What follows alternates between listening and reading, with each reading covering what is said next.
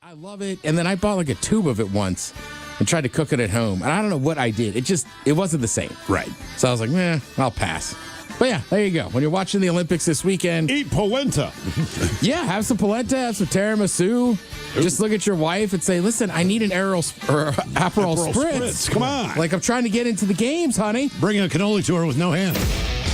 All right, your question. What is the largest living fish?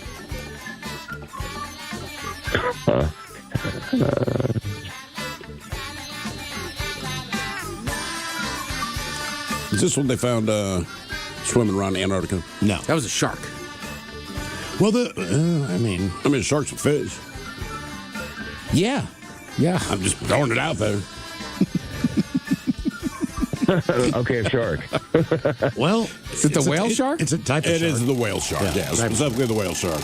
What did they find? What kind of shark was it, Antarctica? It's a Greenland shark. Well, it's something like that. Okay. But they don't know what species it is yet because they have never identified it before.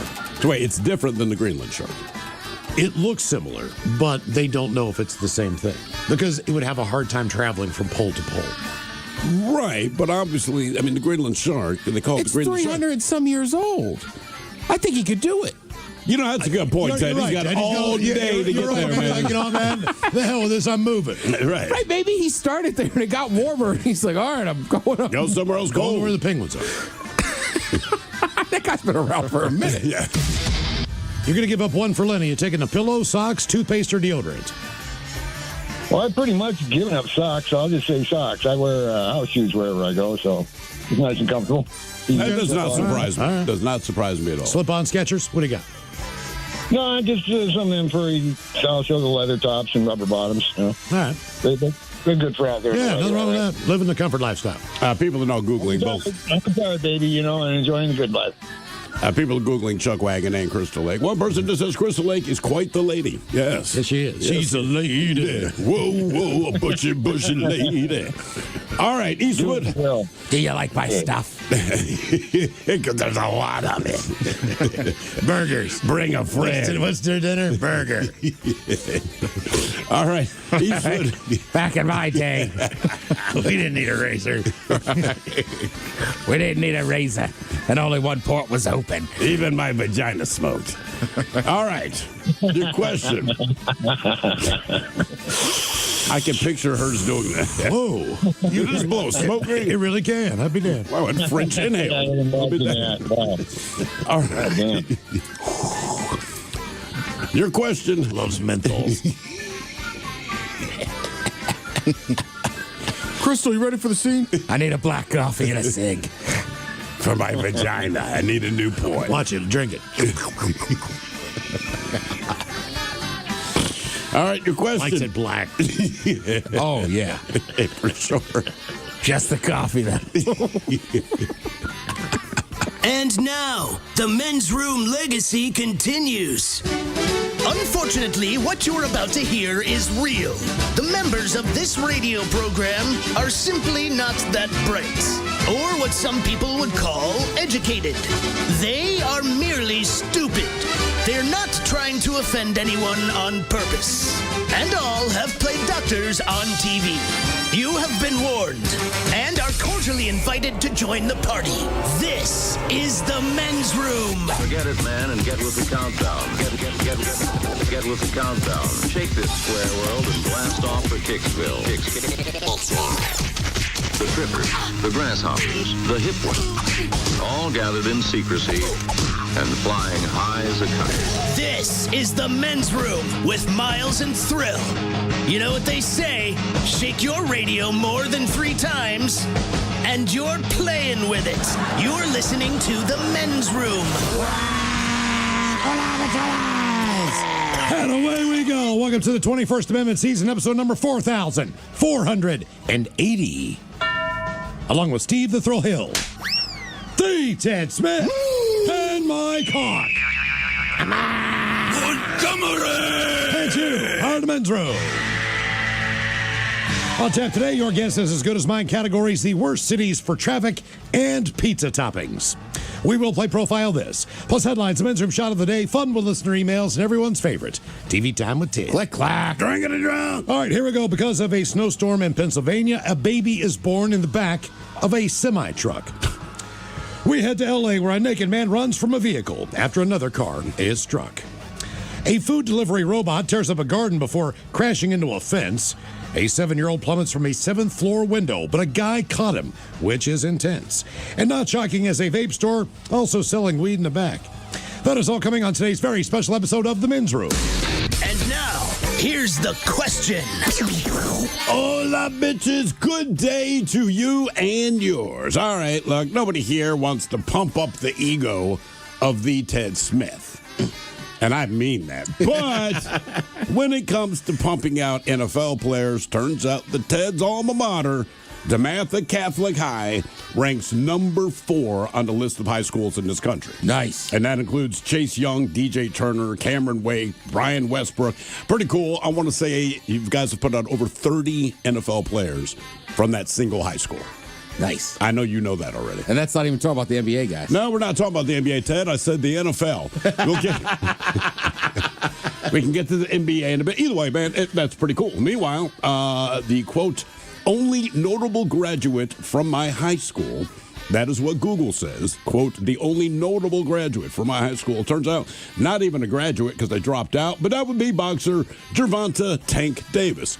Oh. Very good boxer, but again, did he graduate? No, he did not. But he did go to my high school up until the time that he dropped out. And then there's our very own Mike Hawk, who graduated from the very cleverly named Enumclaw High School, located in Enumclaw. That would be the same high school as Mr. Casey Kane. And sure, Miles went to the same high school. 2 former professional baseball players, a former NFL lineman. But he also went to school with a real-life frickin' African princess. A real-life African princess. Now, it should be noted that none of these people that I mentioned cared that we went to their high school, but they're at least somewhat of a bragging point for us. And you're probably in the same boat, whether it's your school, your college, maybe the hometown. This is what we want to talk about today, just that humble brag you can put in, not that you even necessarily knew them. So today's question from Advanced Hair Restoration is, who is the most famous person from your school or hometown? And have you ever met anyone famous? To be a part of the big show, call 206-803-ROCK. Like The Men's Room on Facebook, follow us on X and Instagram at Men's Room Live. Send your emails to The Men's Room at KISW.com, and now watch the show live on YouTube at KISW Rock.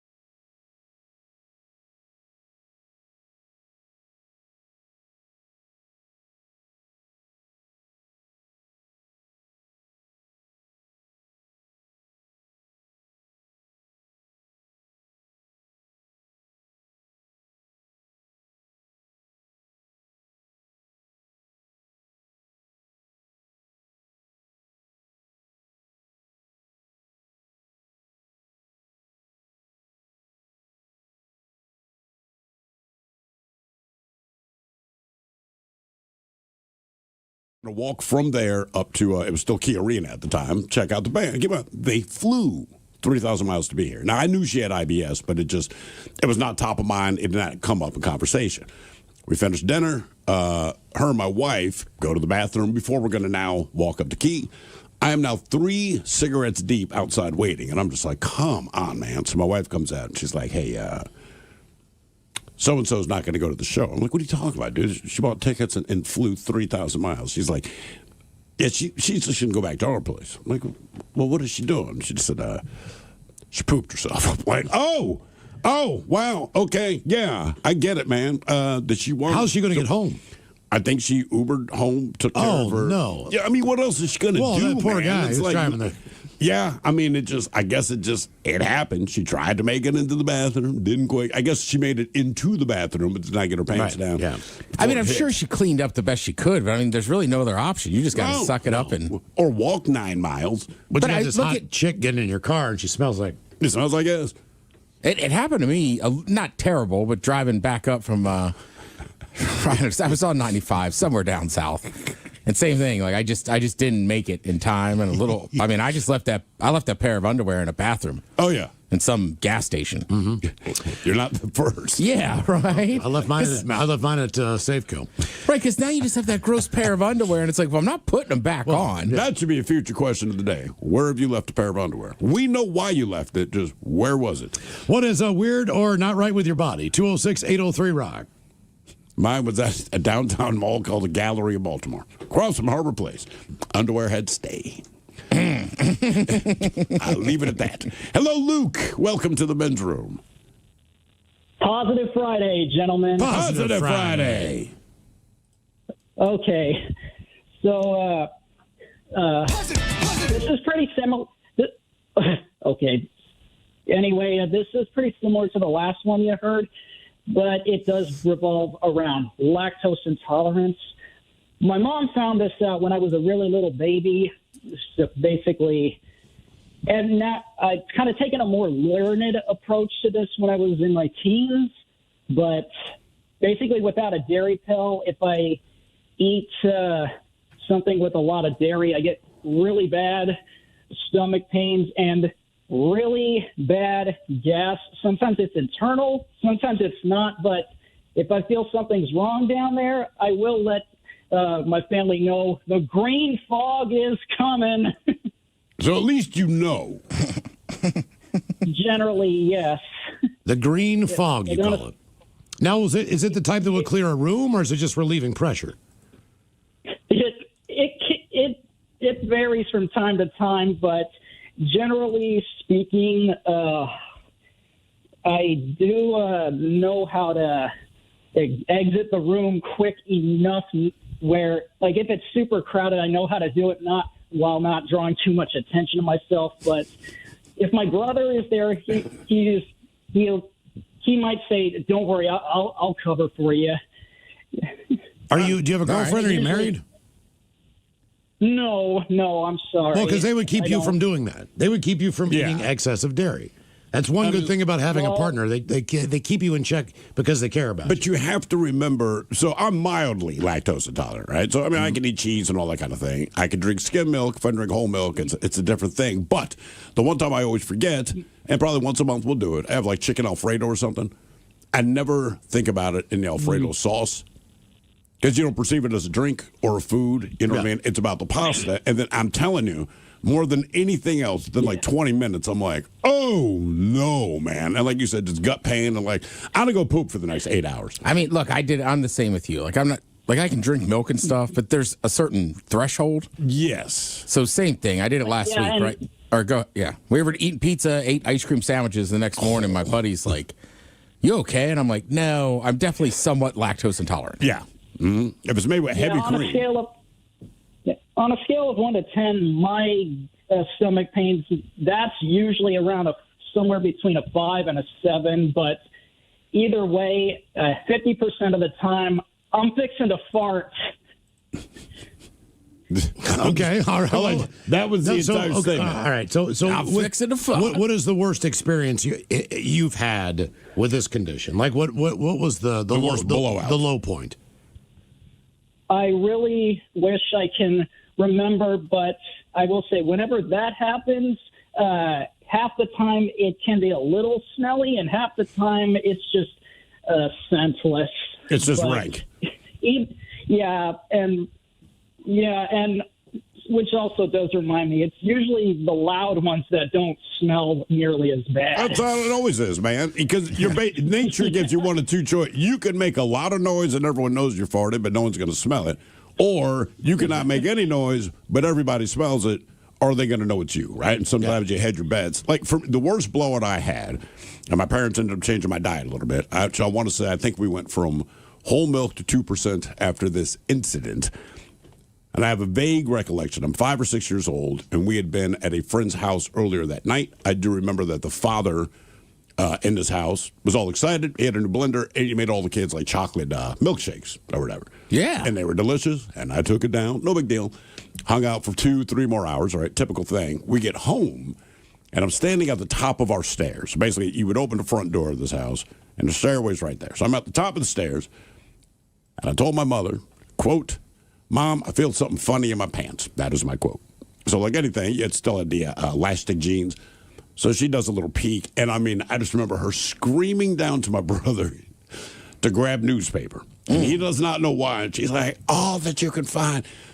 Especially, she rips down my pants, and I mean, it's just flowing out of me like a soft serve machine is broken. Right? And I remember the feeling of it just on my legs. It's massive diarrhea. It just wouldn't stop, but I'm still standing at the top of the stairs. The bathroom was right around the corner. She never really got me in there until after I was kind of done purging, so to speak. But my brother, he's now screaming. My mom's screaming. My dad's just kind of looking like, what is happening here? And so she had me standing on top of the newspaper. But I remember I could see it was kind of like rolling itself down the stairs.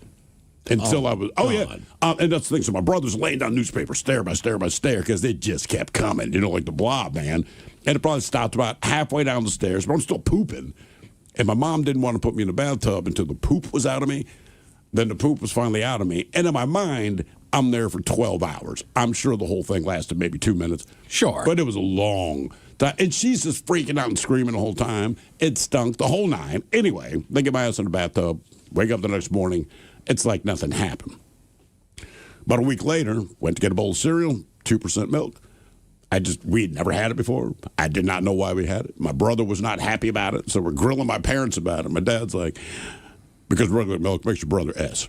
And that was a straight. He's like, I'm not dealing with that again, man. He's like, that was a nightmare. I told you, I had a friend, right? So we had taken a trip down to San Francisco. My other friend at the time, he's living in like the North Bay. Okay. So me and my buddy, we had spent the night in San Francisco. We're having a good time, right? We take the ferry, right? So we get there, Marin County or whatever. Our buddy picks us up, and his son's like 3. All right. And he's like, I got a little time. And we're like, can we get a beer? So we go to a brewery, right? You can have the whole family. And his son's standing up on like the little bench.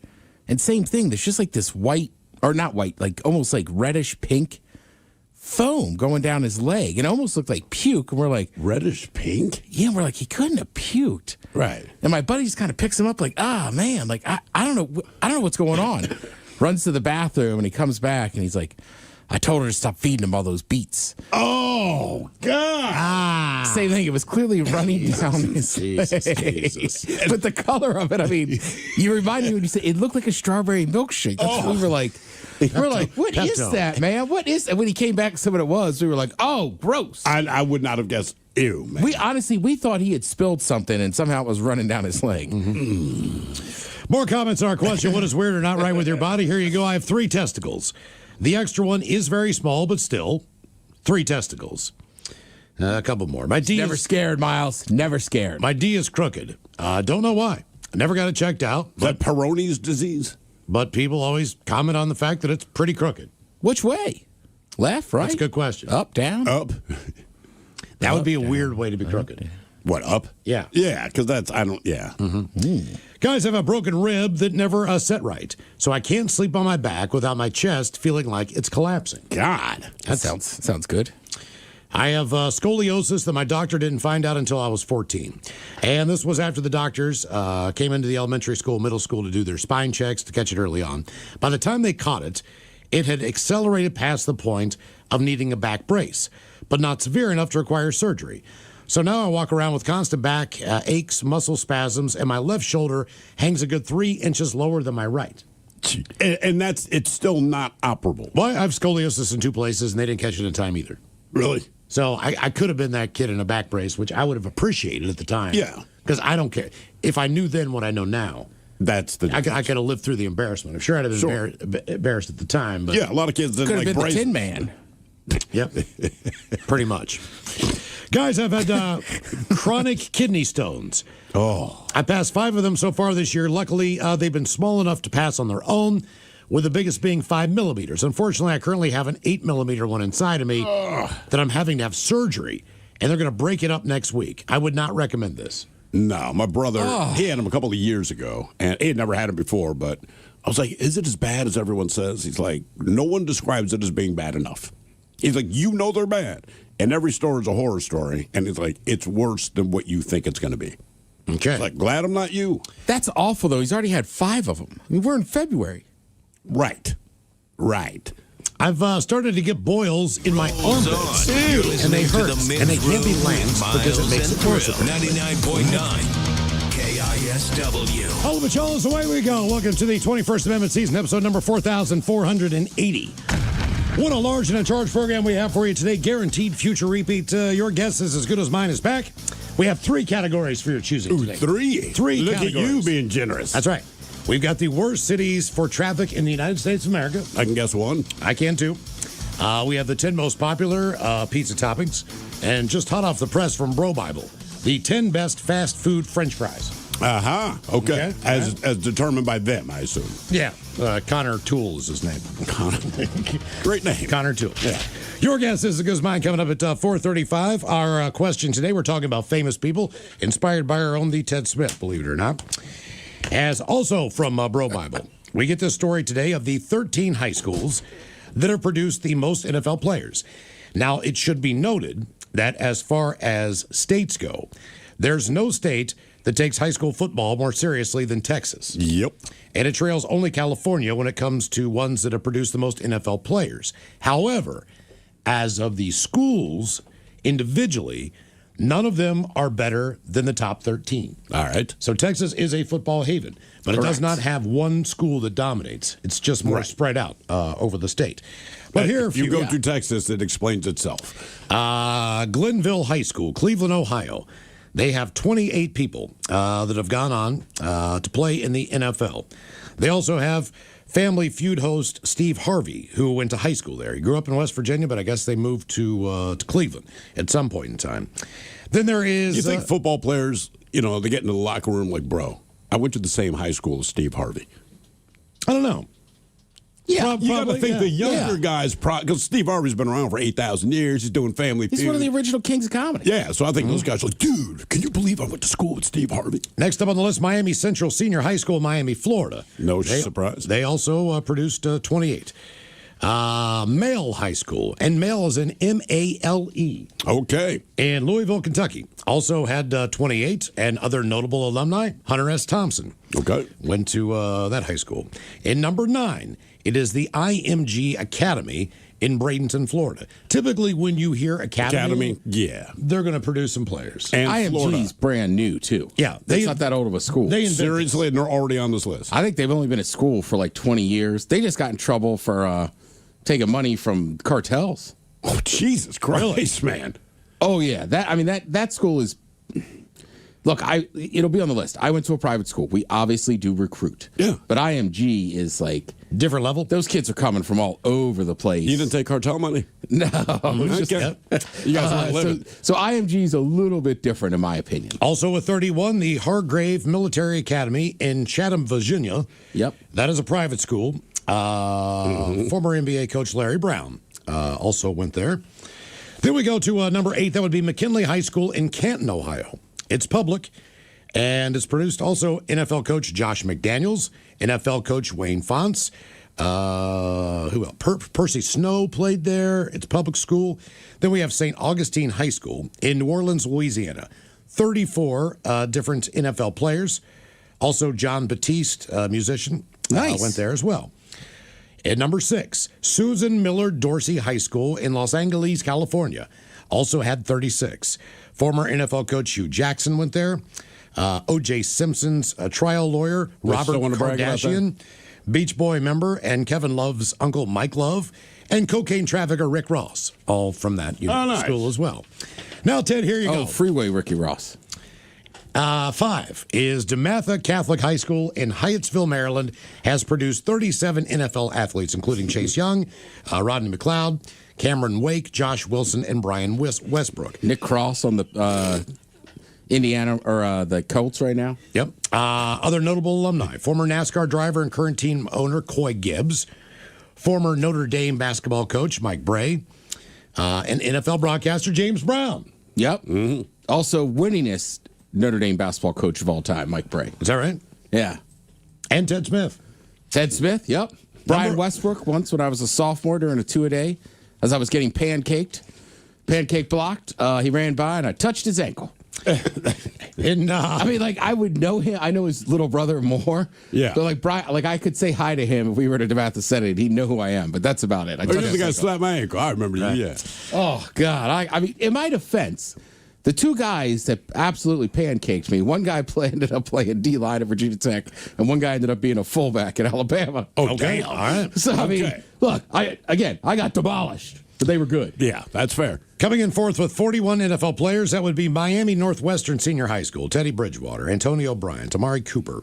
Yep. What else? Number 3, St. Thomas Aquinas High School in Fort Lauderdale. Yeah, they're super good. We've gone down there to play them, DeMatha, and lost. Joey Bosa, Nick Bosa, Michael Irvin. Also, PGA Tour golfer Jason Duffner. In second place, I think Michael Irvin was crazy back then. Yes. Yeah, Tigers don't change the stripes. Well, look, some people end up going crazy. Like, here's a guy from Pittsburgh, Antonio Brown. Yeah. Like, he ended up being crazy, but he wasn't always crazy. Michael Irvin, like, as long as he's been on my radar, he has been, he's been crazy. Yep. He has. I did like he addressed people saying he does coke at the games. He's like, I'm on the sideline. Well, coke lasts for 4 hours.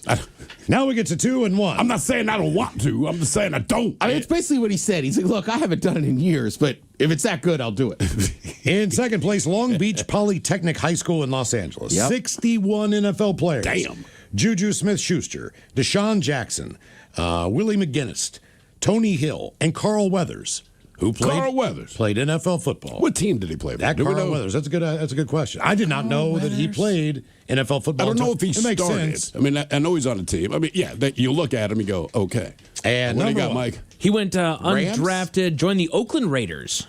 Of course he did. Kind of badass. Go All figure. right. Go figure. And then number 1 is Fork Union Military Academy. Fork Union. In Fork Union, Virginia. Yep. 68 NFL players. Eddie George, Vinny Testaverde, Dexter Coakley.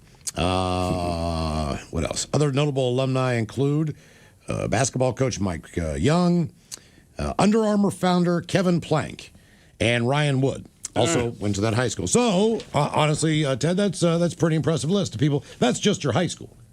And that's just football. Right. Right. Who, That's a basketball school. Who'd you put into the NBA? I mean, just say it. We know you want to. Markel Fultz. I mean, he was the number 1 overall pick. He played at Washington. I think we have 6 guys in there right now. Victor Oladipo. I don't know if he's still in the league. He played at Indiana. Yeah, I remember The Grant brothers. I graduated with a guy named Keith Bogans who played like 12 years in the I was league. going to say, I know his name. Joseph Forte. I mean, there's so many of them. All right, Mike, let's go to your hometown of Enumclaw, Washington. Let's go, baby. Casey Kane. Yep, that's Let's the move number on. 1. Steve, we'll go to your hometown of Baltimore. That's it. Pretty much. That's it.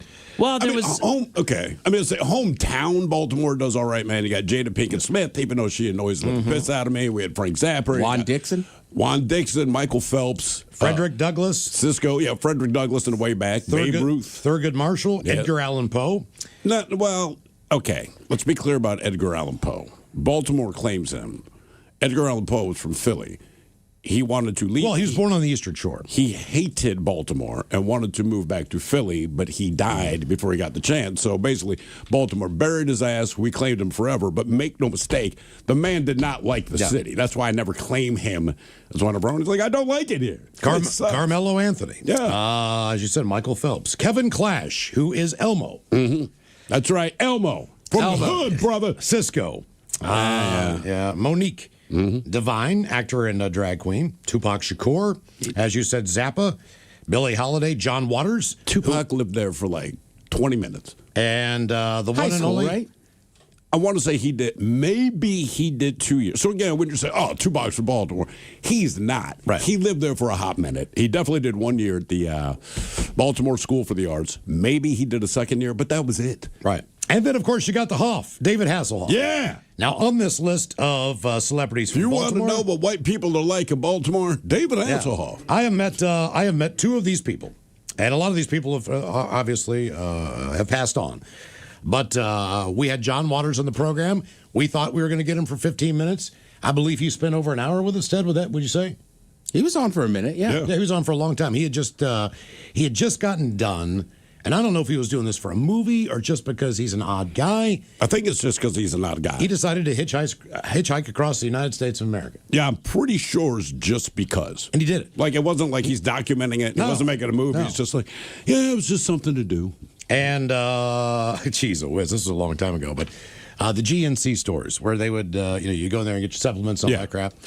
So at one point in time, they signed Michael Phelps to an endorsement deal. Now, the endorsement deal was he did like a TV commercial, and then he needed to show up at these GNCs for like an hour and a half, and there was like 4 or 5 of them over the weekend. Yeah. And they pay him for these appearances. Now, keep in mind, Michael Phelps is 15 years old. Yeah, no one outside of Baltimore knows who he is at this point. Right, nobody. And so I was a part of that tour with the GNC. Right. So, every other weekend, I'd be in a GNC at the frickin' Mondawmin Mall or Marley Mall or wherever it was, and sit there and basically talk to his dad. His dad was a cop. Yeah. And he's a 15-year-old kid. He's very shy.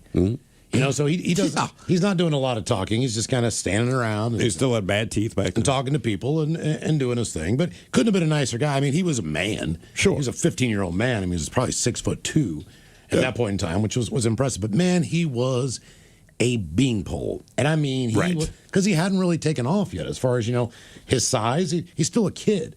So I was like, man, you're a good swimmer. He's like, well, they say I'm pretty good. Yeah, that proved to be true, Mike. Yeah, it's kind of just how. I'm pretty good. Yeah, I'm like, well, how often do you swim? He's like, I'm at the pool at 5, and then I'm there till like 11, and then I eat lunch, and then I go back at 1, and then I swim till 5, and then I go home. Right. And I'm like, so you really don't even go to school? He's like, not really. No. And I'm like, would you rather be in school? Sometimes. But I would have had a resounding nope.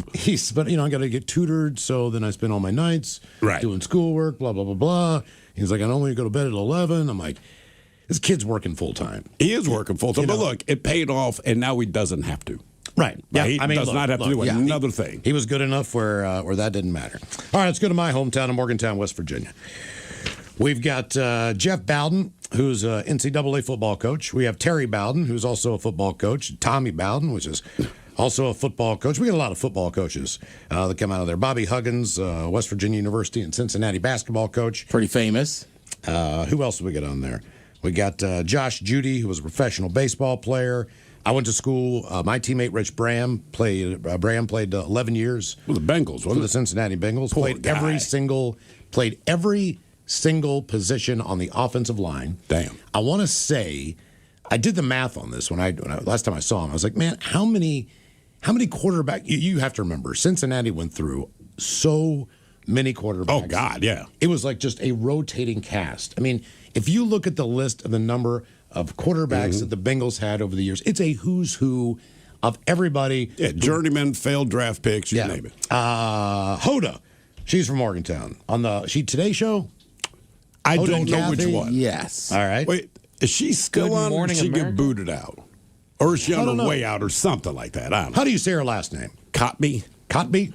That's what I've heard her say. All right. That's what, K-O-T-B? Yeah, you got Don Knotts, Mr. Furley. On See, Three's Company. that one to me, like, that's your win. Yeah. That's your win. Don Knotts. Don Knotts. Oh, yeah, though the main highway into town is Don Knotts Boulevard. Don Knotts Boulevard. And there's a statue on it. Wasn't Gilligan from West Virginia? He, Bob Denver. Bob Denver, He yeah. was not from West Virginia, but he ended up living there on a farm when he retired. That is weird. And look, I'm not trying to He was a F on West Virginia. I'm just saying, most people, Steve Harvey, you're from West Virginia, something good happens in your life, and then you go away. Bob Denver is like, hey, I'm madly successful. I'm very famous. I'm going to move to West Virginia. I don't know people who say this that. is what he wanted to be a farmer. You see, There's a lot of places you could go. I know that, but he wanted to be in the middle of nowhere where no one would bother him because he wanted to grow weed. So what happened is That's right, because he used to send it to the chick who played Mary Ann. Yes, he did, and that's how he got popped. He got popped. He would mail Mary Ann. That's the thing. So He would next mail time you Don see Knotts got caught. No, somewhere. no. Don Bob Knotts. Denver. Gilligan. Gilligan. Bob Denver. From Gilligan. But Gilligan and Mary Ann, they became friends in real life, and he got busted because he was sending Mary Ann, wherever she was living at the time, sending her weed in through California. the mail. Was it California? Yeah. So he was mailing weed to California, which seems counterproductive. But West Virginia and Kentucky typically grow very good weed. It's a great weed growing area because there is a lot of sand in the soil. There's a lot of granite, limestone, things that have a lot of calcium in them that are beneficial to marijuana plants. And Bob Denver knew that. He did know that. And he went there, and he also made his own hooch. When he got busted for growing weed, they raided his house, and they took all his moonshine, too. Come on, Gilligan. Even though he wasn't selling it, which is the interesting aspect of that. Right, because it Typically- used to be about, you can't sell it because Yeah. it's not taxed. But if you're just drinking your own crap, they shouldn't care. But looking back at Gilligan's Island, he's not anyone I ever took seriously, but I appreciate him as a human being so much more. Now, as far as my high school goes, you got Tyler Wells, who pitches for the Orioles. Or maybe he doesn't anymore, I don't know. You got Skylar Neese.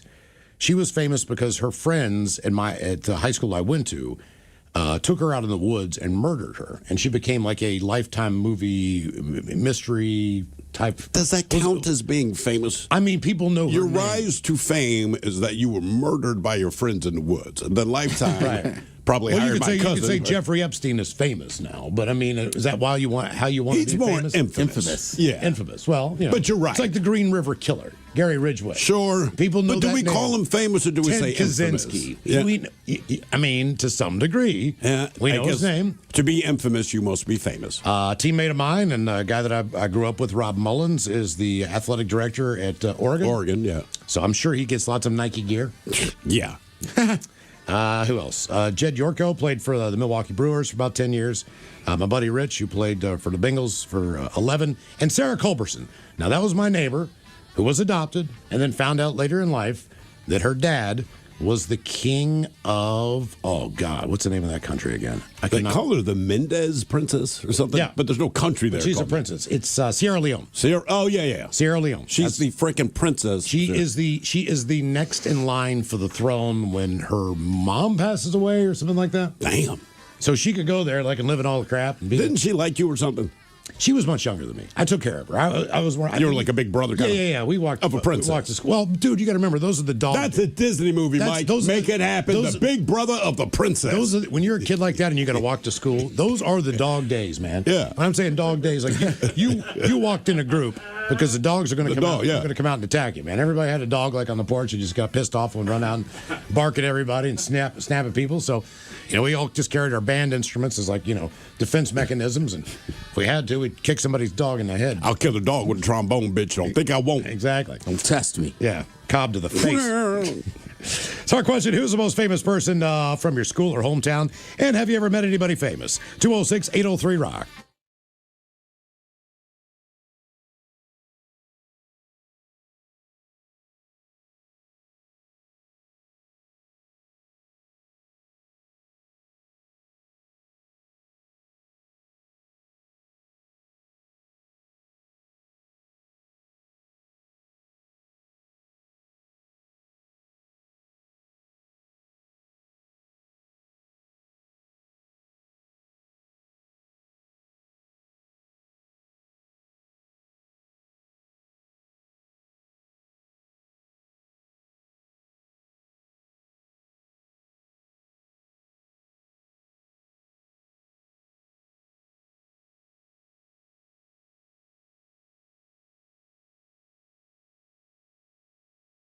This is why. Ew. Another, don't have much of a story behind this one, but I was born with 5 wisdom teeth. They were all removed and 3 kidneys. So apparently I came with extra parts. 3 kidneys. 3 You think kidneys. that's a potential twin that you just kind of absorbed? Well, a lot of people do have that theory. What, the twin thing? Yeah. I mean, it does. A lot of times when they find like a tumor, but the tumor has teeth, it freaks people out, and they're like, look, more than likely, the egg split, but one embryo ended up absorbing the other, but you didn't completely dissolve what was supposed to be there. I had a couple more. I'll get to I wonder if he gave it away. What, the kidney? If I had a 3rd kidney, I'd just get rid of it. I'd like, who needs it? I have herniated Just saying, discs. it's Facebook Yeah, Marketplace. It's a seriously. serious thing when people need kidneys. For Say sure. what? $1,000 you can have one. Yeah, get one, man. Well, cash. if you could charge, I'd charge more than that. In cash. under You the got table. 3, man. Keep the price What's low your for the life first worth one. to you, fella? Yeah, that's a good point. The onus is on the buyer. Right. yeah. Why don't you dip into that 401k, all right? And Ted, here's one for you. My right knee has a tendency to dislocate. It hasn't happened in a couple of years, but it popped out a lot of times when I was a teenager, which was fun. Best times were when it popped out as I was sitting down and when I was just talking to some friends. It just popped. All it basically means for me now is that I wear a knee brace 24/7. I've had my knee pop out probably 5 or 6 times. you feel it coming on. That is the weirdest thing about it, and you can't stop it. And you just try to straighten out your knee as fast as you can. But when you feel that tendon click over and it pop back in, man, it is just like it is. I've had it happen to me in the middle of the night when I was sleeping, and that it just shocks you out of bed. I was to say I've dislocated my knee so many times I can't even remember. It's crazy. Weren't you dancing like a dance competition or something? Yeah, homecoming. Yeah, I popped out dude. then. Could you pop it back in? I did. So that was one of the first couple times it happened. The first time it happened was playing football. Sure. And they weren't sure, so I had to go to like the hospital and everything else. And then when I was in the hospital, because the first time it happened, it was so severe they couldn't pop it back in on the field. So I had to go to the hospital to get it back in. And then that time on the dance floor, when that popped out, like we got it back in. Then I remember they were like, "Well, we got to call your parents or whatever." But what was it?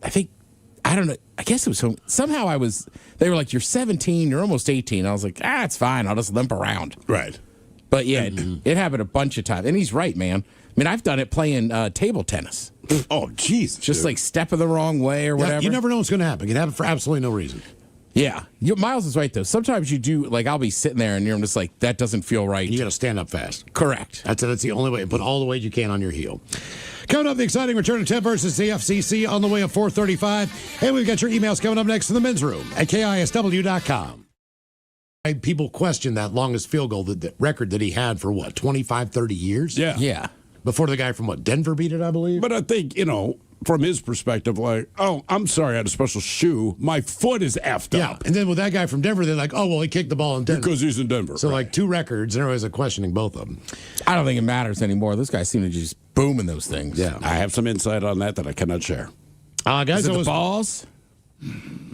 They're getting bigger, more physical? No, I will say this. It was explained to me that it used to be that the NFL, so kickers have their balls and then just regular game balls. And it used to be that the officials had control of both sets of balls until the day of the game. So the day of the game, the equipment manager will come over and get the balls, both for the kickers and regular play, designated for that day.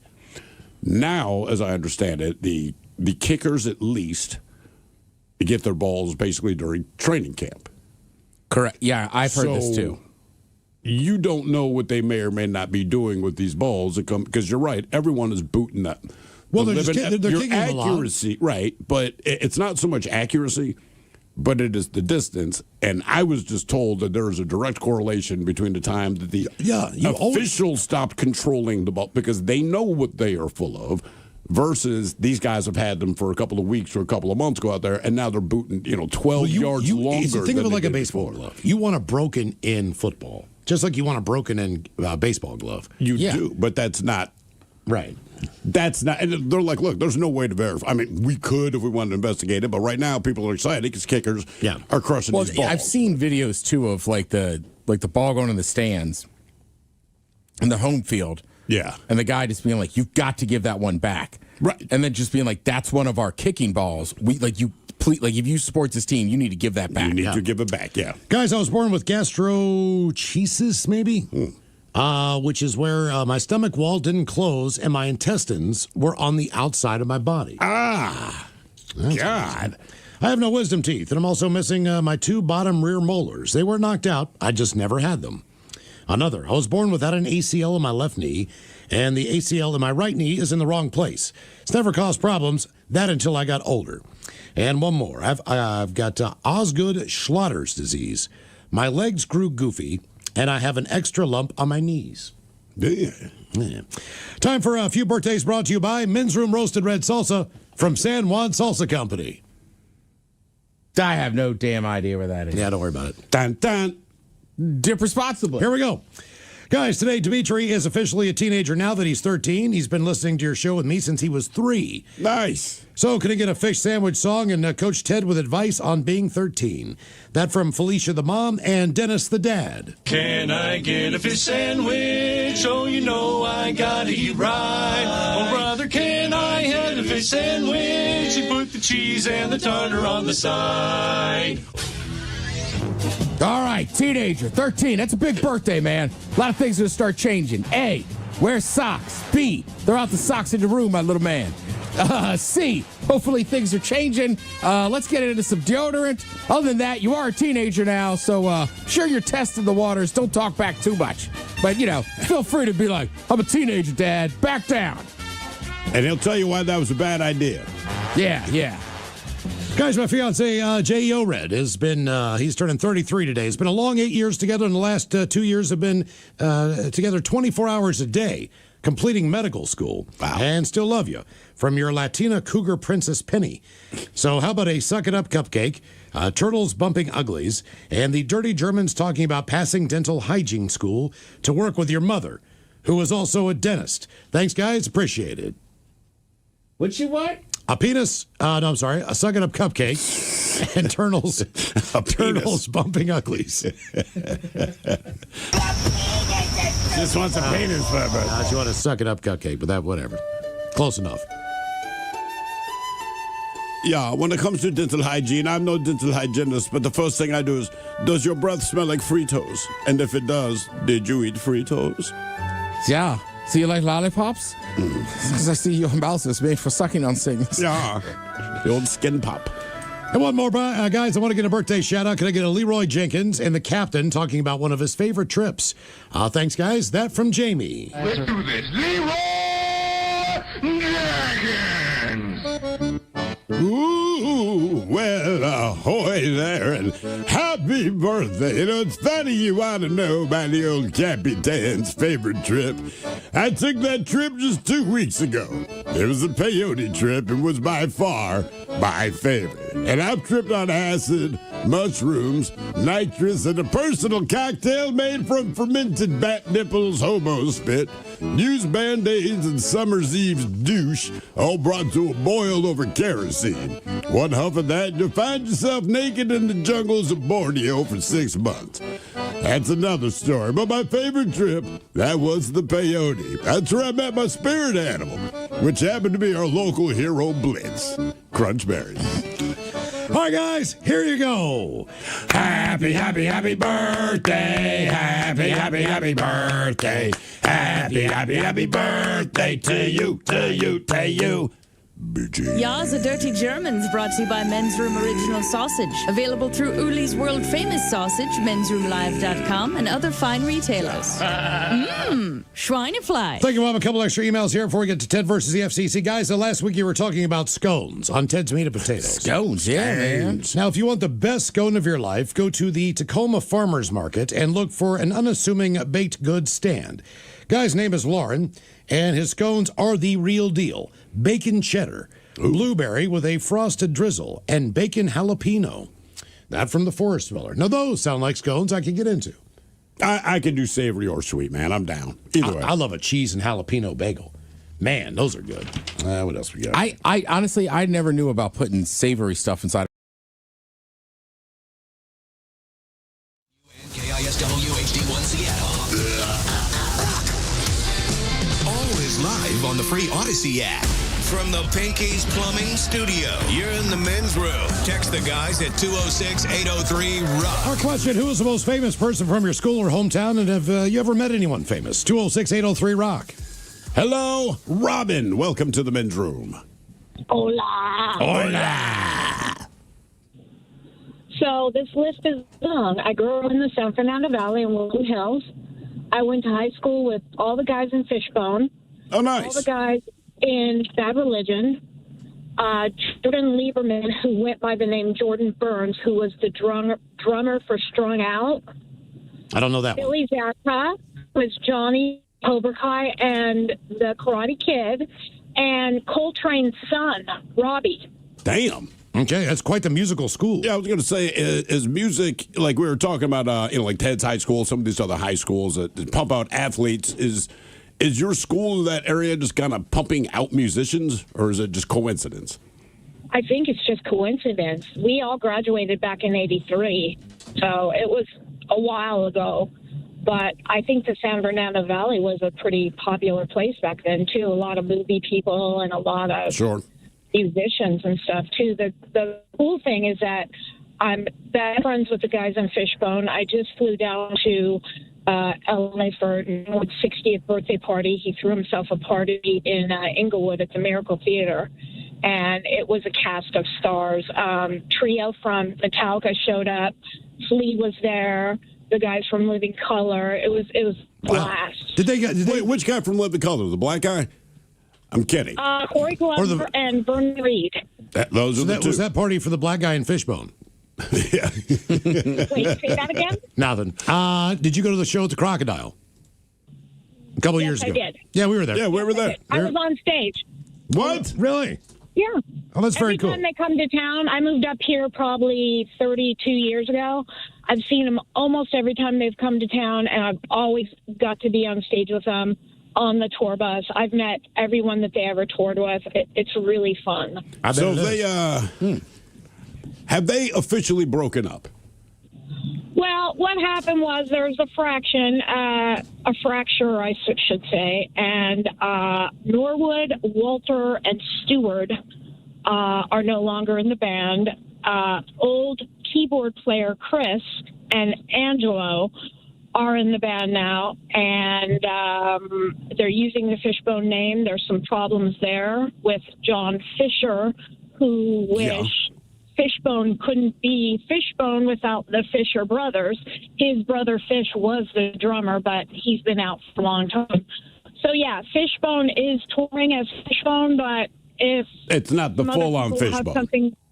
It's not. It's not the same. And for a very long time, people were being duped into thinking, oh, yeah, it's regular Fishbone. And I remember they got booked to do a gig with the guy from Primus, Les Claypool. And when he found out that half the band was gone, he was like, nope, we're not going to need you.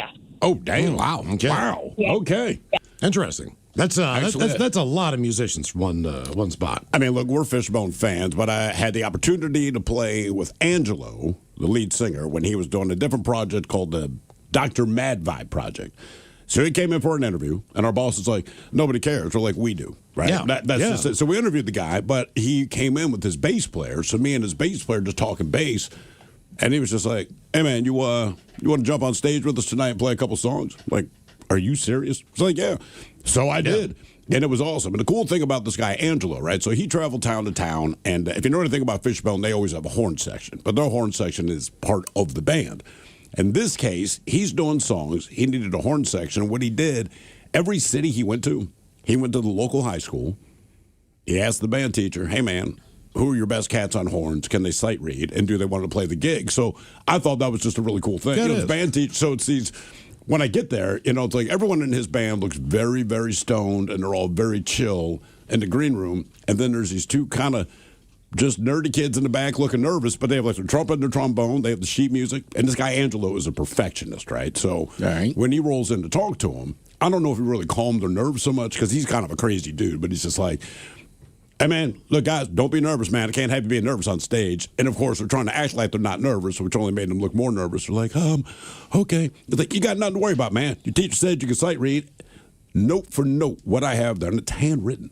Oh. I mean, that's how he operates, man. He's like, note for note, that's exactly what I need. He's like, just do that, you'll be fine. So I played toward the end of the set, but I watched these kids walk on stage. Did you have it ahead of time, or are you just doing it as you're playing it? I just had to figure out it as I go, because I'm upstairs, and the drummer... Because basically, I'm like, I don't even know what I'm playing with the guy. It's like, don't worry, man. He's like, the one song, you're doing two tunes, one of them, and he just kind of does his beat out loud, and then the bass player goes, C, G, A. He's like, just get in that pocket, dude, and then do whatever you want. Like, that's what I did, went on stage, played with them.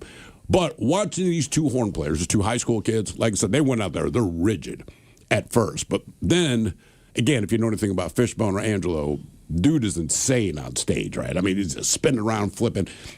They start loosening up, and now by the end of the show, these two quote-unquote nerdy kids, they are rocking the F out. Nice. Right? They have found their sound, dude. And I mean, it was such a cool thing to see. I'm like, all right. Who is the most famous person from your school or hometown? And have you ever met anyone famous? 206-803-ROCK. Hello, Jenny. Welcome to the men's room. Hey. Hola. So I went to school with Tim Lincecum, who was the pitcher, for the Giants. That's right. Yeah, he was 1 grade higher than me. I dated his best friend for a while. How long is a while? 10 months. Okay. I mean, in high school, that's got to Someone get told me done. they ran into him. What is the Irish bar that's all the way at the end of Madison, where they have all the darts and all that stuff? It's like it's at the very end of that road, kind of like where the Naked Beach is. Oh, I know where you're talking about. Yeah. I know where you're talking about. All the way down and on the left. Oh, in Madison Park. Yeah. Yeah, I don't know the name, but I know the place. McGilvers? Something like that. But apparently, just, he walk around and he just kind of blended in Seattle, so nobody really bothered. Right. I mean, he's from here, and then Madison Park does have that kind of nude beach and a famous gay beach. But Madison Park, I like that neighborhood, but it's pretty quiet. Yeah. Was he a decent guy in high school? Yeah. Did he have this mullet then? No. Okay. I don't think he ever had a mullet. When he was just playing had for the Giants, he just had long hair. Oh, okay. But he did shave it on the sides. Okay. Good man. Okay. Well, that's very cool. I have one thing to say. So today is my birthday. So. Well, happy birthday. How old are you? Yeah. 40. Oh, you're fine. It's horrible. Why? You're only 40. I mean, do you feel any different than you did yesterday when you were 39? No. Exactly. Yeah. It starts when you're about 45. Then you start to feel different. What are you doing? What are you doing for your birthday? You going out to dinner or anything? No, I did laundry.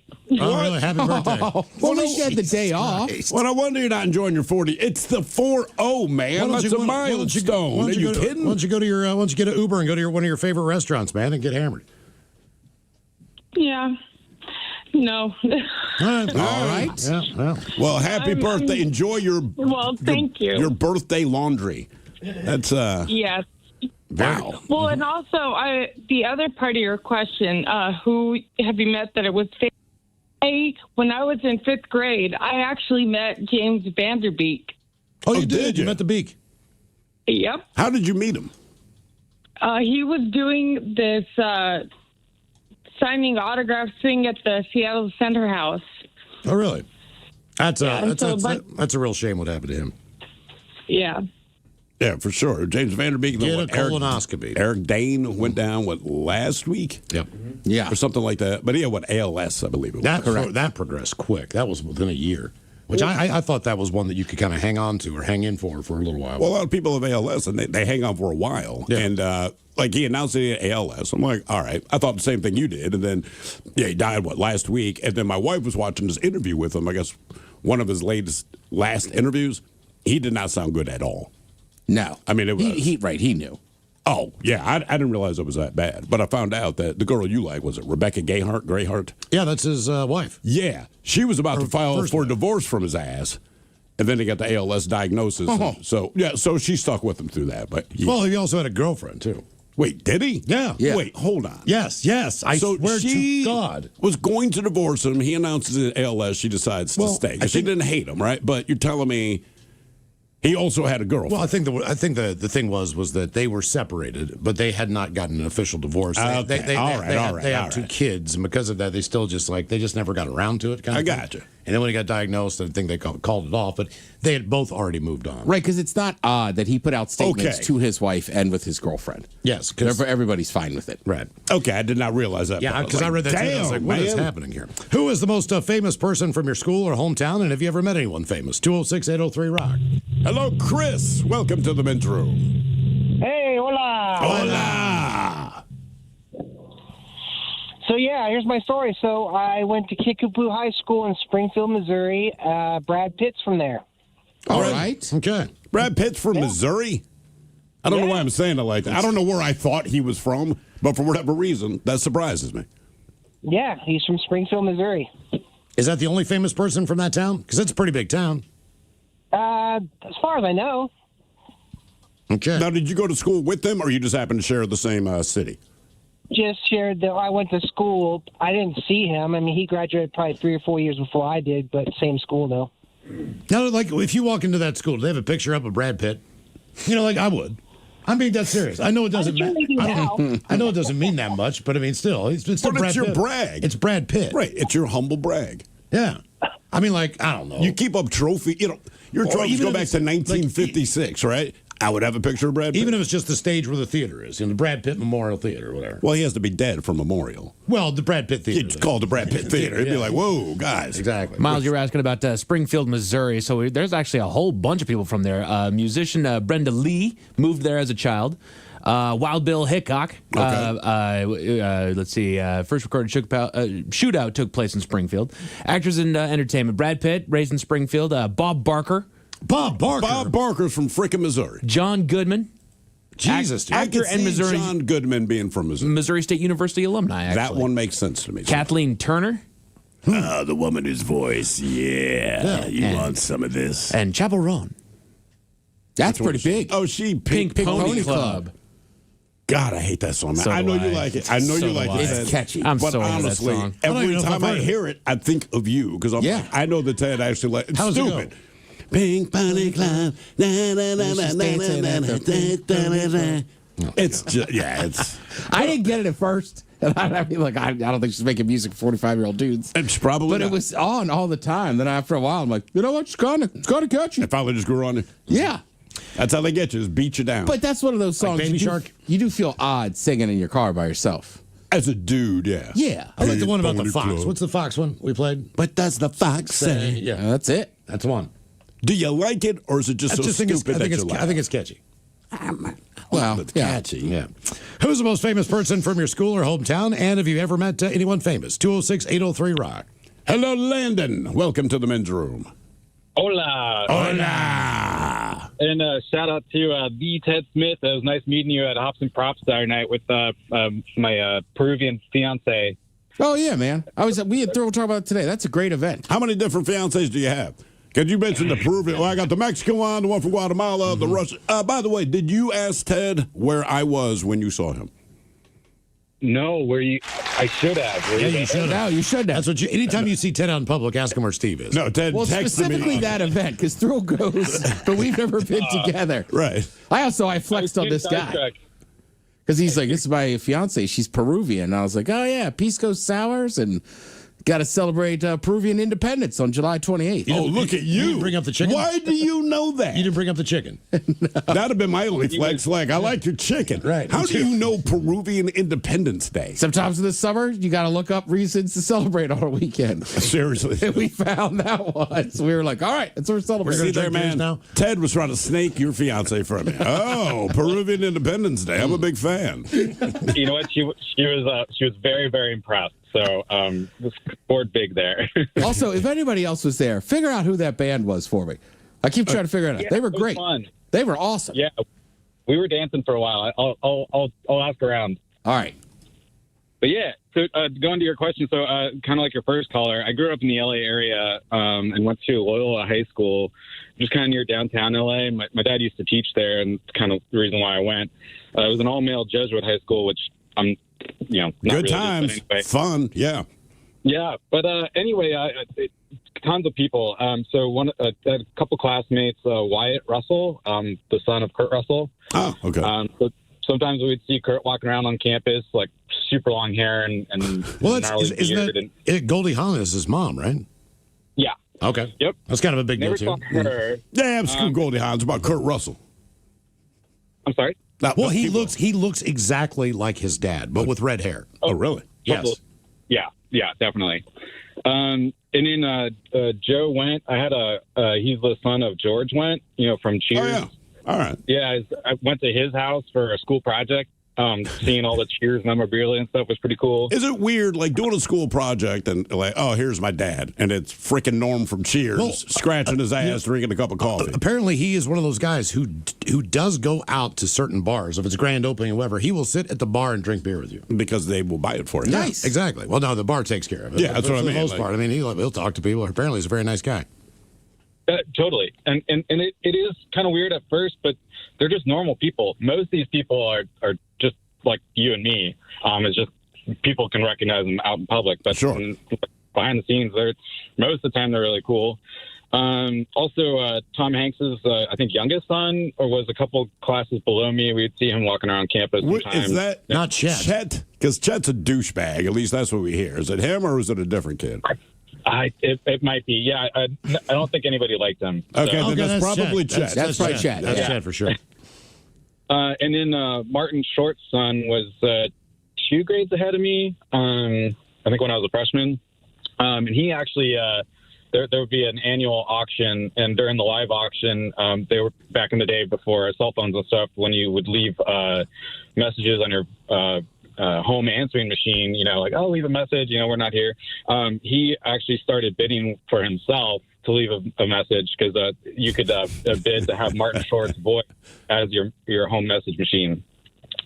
That's pretty crazy. That's myself. I like it. Yep. He's hilarious. And then Jack Osborne gave a speech about like mad mothers against drunk driving. So that was kind of funny. We always just got some rickety, toothless crackhead to come up at our school. That's a great idea, dude. Instead of like, we have people in here, sometimes they'll cut station IDs where it's like, you're listening to Rock Seattle, blah, blah, blah. But just to have them, hey, man, like, wouldn't it be great if Ozzy was doing your voicemail on your phone? Like, Ozzy, just do me a favor. Just leave a message and something's going to beep. Right. When you beep, just start talking. Yeah, and I would make everyone go to voicemail. Yeah, absolutely. I just wanted you to hear that, man. I didn't thought that anyone would pick up the call, but yeah. Landon, I have a question for you, just real quick. At the top of the call, you said you're from the L.A. area. Everyone I've met from the L.A. area says the L.A. area. They never say L.A. Well, is that just because it's so spread out and there's so many different hoods? Because it's always the L.A. area. And I'm like, the L.A. area is massive, but no one from L.A. just says L.A. Well, okay, so, I mean, it's sort of like saying, oh, I'm from Seattle, but then you live in Renton. I got you. Okay. Yeah, so I grew up in Northridge / Porter Ranch, which is a town right next to Chatsworth, which is the porn capital of the world, or was. But that's in the San Fernando Valley. Okay, the L.A. area. You're correct. Yeah. The porn All right. capital. Mm-hmm. That is a good flex. Yeah. Welcome to the porn capital. Like, I'm booking an extra night. Yeah, I was looking at... It's going down in the valley. Yeah. Have you ever heard of Tori Black? Tori Black? Yeah. She's from Seattle. All right. Well, I just saw that. That was the only porn star that was famous from Seattle. I'm sure there are more, but I just wondered if... There's got to be, right? You would think we got more than one porn star. Come on, Seattle. Yeah, I mean, like the tattooed chicks or something. Yeah, There's a few. I know there's a couple from Oregon. That does not surprise me. A dirty Oregon horse. All right, what do you got there, Mike? Let's see here. The pornographic film actors from Washington State. It's taking forever to open the doggone thing up. And I also have to be careful with this. No, you don't. Because... it's a work computer, man. It's fine. Yeah. I'm going to get put on a list. Google Chuck Wagon porn stars. See what comes up. Oh, dude. Let's see here. Zoe Wood, Belle Knox, Ryan Keeley, Raven Alexis, Tori Black, Siren DeMare, Sean Paul Lockhart, Dahlia Gray. I have to be careful with some of these names. Benjamin Bradley, Roman Hart. It sounds like we got a lot of dudes. Yeah. We have a lot of dudes from out here. Must be a well-hung area. Yeah, you get that. Miles! You want that Sasquatch penis. Who is the most famous person from your school or hometown? And have you ever met anyone famous? 206-803-ROCK.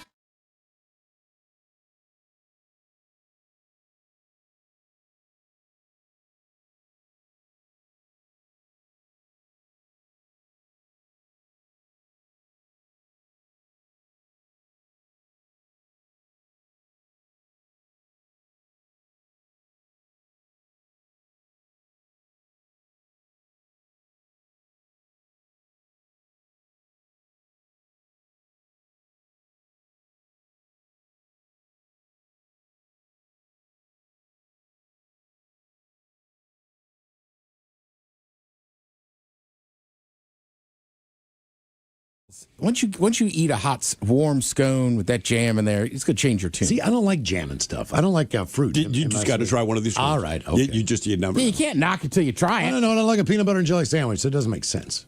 What's that? I like a peanut butter and jelly sandwich. Which is kind of a fruit filling. Right, exactly. So that doesn't make any sense why I don't like fruit in like my donuts or any of that crap.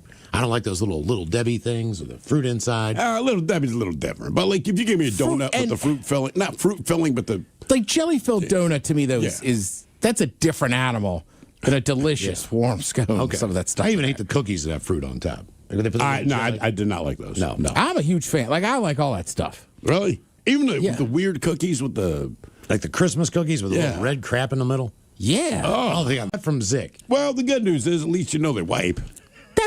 That's awfully specific, man. That means that's a memory. That is a memory that has been burned into that man's head, and he Yeah, will but you not. can't just fire off an email and be like, "Yeah, you guys didn't mention this." Please, that's not happening to a lot of people all the time, Zig. And it depends how big the toilet paper piece is. It depends on how big the person is. I like and the does she name. have a hairy backside? I like the name Zick. Zick. Z-I-C-K, Zick. Little Zick of this. Subject, redwood trees. Thrill, I have a redwood tree in my front yard, halfway between Willapa Valley and P.L. Washington, God's country. Busch Light is the beer of choice for both towns. Great golf courses in the area as well, Miles. That from Kurt. I was wondering if redwoods only grew in California, right? Dumbass. And that, that's what I discovered. I am a dumbass. And I thought he was going to say Busch Light was the choice of the tree. I'm like, okay. That's why they grow so big. I've stood underneath a redwood with you in Portland. Where? Well, when we were heading over to that sports museum. Oh, God. Yeah. I do.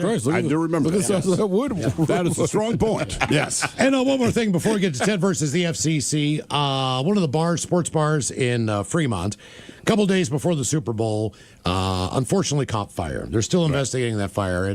I believe it's under suspicious circumstances. Really? I believe so. Well, it was so close to the beginning of the Olympics and a few days before the Super Bowl. It just seems like the timing seems for a sports bar. The timing seems a little bit strange, but either way, a great group of people at Petoskey's, and they have supported our beer. They have supported our sausage. They are a great local establishment, and unfortunately, what should have been a big payday for the employees and everybody else, the owners, turned into a nightmare. And not only that, but they've got great wood burn pizzas, right? So this pizza oven that sits in the kitchen is this huge ass. You know what a pizza oven looks like? When it's concrete, brick, whatever the deal is. So it compromised the floor in the back of the kitchen. Jeez. So they might have to rip that damn thing out of there. They don't know if the structure can hold that anymore. The kitchen was basically destroyed.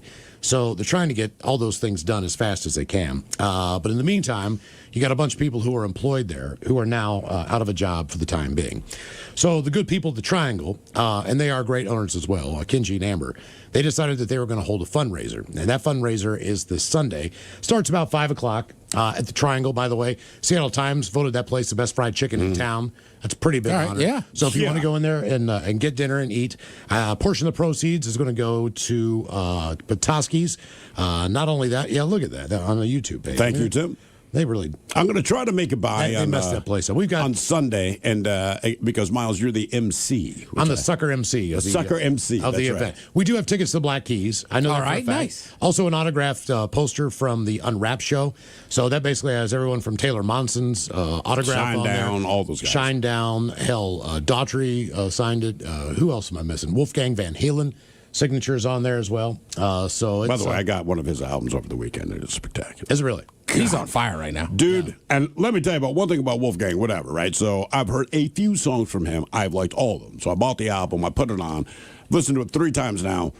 You can tell Eddie Van Halen is his dad because he does. And I want to say he plays all the instruments on it anyway. But he has a couple of guitar solos where I'm like, God damn! It's like going back to the '80s when people truly shredded.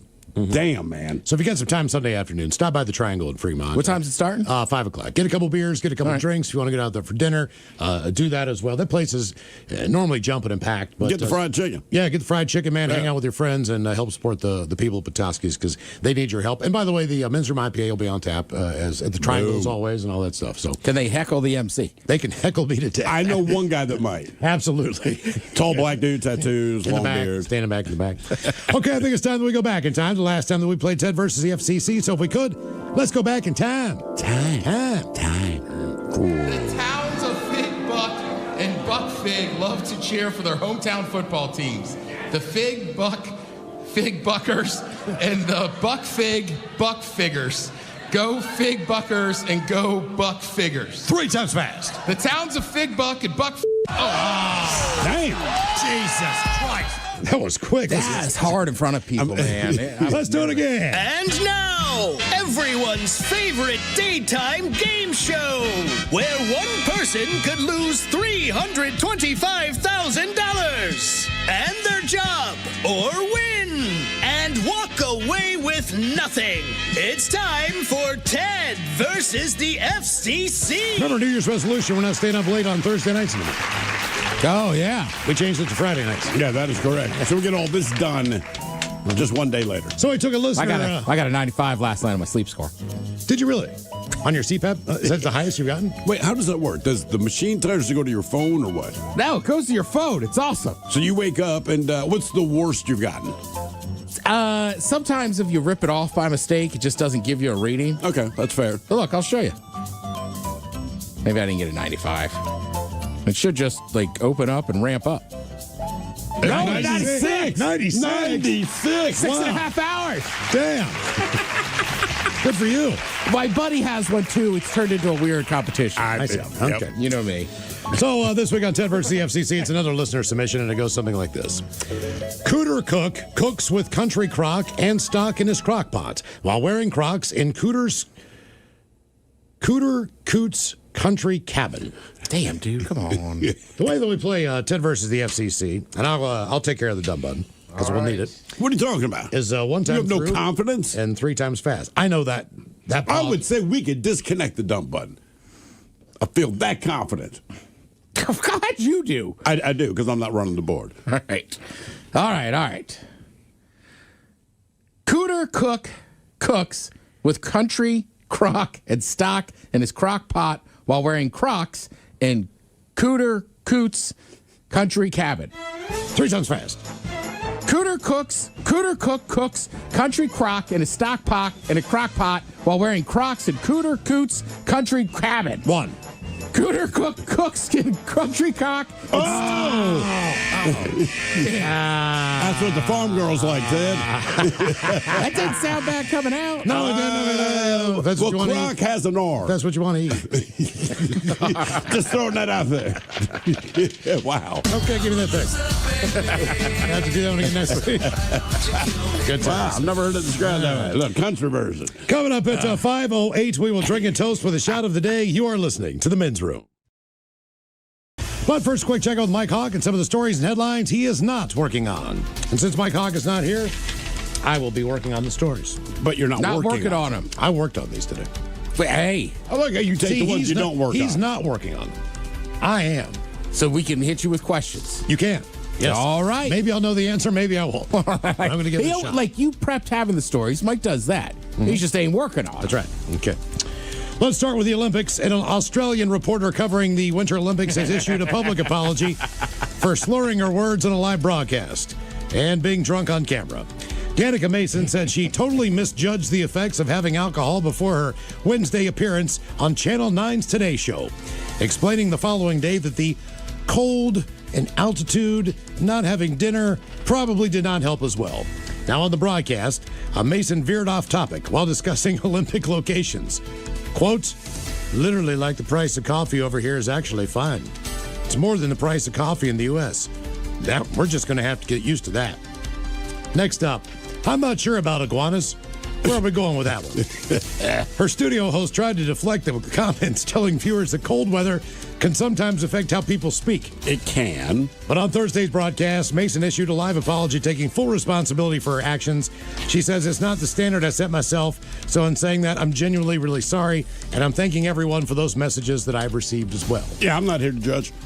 So, right, like, she has no history of this. Look, she made a choice to have a few drinks before she did that broadcast. Sure. Right? But I do think in her KISW. The shenanigans continue. This is the Men's Room with Miles and Thrill. Our question, who is the most famous person from your school or hometown? And have you ever met anyone famous? 206-803-ROCK. Hello, Sandra. Welcome to the Men's Room. Hello, gentlemen. Hola. Okay. Well, I could almost play trivia with you guys over all of the people that came out of my high school. I went to Bakersfield High School. Bakersfield, California? Yes, sir. Hear nothing but great things about Bakersfield. Yeah, really do. Well, we've got Jordan Love and David Carr. Anyway, so from my high school would be Frank Gifford. All right. And then Merle Haggard. Wow, Merle. I thought he was Haggard. from Muskogee. Did he Nope, play for the Rams? Was it Merle Haggard? Yes, Stewart. It was the Rams. Okay. Oh, I thought you were talking about the country Yeah. music artist, Merle Haggard. Oh, No, God, I no. am talking about the country music artist. Sorry. Merle Yeah. Haggard. Merle Haggard. Right. Stewart is the one who played for the Rams that came out of Bakersfield. Who else you got there? I've got an insane list of people. My grandfather actually went to school with Frank Gifford, and some of the members of Korn went to Bakersfield High School with me.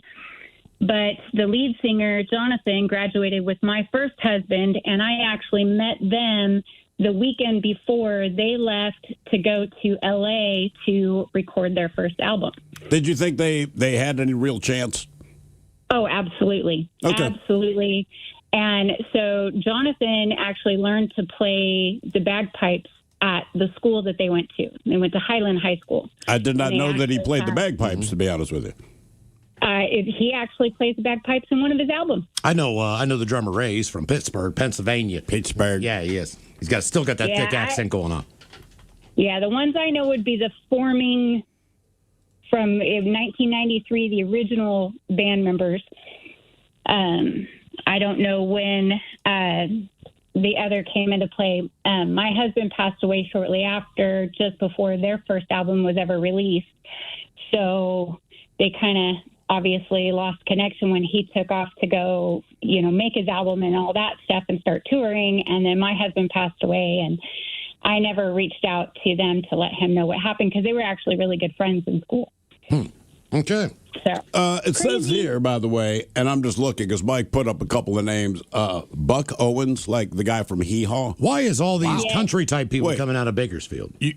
So Bakersfield used to be the streets of Bakersfield, White Yoakum, that's about Bakersfield. Bakersfield was, before I-5 was built that connected the highway all the way up, you took the 99 through, and just before you hit the Grapevine, the big mountains that you had to go over, it was a huge stop for a lot of people, a lot of artists who were going to LA to perform or record and things like that.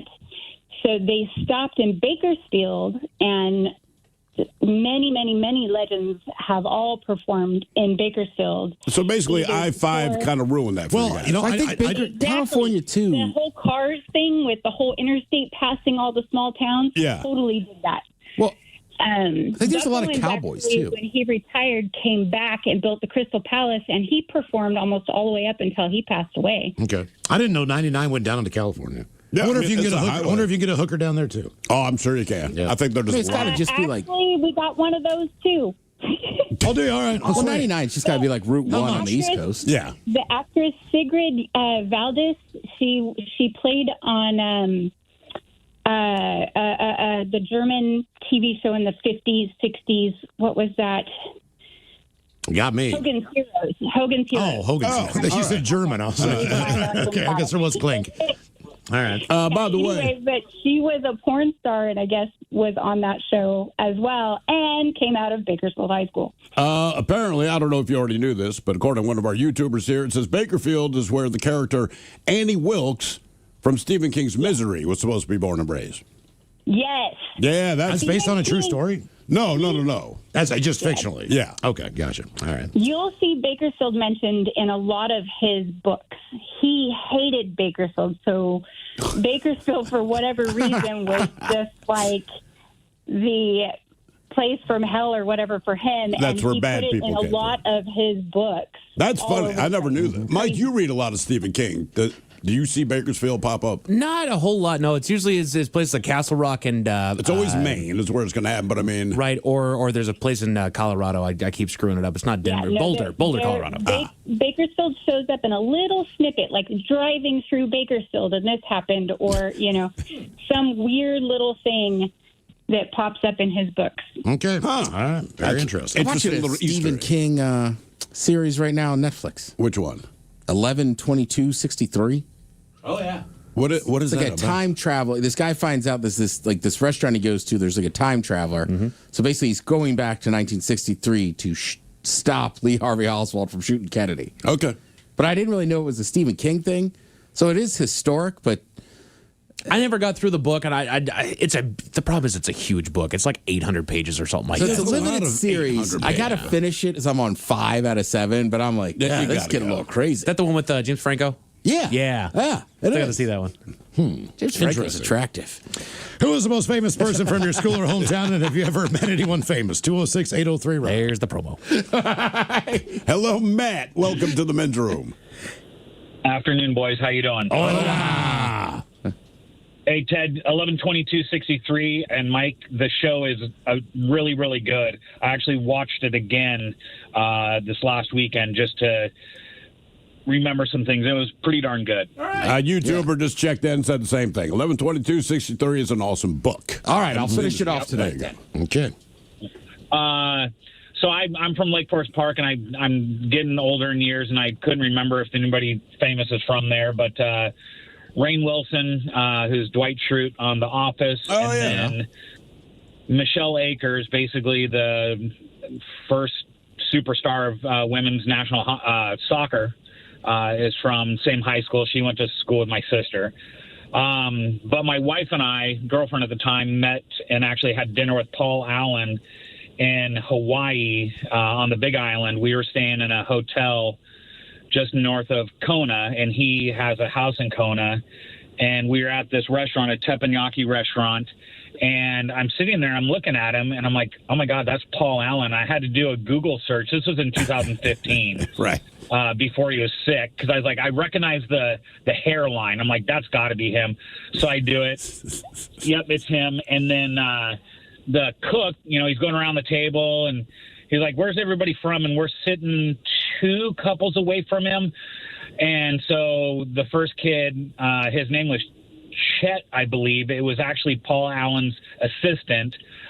He's like, well, my name's Chet. I live in Seattle. And then he's like, and what's your name, sir? And he's like, my name's Paul. And he's like, where are you from? He's like, I'm also from Seattle. And the cook says, so are you Seahawks fans? And he's like, and just real nonchalantly, he's like, yeah. And goes to the next couple. Yeah, a little bit.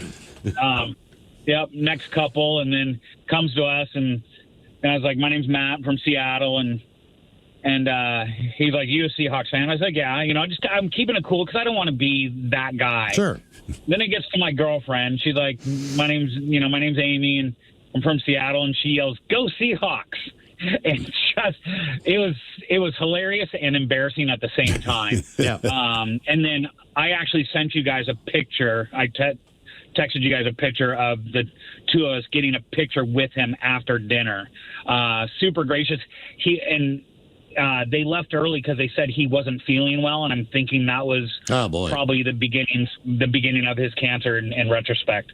Yeah. But really nice guy. Shook his hand, thanked him for everything he did for the city. I said there's millions upon millions of people who are just indebted to you. So, and none of them live in Los Angeles or San Francisco or San Fran. Yeah, exactly. That's pretty cool, man. That's probably the richest person you'll ever meet. Yes. Oddly enough, speaking of the Seahawks, I found myself in Greensboro, North Carolina over the weekend, and the shuttle driver that took me from the airport to the hotel, he and I started chumming it up a little bit. He found out I'm from Seattle. He says, I visited a buddy out there. He says, but what's weird about Seattle is, he says, I actually went to high school with a member of the Seahawks. He says he didn't go to college here, but he went to high school at Goldsboro High School. Jaron Reed is his name. Have you ever heard of him? It's like, yeah, I'm actually kind of a big fan of Jaron. Yeah, that's your guy. Hell yeah, dude. So that was just kind of a fun little nugget. That's pretty cool. Yeah. Damn. Who is the most famous person from your school or hometown, and have you ever met anyone famous? 206-803-ROCK. That's kind of what happened with me and Shane Gillis. Right as my buddy got me backstage. Yeah. And then I just said to him, like, you didn't grow up that far from where I did. And he's like, where'd you go to school? I'm like, DeMatha. And he's like, you got to know my cousin, Ryan. And I was like, yeah, I do. I graduated with him. And it just, I don't know. I just never put the last Gillis, name together, right? So I had, like, Is his last name Gillis? Yeah. Oh, no way. He played at Notre Dame. So if you ever hear Shane talking about watching his cousin play, that's his cousin Ryan that I went to DeMatha with. But he knew, he knew Looney's story and all this stuff. So it was kind of weird. That's why I was like, He was a nice enough guy, but I think it really helped. I was just like, oh, yeah, I do know your cousin. That's a different kind of icebreaker right there. Yeah, right? My cousin owes me $20. I think they're doing a new season of Tires right now. They are. Yeah, he signed a big deal with them. Who's the most famous person from your school or your hometown? And have you ever met anyone famous? 206-803-ROCK. Hello, Dean. Welcome to the men's room. Dean. Hello, Dean. No Dean. No Dean for you. Hello, Amanda. Welcome to the men's room. Hola, boys. Hola. How you doing? We're doing good. How you doing? I'm doing so good. Wonderful. All right. So have I got some names for you all? There seems to be a common thread this day. I grew up in a little town called Los Alamitos, California. So I grew up in the L.A. area, you could say. Yes, the L.A. area, right. Yeah, that's right. So I have a few names. I went to the Orange County School of Performing Arts, which is called Los Alamitos High School, but they kind of did the two schools together. And I was the class of 97, but in my class, the biggest name from my senior class was Matt Morrison, or otherwise known as Mr. Schuster from Glee, Matthew Morrison. Oh, yeah. All right. I went to school. She was a freshman, I believe, or a sophomore, but Miss Jody Sweden, DJ Tanner, or who is that? Stephanie from Full Stephanie House. Tanner, yep. Yeah. Ah, okay. In my graduating class with me, I had Taryn Manning, who was I don't know her name from Orange is New Black, but she was in Crossroads with Britney Spears. So Taryn Manning. And then also Michael Fishman, DJ Connor, I think, from Roseanne. Roseanne, yep. Yeah. That was an unfortunate-looking young man. Mm-hmm. Yeah. But so... That's a nice way of putting it. Yeah. I went to school with them, but that being said, like I went to because of the school I went to, we, as a class, or, we just knew a lot of people. So, like, the coolest thing I did, I suppose, the elder of everybody, was I went to the red taping or the red carpet for what is that? The Princess Diaries. So I got to hang and chill with Anne Hathaway, but the coolest one from that was meeting, what's her name? Julie Andrews. She was like so eloquent and like every grandmother, like the perfect grandmother. It's Julie Andrews. Yeah. It would not matter what you say. She is right. She's exactly what you say. So what the hell happened to you then? Yeah, what the hell? Where'd you go wrong? I didn't go wrong. Like, I mean, I do community theater. I'm a KJ, so I love to sing and all that. But I got to tell you, the coolest thing was. So I went to another filming. It was another red carpet, and it was for that movie, A Walk to Remember. And so that was like Mandy Moore. She was in that show. So I go to that red carpet, and then my friends and I, after the red carpet, we decide we're all dressed up. So we went to the Troubadour. We went out to the Troubadour Club, and there was a band just kind of. Nobody knew who it was or anything, but we just went. And the thing of it is that. When I went to the red carpet for the Walk to Remember, we were hanging with Mandy Moore's co-star, which was Shane West. And so after I said, after that red carpet, we went to the Troubadour, and there was a band out there. They were called the Average Joes. So we get up there, and it's Shane West. It was his band. So I had just kicked it with him on the red carpet, and now his band's there. And so now we're all chilling and, going up on stage singing with Shane West, who at the time was not a big deal. I don't think he's, a huge deal anymore, or maybe he has been, but that dude was amazing. He was just, he was chill as all hell. He was so fun. Mandy Moore is there shaking with us. We were having the time of our life at the Troubadour. And then I got to talk because that lady you just had on was talking about corn. I worked in Long Beach, California, at this little place called Dino's Pizzeria. And there was this hellacious group of guys. They were upstairs, just partying, having all this crazy time, playing their music. So, Dino's Pizzeria was, it was sort of fancy, but not really. I mean, it You don't just go in there in your board shorts, you know? Right. So the owners of Dino's is like, what the hell is going on? Like, I'm losing customers. So I get asked to make to send up a meatball calzone. One wanted like a vegan calzone, all this crap. And so, and specifics on, they wanted a drink, but it was like, it was a kamikaze mix. So it was like Orange Crush with soda and Pepsi and all this crap. It was just like a mix of it. They wanted a big picture of it. So I'm walking up the stairs to this hellacious apartment, and it was corn. They were up there playing, just causing all kinds of crap. And my friend ended up, whatting with one of them. But whatting? You know what? You know whatting. Delivering a lot of pizza. Yeah. Offering up some pie. Showed her the inside of her calzone. It's funny because we hear this story of these guys being hellacious and all this. They were here 5-10 years ago, and the whole band. Mm-hmm. They're doing like a nationwide. They're doing like the equivalent of Rockline. One of those nationwide shows. So they're here, and it's kind of cool. They're just walking up and down the hall doing their thing, but they were all in this one studio together, and you just expect mayhem, like she's saying. They're playing video games on their phone, talking to the wife. And even when we asked Jonathan Davis, he's like, look, man, I'm married now. I got a kid. He's like, it's just like we've done our time and we still look like those guys. But it's like, I was literally just texting my kid when you walked by. It's like, we're just a rock band and now we're married guys. What's the Our famous wives bass are player? still mad at us about Feldy? Felty. Is that his name with the right in corn? He's kind of famous. With No, I know exactly what you're talking. Is it Feldy or is it Monkey? But we were talking to him backstage somewhere too, and it's Fieldy. Yeah, it's right before the show. I think he was like, I don't know if he was getting ready or what. I think I just said hi to him or whatever, and he just stopped. He was like, hey, what's going on? Yeah, I mean, just couldn't be nicer. They are truly like the most down-to-earth guys. Yeah. Who is the most famous person from your school or hometown, and have you ever met anyone famous? 206-803-ROCK.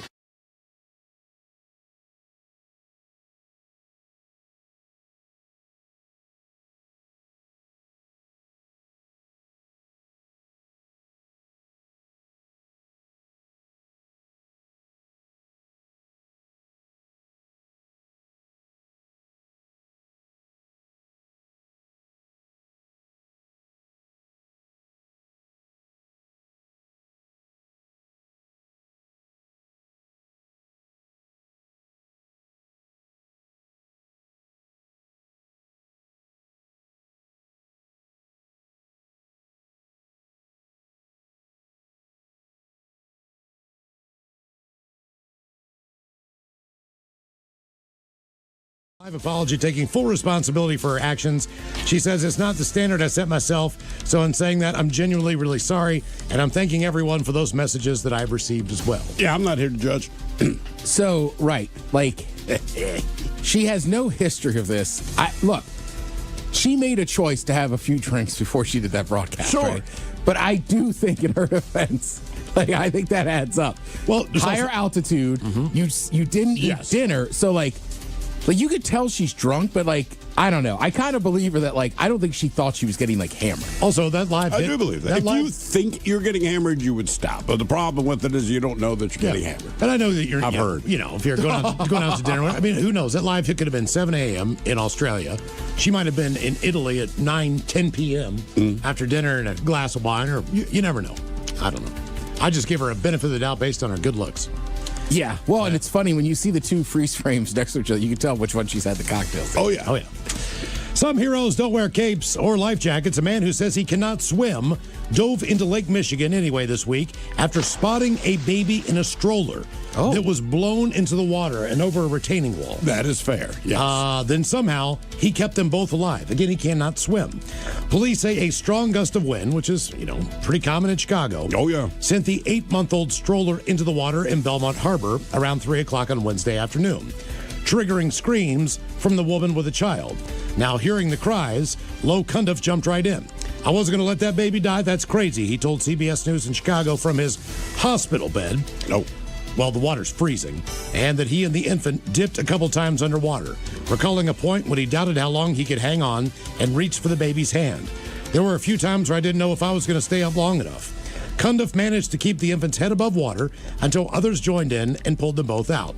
Among those who helped retrieve him and the baby was local Louis Capost, who, just like any great Chicago man, hurled one end of his Chicago Cubs jacket to Cundiff so he could at least hold on and be tethered to be pulled back on shore. What was the mom doing? Well, I think she was just on the side of the retaining wall or the dock screaming. Right. I just as a parent, and maybe it's just me. It's not just me. Man, you see your kid in danger. You're responding to it before you even realize you're doing it. Yeah. Yep, that's true. You know, you end up in the water before you even realize you jumped over the retaining wall. That I mean, I'm seems just like saying, that would think Chicago is freezing. I mean, know, it's but cold it's here your today, but that's infant. Chicago How in the big wind. how big is the retaining wall? I don't know, but the wind was strong enough, it just blew the stroller into the water. I wonder if the stroller, With the baby. if the back of the stroller was facing the retaining, if it just hit it and flipped the kid out. Yeah. I don't know. That seems crazy. It also seems a little wild to be out on that dock. And terrifying. Some fast food news for you guys. If you've ever been to a Burger King bathroom and witnessed something unfit for your delicate eyes, you can mention it to the manager, of course. Or, as of now, you can call up the president of Burger King himself. He's agreed to do that. And no, it's not the Burger King. It is the actual president. You mean like if I see Shock G in there having sex? Or if it's a dirty restaurant? Anything. Any complaint you have with the Burger King, you can call the president. Dude, that's almost unfair for the employee. Burger King. Here's the BKU update. Guests can now call or text Burger King President Tom Curtis directly to share their personal experiences and feedback. BK says Tom will personally take as many calls as he can fit into each day. And even message fans, every message will be reviewed and responded to. In a statement, Tom said, guests are our most important advisors, and there's nothing like hearing from them firsthand. So I'm excited to have an even greater opportunity to have live, open, and honest conversations. You can call Tom at 305-874-0520 anytime you have a problem at Burger King. I wonder how long that's going to last before he's like, you know what, I made a mistake. Leave a message. I'm sure it's a different phone. Mm-hmm. It ain't a cell, that's for sure. More fast food news. Chick-fil-A It's up on the low. Chick-fil-A is clarifying rumors about new menu items. You see, speculation has been swirling online about the chicken chain's plans for future menu items, and the restaurant is testing some new side dishes that pay homage to the brand's southern roots, featuring sweet potatoes, onions, potatoes, okra, and more as ingredients. Okra? A representative for Chick-fil-A says the brand has no plans for the rumored items to come to all Chick-fil-A outposts, but they're going to start with a few, and customers can grab them at select restaurants.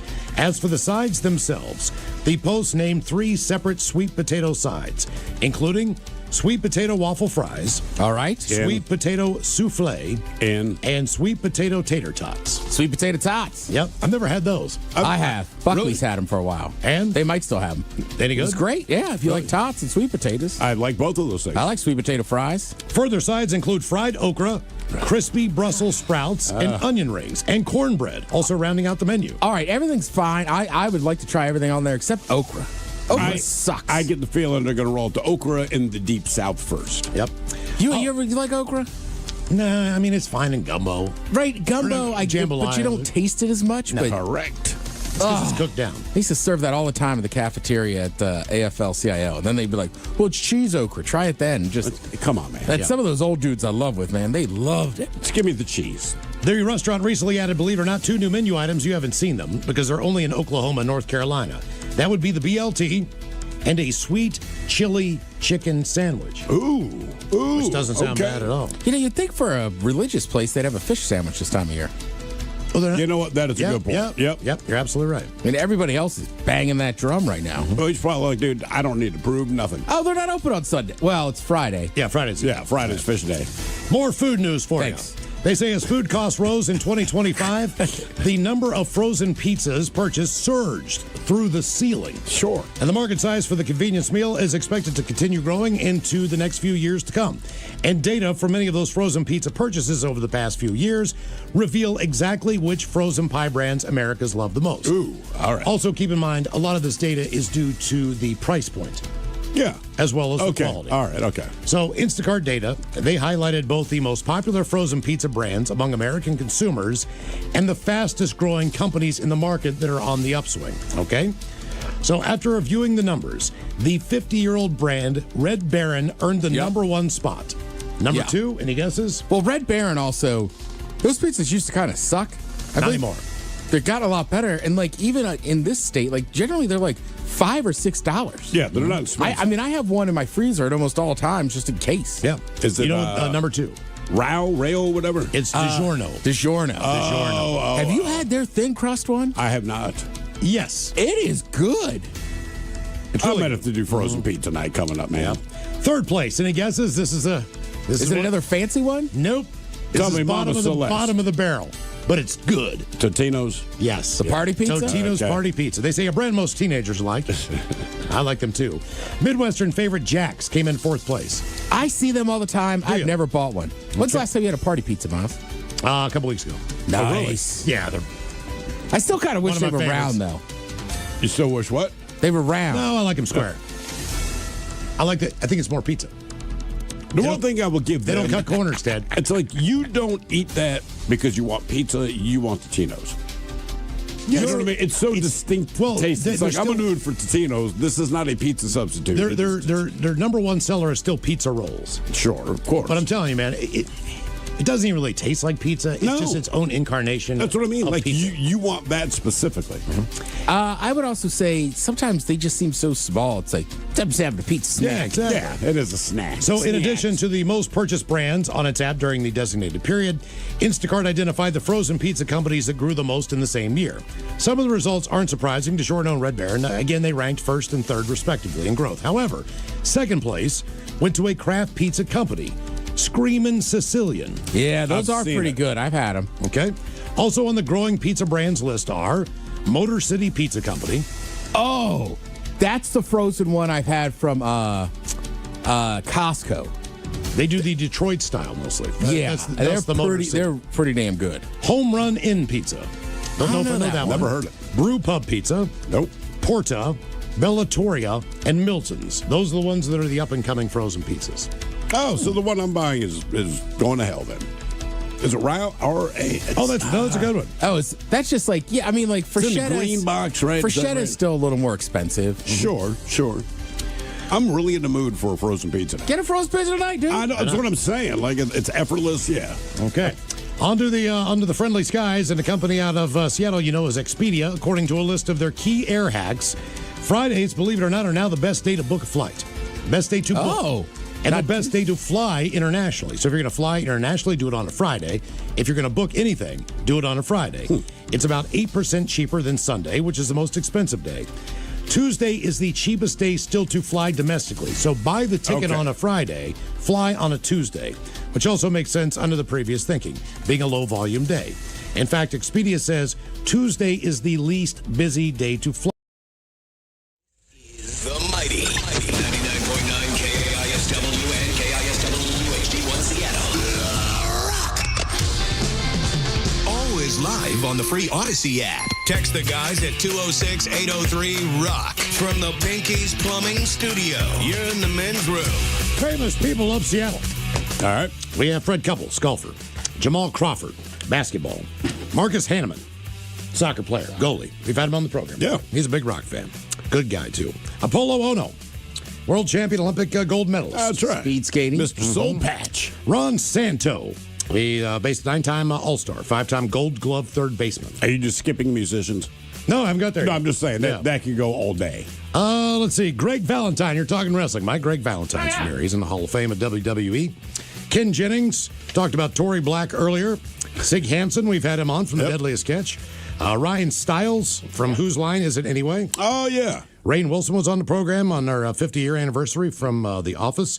Carrie Brownstein, one of my favorites from Portlandia. She's also in Sleater Oh, Kinney. yeah. I know you're talking about. Judy Collins, folk singer. Kenny G, I believe he is from Mercer Island. Macklemore, Duff McKagan, Sir Mix-a-Lot, Kim Thayil.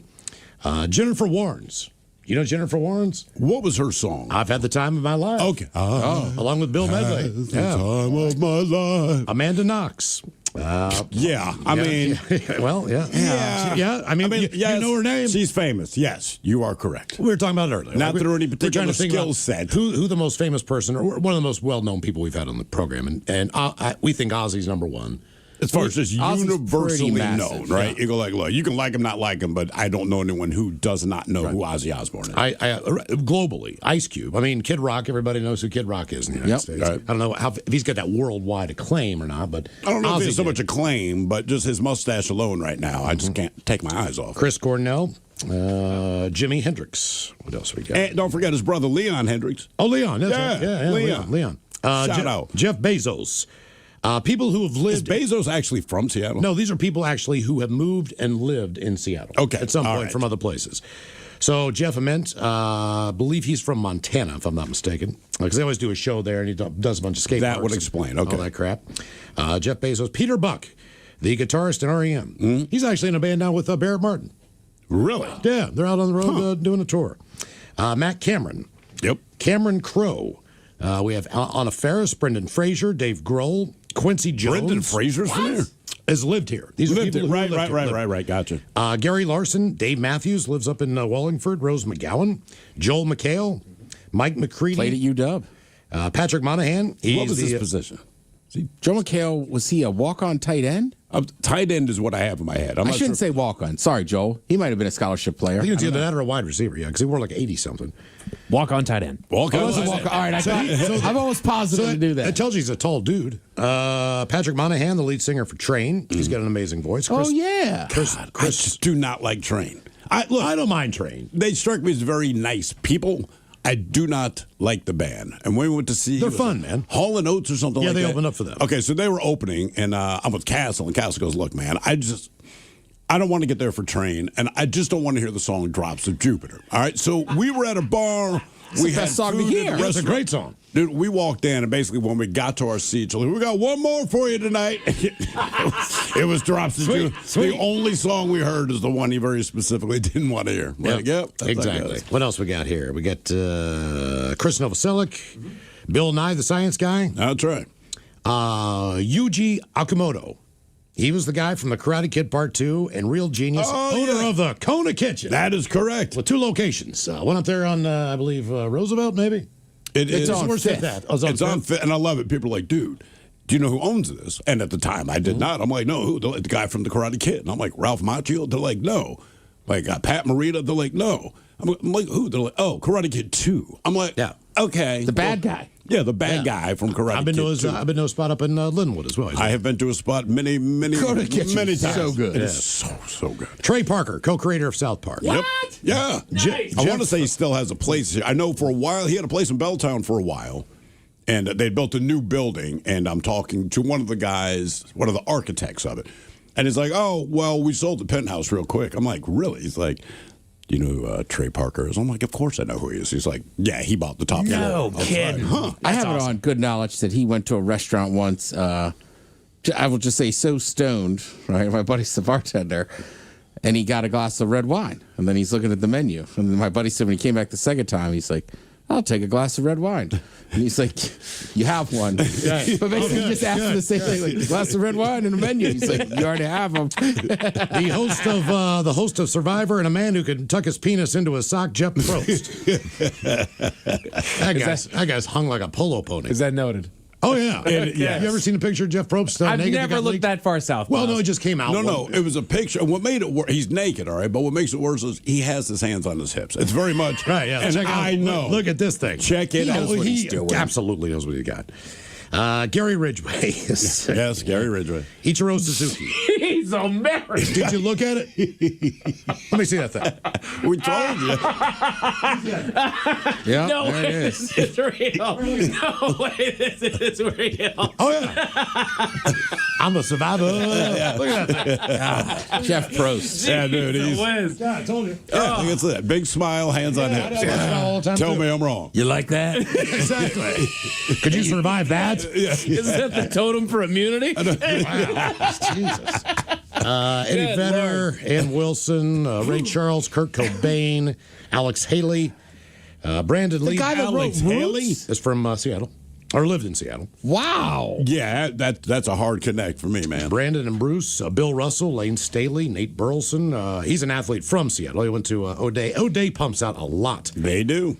of Days. Name my buckwheat. Fred I thought Couples. that was very nice Well, of them. everybody from Fred Couples, Nate Burleson, Kevin Burleson. I was think there. we call you high school O'Day.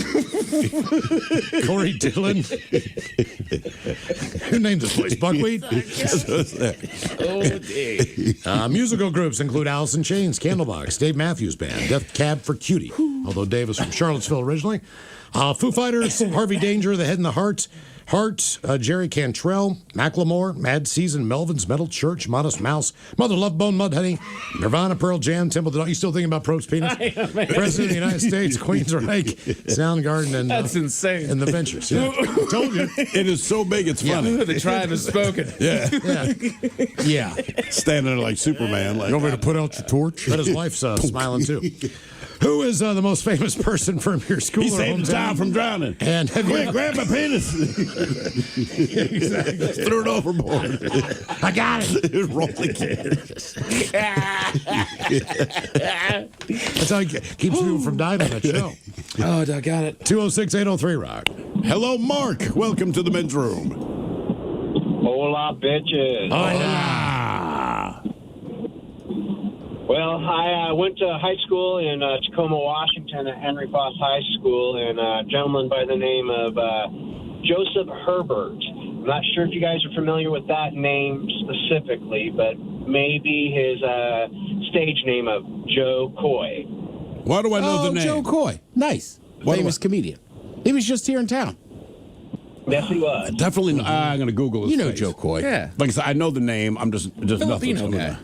Was he Looks like funny me. in school? Oh, yeah, I recognize him. Was he funny in school?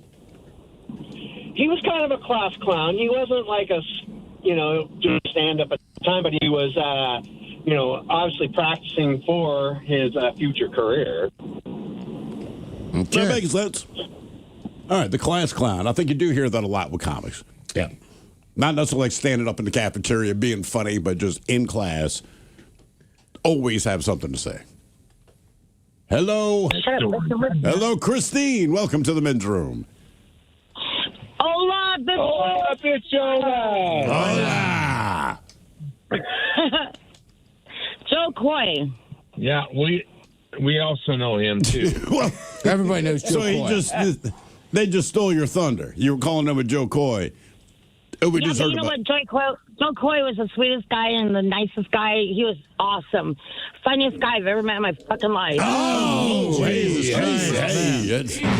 Once again, bedroom colors, here are the 7 words you can't say on the radio. Well, that's very Sucker, funny. Mother and I believe please her. keep those words in mind when calling. Now back to the program. You want to go back to Christine or do? I don't. Yeah. They're probably. We got Joe Coy. I think they're having. Well, the good news is, Joe Coy, if you're listening, everyone that knew you was fond of you. Yeah, Good guy. Say you're a great guy. Who's the most famous person from your school or hometown? And have you ever met anyone famous? 206-803-ROCK. Hello, Jason. Welcome to the men's room. How's it going, boys? Hola. Hola. So I got 3. All right. So back in the day of Dave Matthews and everything, they're still around. But Dave Matthews and Paul Simon used to tour together. Apparently, my mom used to be a groupie a little bit, and she was How interacted with, groupified? Vincent. Huh? How much of a groupie was she? No, well, enough to have Vincent call my home line at my mom's house. Damn. Oh, okay. Yeah. That's pretty cool. And that guy, when he would call, his voice in the voicemail box was amazing. You could tell it was Vincent. I'm like, God damn, that's Vincent. I'm gonna go touch it. Don't touch it. When I was in college, my buddy Christian was the head of like the Sigma Chi fraternity or whatever. Right. But Dave Matthews was just starting out, and they needed to build a stage kind of in the yard at West Virginia University. Okay. So I was like, dude, my mom's got all this wood that we just had stacked, like plywood and all this stuff. So they built a stage, not knowing that Dave at the time probably had 7 people in the band. Oh, so they built like a 4-person stage? They like a drum kit, like maybe 2 people on it, and they just threw a couple rugs out front, let them play in that. But he had a live album at the time when I was working at a progressive station in Annapolis. He might have stopped by there once or twice. It was like him and guy named Pat Metheny Band and a couple others that were in that area. Widespread Panic and the Grapes and all these other jam bands, Rusted Roots. But they would all come through there. My John wife was Mayer almost run over by Dave Matthews. And this is early when we lived in Seattle. She calls me at work. I'm like, "What's up?" She's like, "I was walking through the crosswalk. This guy almost ran me over in his effing Prius." And I'm like, "Are you okay?" And she's like, "Yeah." She goes, "It was Dave Matthews." Yeah. And she's a huge Dave Matthews fan. Into her? It's a terrible run with vehicles. It was almost a crash. get that? Yeah, Dave Matthews and vehicles, maybe they need a little separation. I was say John Mayer did the same thing. He The used to go. gorge, he broke down, and then someone gave him a ride back on the bicycle. Or he was on a bicycle or something like that, and then they gave him a ride back, and he got him free passes. I always used to see him when I was living in Wallingford at the QFC, but now that I'm down in Fremont, I don't want to walk that far anymore. Yeah, my buddy's frat in Virginia. I mean, this is years ago, right? This is like 2000, 2001. He's like, you got to listen to this John Mayer guy. But same thing. He would just go to the fraternities and play. And nobody knows, Yeah, he was just a really good artist. Who else did you have on your list there? You said there's 3 people. So we got Dave Matthews. So I'll go back to not Dave Matthews, Paul Simon, when they were touring together. Paul Simon, and sorry. so Vincent would leave voicemails for love or whatever. But before he passed away, he actually called her and left a voicemail saying, "Hey, I'm dying, I'm passing away." Damn. He actually let her know. I think on the voicemail. I think, man, I think he was married to Edie Brickell for 25 years, 30 years. Paul Simon? Yeah. Yeah. Yeah. No. The Vincent's the guitarist for Paul Simon. Oh, gotcha. Okay. No, I was so mad because she actually met him here at a local hotel, and she's like, "I was going to do backstage passes. I didn't know if you knew who Dave Matthews was and Paul Simon was." I'm like, "Are you kidding me, Mom?" Yes, we know who those people are. Yeah, heard of them. She's like, "I didn't know if you knew who those people were." But my cannot say his name, but my brother-in-law does concrete, used to do anyways, and Matt Hasselbeck had a pool put on the Columbia River, and he was like, F this guy, and pissed in the filter. Oh, damn. Wow. That's pretty What was his problem with Matt Hasselbeck? I have no idea. Okay. All right. He did a number 1. He was going to do a number 2. But he's like, no, that's going to get us fired and get us in trouble. But he goes, no, I know as soon as they fill this pool full of water, we're just going to have a good time with this. Okay. Yeah. I think Matt Hasselbeck's finding out right now. Yeah. Well, hopefully he's put some chlorine in there. Yeah. Who's the most famous person from your school or hometown? And if you've ever met anyone famous, 206-803-ROCK. I'll piss in his pool. That'll show him. I'm not going to poop in there. I'll get fired. Hello, Nick. Welcome to the men's room. Hola, bitch, hola. Hola.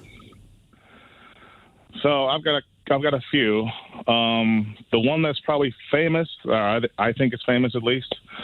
He was on the later episodes of the OCC, Orange County Choppers. Oh, yeah. He came in as the young designer. His name's Jason Poole, Pohl.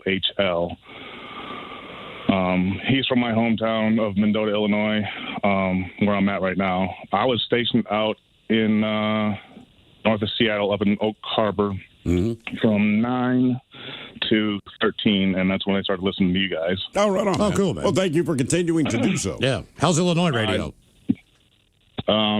Pretty essy. So, Okay. Yeah. All right. I just imagine it's country and Christian.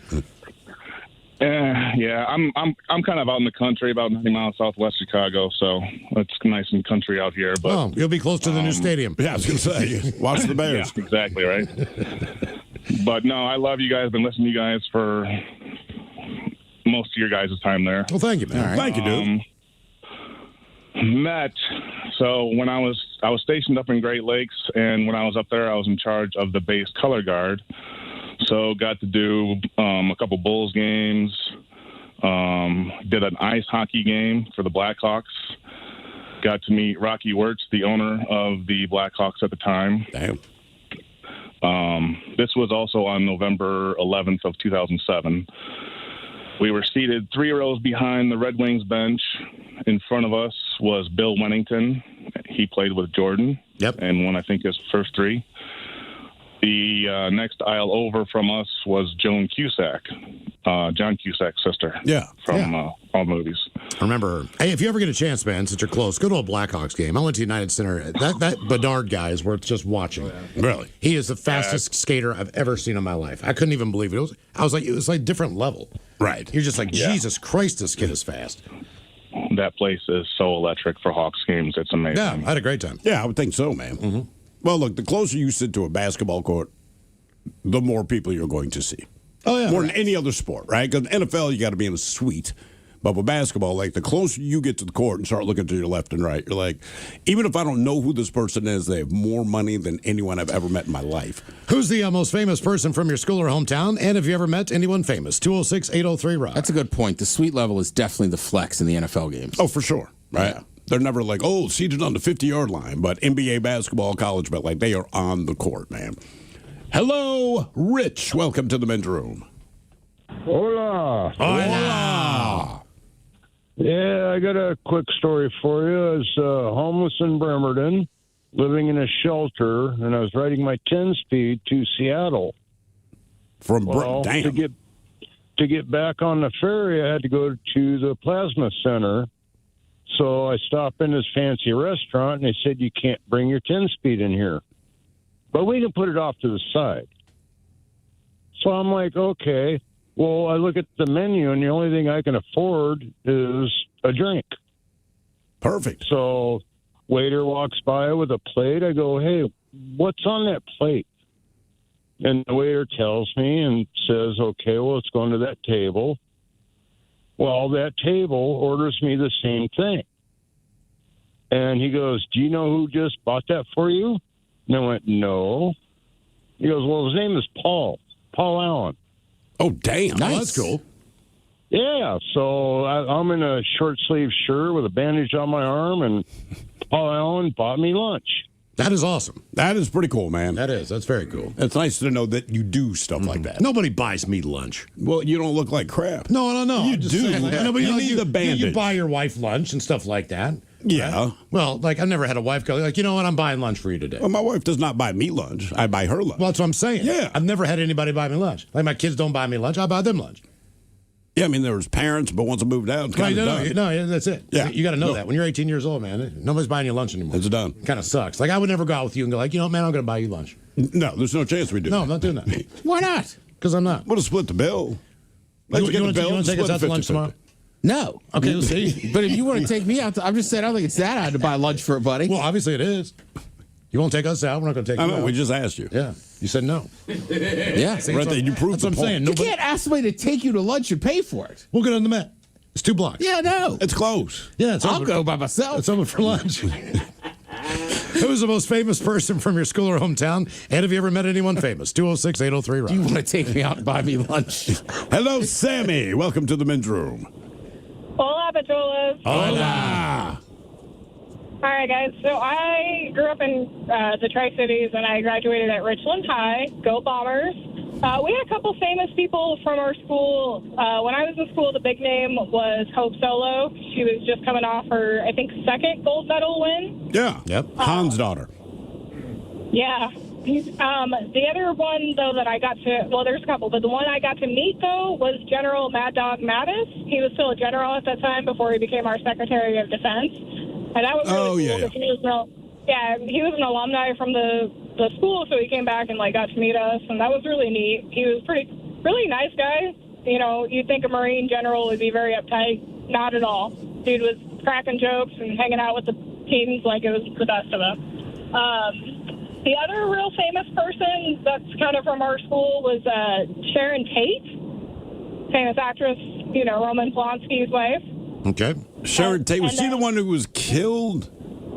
Correct. She was The Manson murdered by family, the right? Manson family. Yeah. Wow. Yep. And similar, kind of on a similar note, but opposite, a lesser famous person that went to school with my mom at the same high school was my mom went to school with a serial killer, or a later become serial killer. His name was Wesley Allen Dodd. So it's kind of an irony that, you know, we went from somebody who was killed by probably one of the most famous serial killers to having your very own. I would not be surprised if everyone in Seattle who went to school here went to school with a serial killer. Yeah, no whether they know it or not. Right. You know a serial killer. You'll find out. You do. You might not know it now, but emails coming up, and your guess is as good as mine on the way next. What is the biggest factor that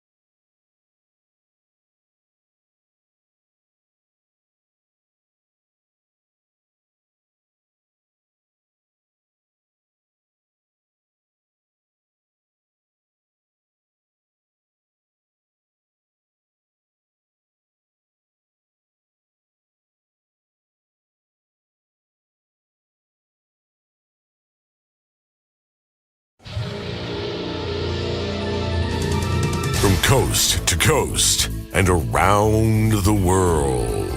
If it's not important, you'll hear it here, exclusively on In Action News. Here now are Stone Ledbetter and Felix Foxworthy. It turns out that your local barista has a PhD in art history. But first, an interesting study was released by the local university today. Why dogs' feet smell like Fritos? No, that's not what the study was about. And dogs' feet smell like Fritos because dogs sweat through their feet. Oh, man. My Uncle Daryl. Daryl? Nope, Daryl. My Uncle Daryl used to sweat through his feet, man. Didn't smell like Fritos, though. I hate to ask, what did your Uncle Daryl's feet smell like? Uncle Daryl's feet smelled like a wet bomb in Alabama in May during a harvest moon. That is extremely definitive. That is definitively what my Uncle Daryl's sweaty feet smelled like, man. That is unfortunate. But no, the university study had nothing to do with foot sweat, Felix. They conducted research into addictions and which addictions are the hardest to break, and the results might surprise you. Try me. Okay.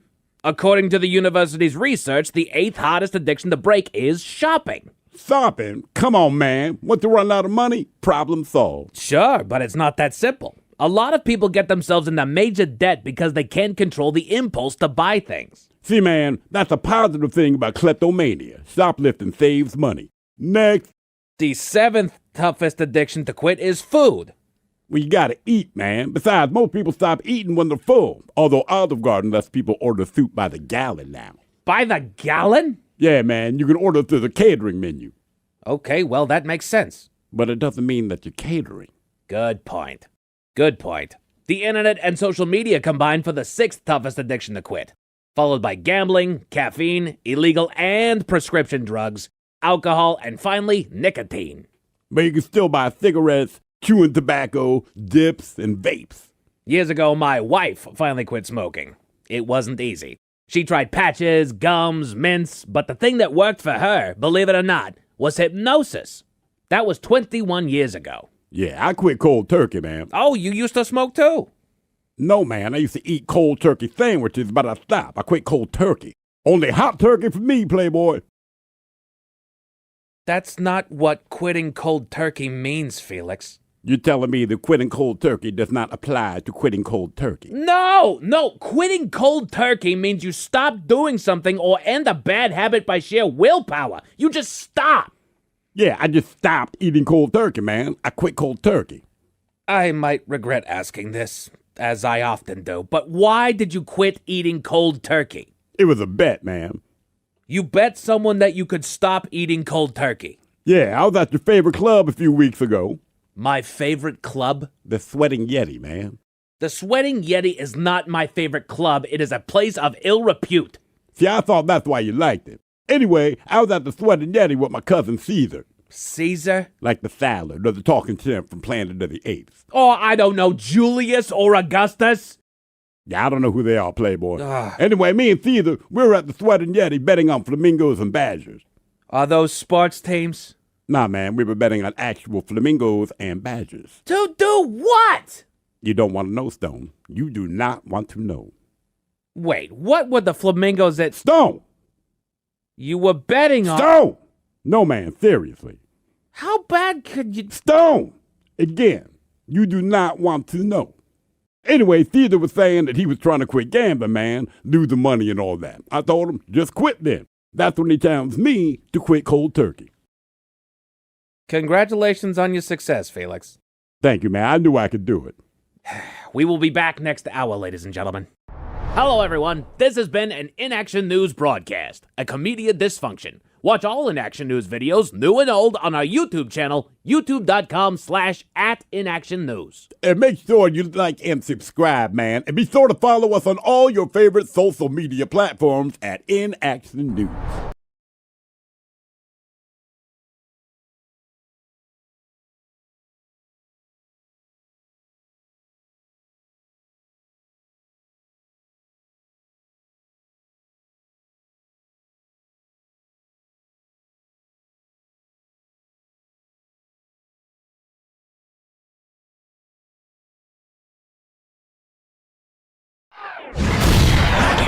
.9 KIL. KSW.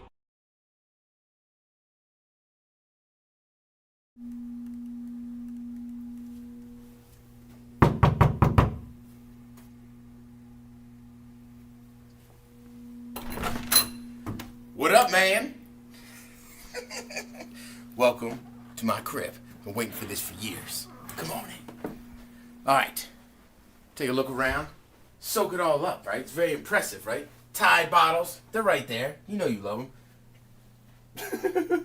There's only a couple. It's all right. This is the dining room. I also use it to put my clothes on here. Those are clean clothes in there. There's clean clothes here. You know what I'm saying? I got clean clothes everywhere, man. That's how I roll. I got shampoo. Actually, not shampoo, but detergent. Clean clothes, you know. But here's the dining room. This is where I have most of my sit-down dinners with everybody. There's a closet. Is there a mop in the middle of your dining room? Moving along. Moving along. Coming to the kitchen, man. This is where it happens. See, I recycle, folks. Recycling. That's what it's all about. Good stuff in here. Gatorade, Miller Lite cans, some Heineken bottles. This is some Polish beer. Żywiec. Yeah. You know how to speak Polish, friend. You know, then it's just normal sink. Dirty dishes. That's not so hot. Wine glass. I don't know why that's out. Yeah, you know, Cheerios, Corn Flakes. Various amounts of mail that I'm saving for no apparent reason. What are you saving all that mail for, Ted?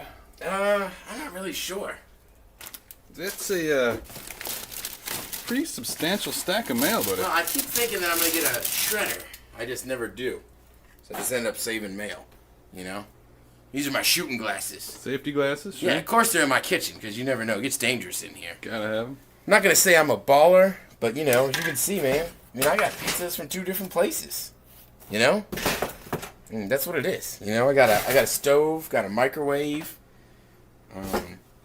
Sorry, I'm stumbling on boxes here. Oh, yeah. There's the trash. Valentine's Oh, no. Your English muffins went bad? Yeah, they got a little moldy. That is a crying Really shame. wasn't paying too much attention to them. I love myself an English muffin. This is the fridge. You know, it's dominated with what you expect. Mostly condiments, beer, some leftover rice, you know, milk.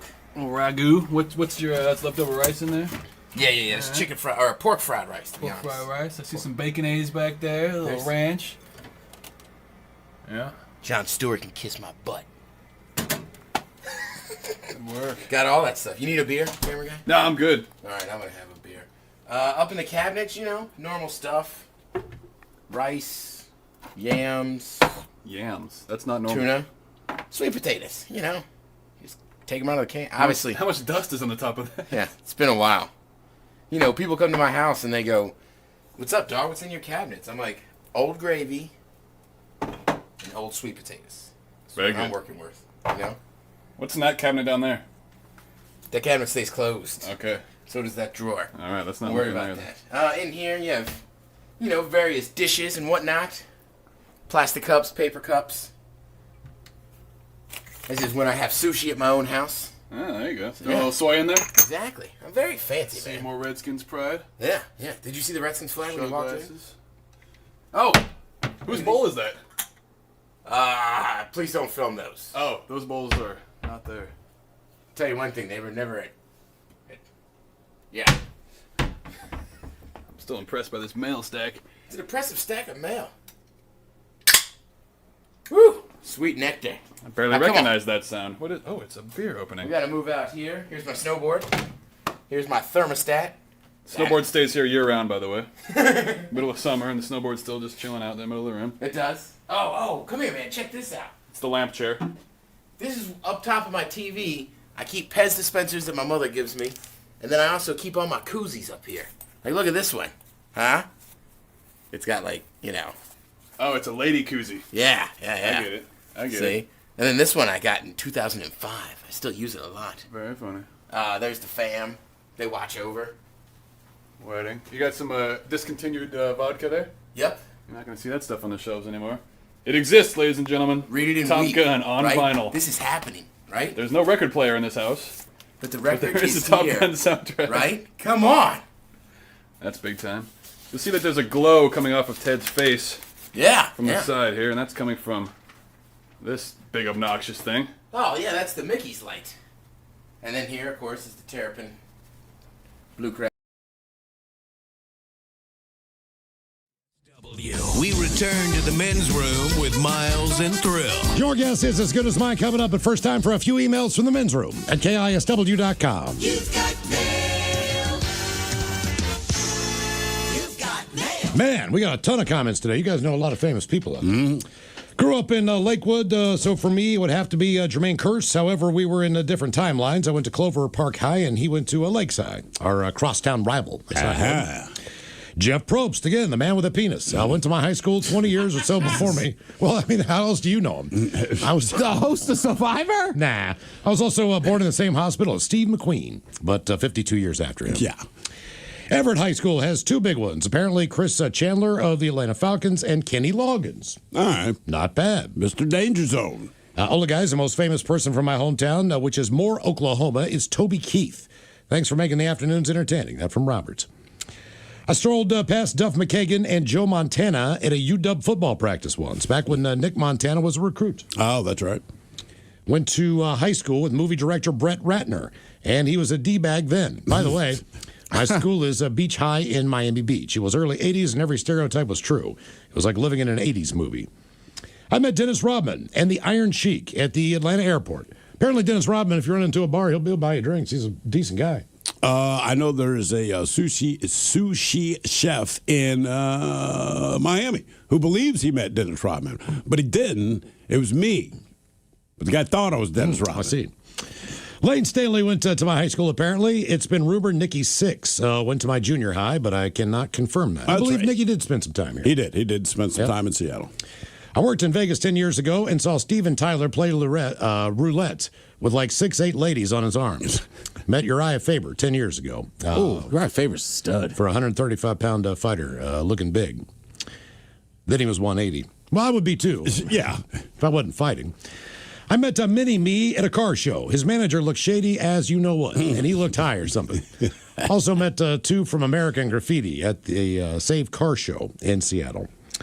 Guys, Christy Teigen went to the high school I went to, Snohomish High School. I had already graduated, though. I don't know. She was from here. Here's a good one. I met Carl Weathers at the Everett Mall when I was about 12 years old. I was with my stepmom, and I told her, hey, I think that's the guy from Rocky. And she told me, no, it's not. They were ahead of us in line, and he turned. When I looked at him, he said, yeah, I'm the guy in Rocky. All right. Shut up, Mom. I'm from Mercer, Pennsylvania. And the lead singer of Nine Inch Nails, Trent Reznor, went to the same high school as I did when I graduated. I graduated with his sister. I met Eddie Vedder, Dave Grohl, Mike Holmgren, Al Gore. Oh, and my favorite, Mike Hawk. Oh, look at that. Mike Hawk, ladies and gentlemen. Here's one on Tory Black. I met Mike Holmgren once. I vaguely remember. He's a huge dude, isn't he? He is. And he's a football coach. And I just reverted back to being 16 years old. Hey, coach, great to meet you. Yeah. Do you have any advice?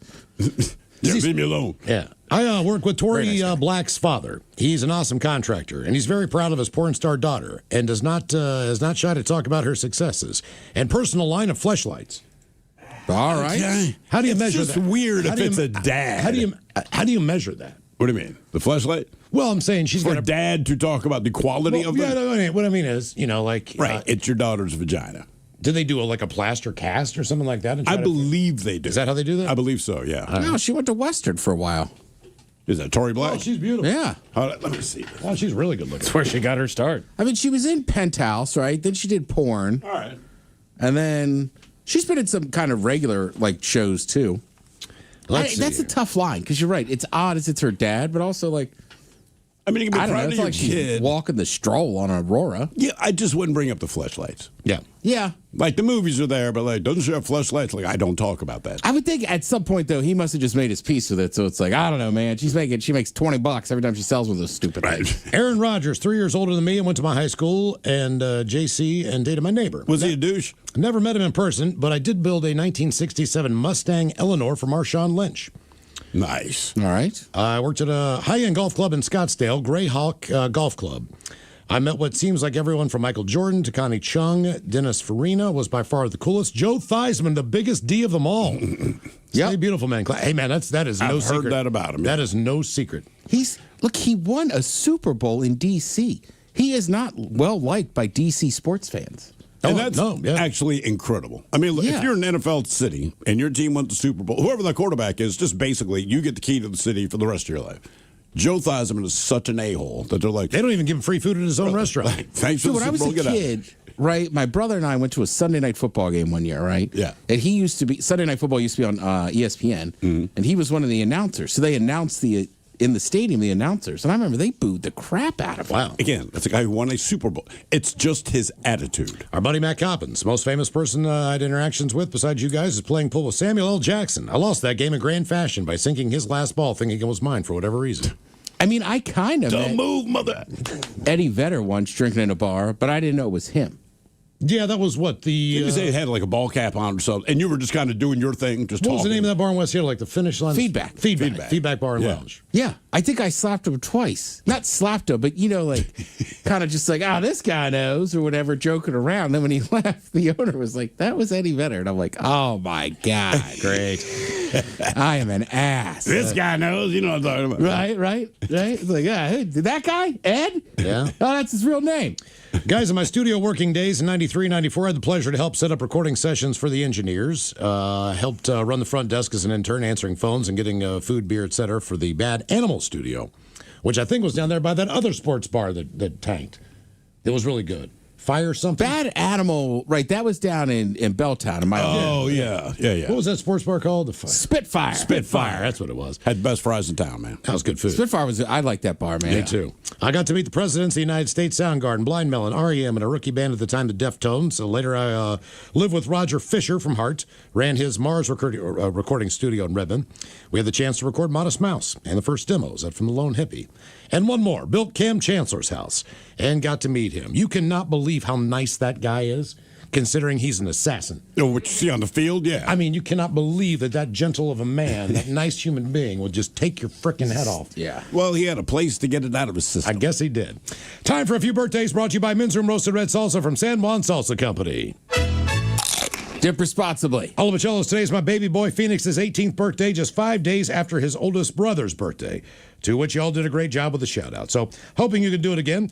Can I get a Your Penis is Too Small? And Coke Ted hyping him up during his senior year of high school. That from Trucker Carl in the South. How old's this kid? He's 18. All right. He can do cocaine. He's old enough to do that. All right, listen in. Senior year is a fun year. You're getting there through it. Here's the main thing. You got to stay focused. I mean, dialed in. Pupils massive dialed in till about mid-April. And then you can kind of throw it at cruise control. But don't mess up this last year. Oh, by the way, we need to get a contestant on the line for your guess is as good as mine now. 206-803-ROCK. A couple more birthdays. I'd like to wish Forrest a happy 46th birthday. Can you give me Your Penis is Too Small? You like that. And the captain talking about him keeping his koi fish in the pond and stop playing with them. Thank you guys, and rock on. That from Badass Jace. You like that? You like that? Ooh, well, ahoy there, and happy birthday, Forrest. You know, it's funny they bring up keeping the koi in the pond because Aunt Jemima used to tell me the same thing because there was a code for keep your penis in your pants. But just like you, I like to pull my koi out of the pond and again, like you, play with it. Play on, player. Crunch berries. And finally, I want to wish my dad, Michael, a very happy 59th birthday. Thank you for all you do, all your hard work, and being a great dad, even when you just have to deal with me at times. We love you. Thank you for being a part of our lives. Love your son, Justin. How about the Dirty Germans talking about how they wish they had a dad just like you? Yeah, it's funny you say that because he has not told you this. He is my dad. Yeah, it was the time he visited Deutschland, met me mama, and next thing you know, you have a half-brother. Yeah, the crazy part is I'm your dad's father. Yeah. We thought he had already shared this information with you. Sorry if it's blowing your mind. So, now you know about Mom. Yeah. All right, guys, here you go. Happy, happy, happy birthday. Happy, happy, happy birthday. Happy, happy, happy birthday to you, to you, to you. BG. Ja, the Dirty Germans brought to you by Men's Room Original Sausage. Available through Uli's World Famous Sausage, mensroomlive.com, and other fine retailers. Mmm, Schweinefleisch. Thank you, Alvin. Time for a little Your Guess Is As Good As Mine. It's an easy game to play. You pick from one of 3 categories today. You're probably the giving spirit. Yeah, try to get as many right as you can there before 3 strikes and you're out. Okay, so he's gone. All right, you guys are playing amongst yourselves. We have the following. We have the best fast food French fries, according to a writer from Bro Bible. We have the 15 cities with the worst traffic. And finally, the most popular toppings that people order on pizza. You guys got a preference? Kind of feeling French fries. I don't know. What do you think? Got pizza toppings. Go for it, man. We can talk fries. Yeah, let's do fries, man. French fries it is. French fries. These are the top 10? These are the top 10. Fast food. Fast food French fries. All right. Okay. Now, I will predicate it with this. One of these places is not a burger establishment. All the others are, for the most part. There's one on the fence. They got burgers, but that's not what they're known for. Okay? All right. So what are you guys thinking here on the best best fast food French fries? McDonald's. We got to go with McDonald's. Believe it or not, he's got McDonald's at number 2. Okay. Because he's got one higher than that. All right. This is just my personal opinion, but Arby's. Arby's. Number 4, they say Arby's does offer 2 kinds of fries. But as you go without saying, they earned the spot thanks to the curly variety. Without doubt. Anyone who voluntarily orders the crinkle cut, he said, should be put on a list and shot. I agree. Okay. I agree. I did not even realize they had another option besides the curly fry. Yeah. I mean, like you said, curly fries are crinkle cut. Like, come on, man. What about KFC? KFC is number 9. All right. I still haven't forgiven, he says, KFC for discontinuing its potato wedges in favor of a more traditional offering. But I'm not going to let that grudge factor into my quest to judge the replacement as objectively as possible. I'm pissed, too. Does Five Guys count as a fast food? Or are we Yes, it does. I would think Five Guys. Number 7. You obviously can't talk about Five Guys fries without discussing the portions. While that's certainly a nice bonus, the spuds themselves are also pretty great. All right, you guys got 4 out of the 10. What do you think of Taco Bell? Someone here on the YouTubes, they said those Taco Bell fries are pretty damn good. So it's not a burger joint, but their fries are delicious. That's what I'm thinking. Taco Bell, number 6. All right. So don't underestimate these mothers. They are good stuff. Okay. Honestly, Taco Bell, their chicken nuggets are good too, man. You almost don't have to get Mexican anymore. Oh, you're going to Taco Bell, yeah. So there is KFC chicken. Yeah. What do you guys think of Chick-fil-A? You know what they say the worst fries are? In-N-Out Burger. They are. They are absolutely the worst fries. Man, it's voted the best hamburger all the way around, but the fries suck. I don't know how they make them terrible. I can screw up fries and they still taste better than that. I don't think they cook them long enough. I don't think you got to get them well done, but they still aren't that great when you get them well done. Their burgers are good. Every time I go to In-N-Out now, I just get 2 burgers. That's you don't get the fries. I haven't been eating fries this year. That's exactly what I do. All right, so you guys got McDonald's correct, number 2. Arby's, I gave up weed and frickin' French fries. Taco Bell, Five Guys, and KFC. One is a crinkle cut variety. There is one on here. Oh, Mike, what's the place you Shake Shack. Shake Shack, number 8. Great fries. They say crinkle cut fries are both a fairly uncommon item in the fast food world and style that's seemingly difficult to perfect. Because I know what you're thinking. Yes, it's crinkle cut. They found a way to make it good. The problem, when it comes to crinkle cut fries, people oven bake them. They do. They don't. They fry them. And that's what they say. They say normally this is an underwhelmed French fry variety, but when you order them at Shake Shack, they're pretty good. All right, Shake Shack. So KFC is... And Mike's right. If you fry them, I think, is it Marco Polo? I like that they're chicken. I think they have crinkle cut fries. Well, why do people keep baking them? Just knowing how unpopular crinkle cut fries are. Because Ore-Ida told us to. I know, but Ore-Ida is a dumbass. Well, maybe the air fryer will help. I don't know. Maybe. All right, so you guys are right on KFC at 9, Shake Shack at 8, Five Guys 7, Taco Bell 6, Arby's 4, McDonald's 2. It's got to be just like Wendy's or Wendy's somebody. is number 5. All right, yeah. Firmly sitting in second place when it comes to the French fries offered up by the big 3 that consist of the chain. So you think Burger King's on there? I think Chick-fil-A's on there. You want to go Chick-fil-A? I'm going to go Chick-fil-A. I don't know, man. That waffle. I mean, it's a waffle fry, but it's pretty bland. I fully disagree, but I don't like them. You want to guess Chick-fil-A? Nah, you know what? I'll listen to the room on this one. Okay. I'm going to go Chick-fil-A. All right, that's number 3. Okay. This is the only chain on the list that specializes in waffle fries, which are arguably the best form of French fry in existence, courtesy of the service that's engineered to maximize crunch. See, some people don't like the turtle shell pieces. I love those ones. I hate them. Those are my favorite, No. dude. I would eat a box full of those. Horrible. Now, should we say Burger King? Because it's one of the big 3. I mean, they're one of the big 3. And they're not. No one ever talks about the fries, but I never hear anyone bitch about their fries. I like it. I'll go with it. Okay. Burger King. Yep. Damn. Now it's number 12. Oh, damn. Yeah, they switch their fries up a lot, too. Okay, there's one. There's a chain on here that we can't get. Is it like Checkers or something like that? Oh, Sonic. Checkers fries are amazing. Are they?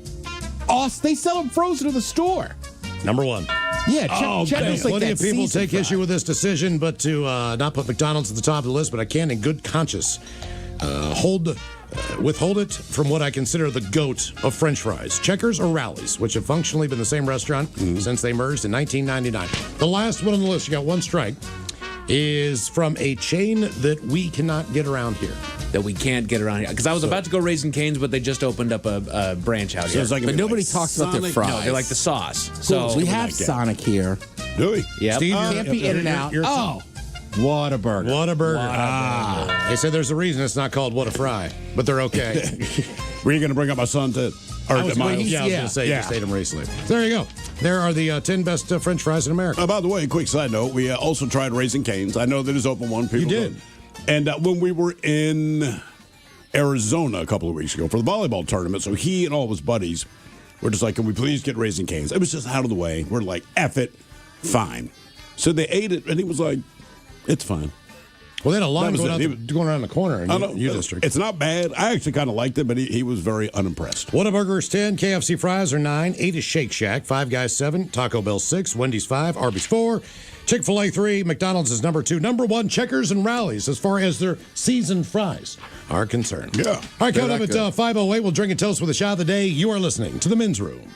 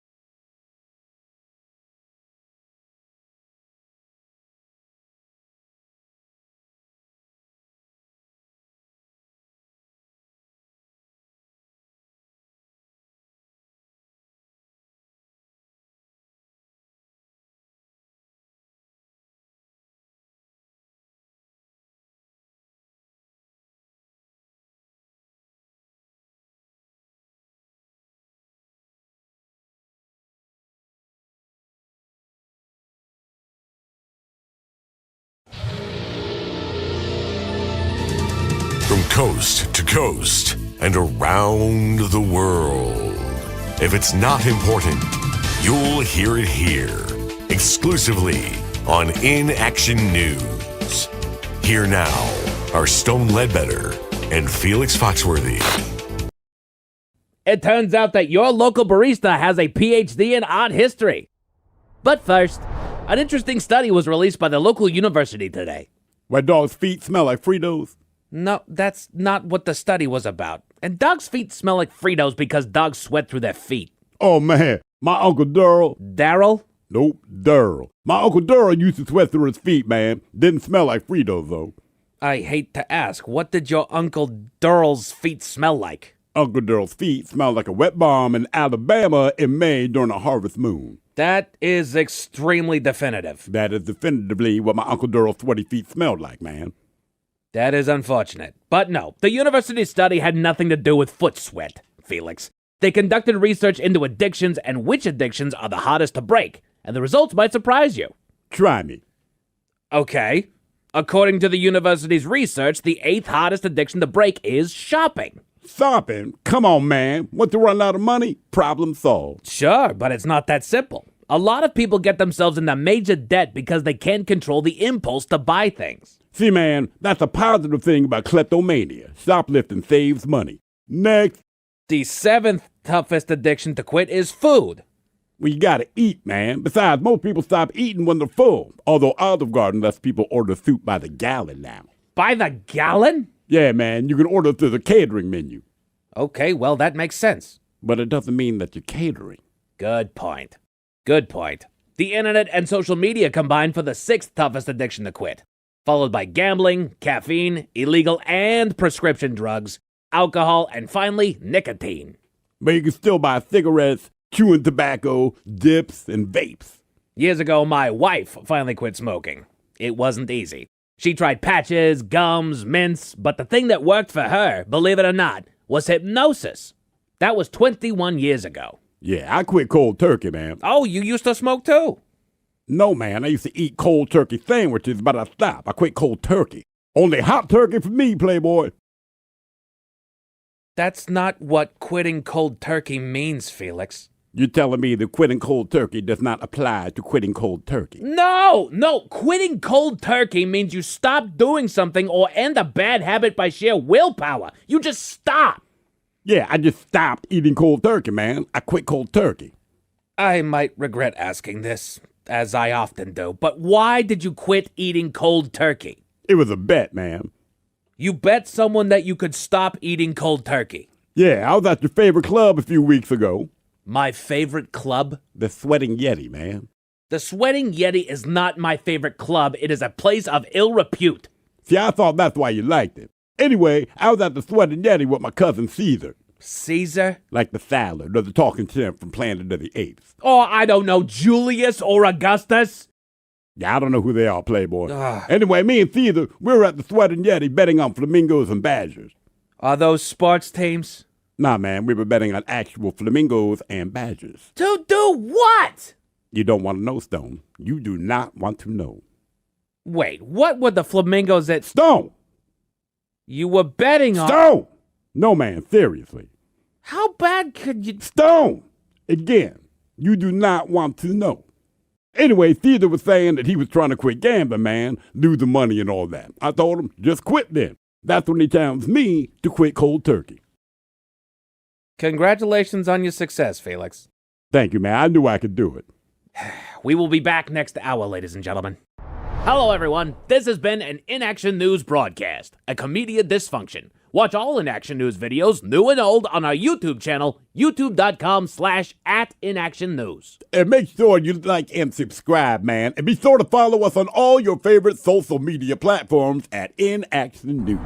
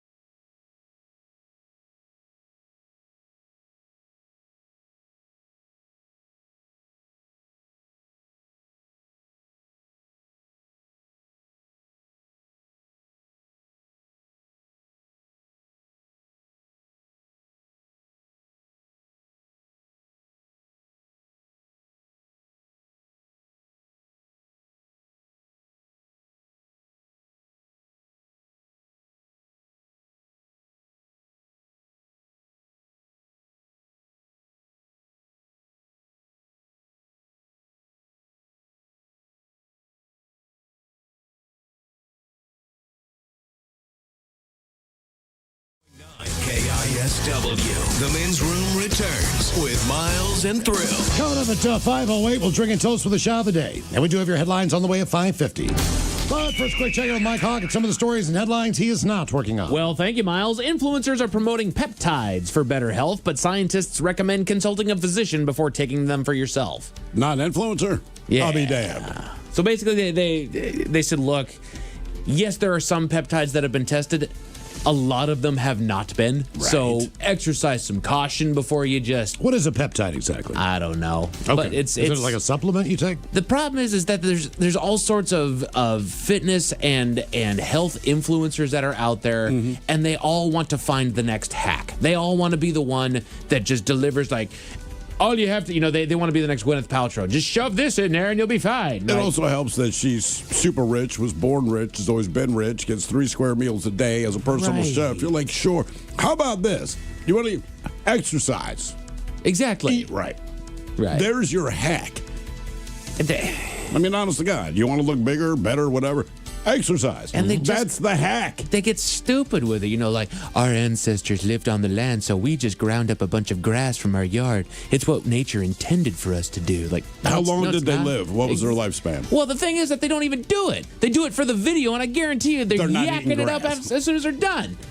Oh, but we're just so natural. Stop it. MIT researchers have successfully 3D printed a working car motor. Huh. Okay. I don't know how I'd feel about that. Hey, did you know that this car has a 3D printed motor? Like, it's gonna melt. If it works. Possibly. I mean, if it works, it works. I mean, they've done what, like a 3D printed heart? Yes. I believe. Yes, they have. I mean, as far as my comfort level, I feel better. I might feel better with that actually in my body because my body's not going to melt it. Right. If nothing else. It's going to be, I'm going to have a weird plastic lump in there. If my body melts it, it's because I'm on fire. I have a different problem. Right. And the thing is that I'm skeptical when it comes to 3D printing things, but I'm willing to see where it goes. It just depends on the materials they use as well. Sure. Right. Did they do it of plastic or did they make it out of metal shavings or something like that? Like I wonder if that's the future of prosthetics. Probably 3D printing these things it's to a where lot faster. Right? Is it more is it more robust? Is it stronger material? Now, granted, stronger material than what they've already got, probably not. But doesn't need to be lightweight, easy to make, easy to manufacture, and probably on the cheap. See, I'm a fan of 3D printing. Yeah. Just if you can make parts or anything like that, right? So I want to say NASA started doing it. Because everything's so specialized, they're not using the Allen wrench from IKEA. Right. Every screw they use it's just not a normal screw, right? So you can have manufacturers that make it that take forever, or a 3D print the parts you need, man, in house. Mad Greek says they have metal 3D printing as well. So in that case, cool. Have at it. I always thought it was just the plastic stuff. So I think most of the stuff that we would buy retail for the average consumer probably plastic. But yeah, I mean that's. Look, apparently man, Boeing does it. Okay. 3D printed food. Right. When's that coming? It's not. They've done it. No kidding. It's exactly what you need to survive. Right. We'll try to make it taste as good as we can, but if you can eat this thing, like every vitamin, nutrient, all this crap, it's all in there. All right. There's been a sighting in Texas of a cat called the Jaguarundi. It's a Jaguarundi. It's just a cat. It's a different kind of cat, but it's the first sighting in Texas since 1986. Damn. Okay. They originally thought that they had all gone away. They'd gotten rid of them. They'd hunted them to death or whatever, but they're finally back. How big? I mean, is it the size of a bobcat? Yes, it looks like a bobcat. Okay. Not quite a cougar. Kind of a lynx, maybe. All right. Only without the cool little whisker thingies. That's the only thing that makes a lynx cool. It's just a big fat cat that lives out there. Look at this guy. Put your thinking caps on. Jen's time for the Merriam-Webster word of the day. I give you guys a 90% chance of success on this one. It is a verb brought to you by the letter C. To do this is to reach the end or the final result of something. It's usually complete conclusion. It's usually used with in or with. So to reach the end or the final result of something is to blank with or blank in. Conclude? How about conclusion? How about they gather together to reach the end? Congregate. They all culminate. Culminate. Okay. Culminate. Right. And it culminated with. Yes, yeah, exactly. All right, I see. Researchers are finding evidence that chronic nighttime traffic noise may influence issues with cardiovascular health. Cool. Yeah. That's good news. It's one of those where it's not directly, this noise Right. is screwing up your heart, but it's keeping you up at night. It's making you wake up more, therefore, with less sleep, you don't do near as well. That makes sense. Okay. According to a new study, your career could be costing you sleep, and your heart is paying the price. Once again, we'll go right All back right. into this well. And I feel like that's just getting worse. I feel like the more people that I talk to, and maybe it's because I'm getting older, but the more people that I talk to, it's like the stress level at work just continues to rise. Well, I think a lot of it is, everyone's downsizing, but you still have to have the same amount of productivity. How many people are on our floor today? Is Sarah still here? There's 5 of us, right? Right. Phil might still be here. Phil might. They had it was full back there Full earlier. promo staff earlier Right, so that's today. 5. Just no Kayla. Lazy. Mm-hmm. Slacking. The number 20 program director in alternative radio's back there. Yes, not anymore. She went home early. Oh, did she? Well, probably celebrating. Yeah. Well, Gregor was a 14th rated morning show host in alternative radio. Was it really? Yeah, or just Fantastic. host in general. Oh, gotcha. Which is really cool. We work with some pretty high-end people. But they actually come into work. Yes, they do. One thing that 2 of them have in common: they actually come to work. Ron's over there coming into work. Matt and Gabe, they're just like, we'll go down to the sunshine during the winter. Yeah, we're gonna go do the warm version of the show. Hey, Dave, can we go down to the Arizona branch? Jackasses. It's been scientifically proven that it's never too late to change who you are. All right. They did some study where, and they found that the older you got, the more susceptible you were to changing things about yourself. And it's we're talking like foundational things like I'm into trains now. Like no, you can actually foundationally change who you are, change your behaviors, change things Sure. about yourself. You can, but the problem is, like you said, the older you get. Look, there's 1 of 2 things that seems to happen when you get older. Either you're like, I don't care anymore, or you're like, man, I got this many years left, I should do blank. But what should you do? The Men's Room Top 10. The Men's Room Top 10.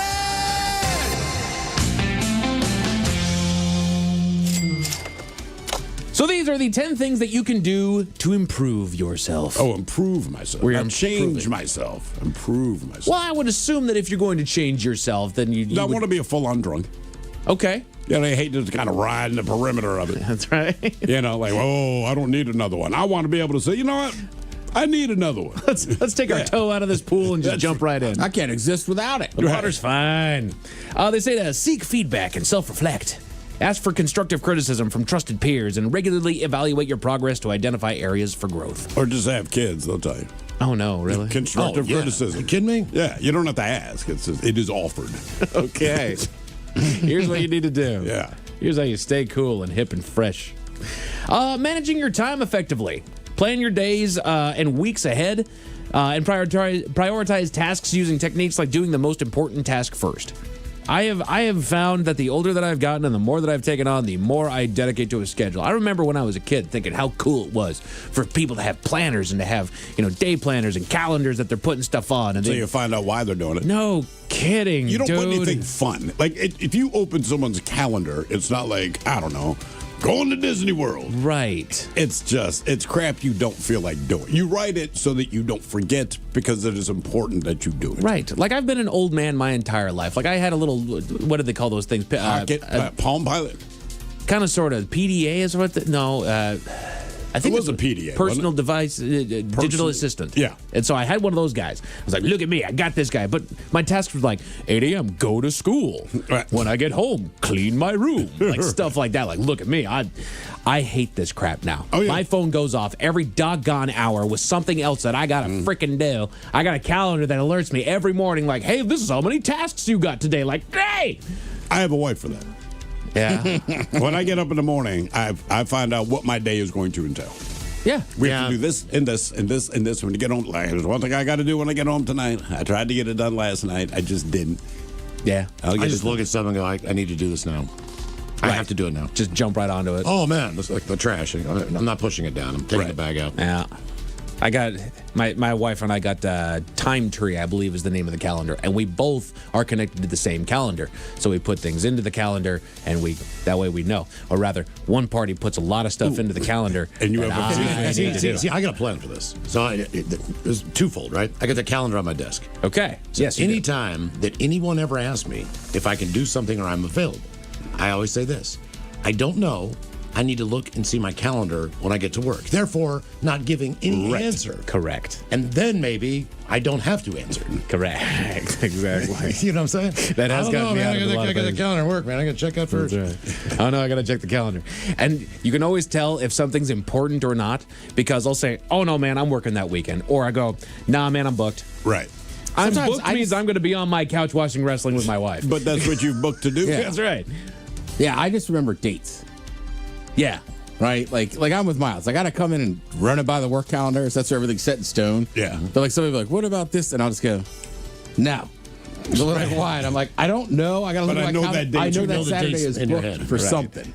Again, these are 10 things that you can do to improve yourself. Prioritize sleep and self-care. Ensure that you're getting enough sleep and taking time to rest, which is essential for cognitive function and emotional well-being. I can't stress that enough. I love my sleep.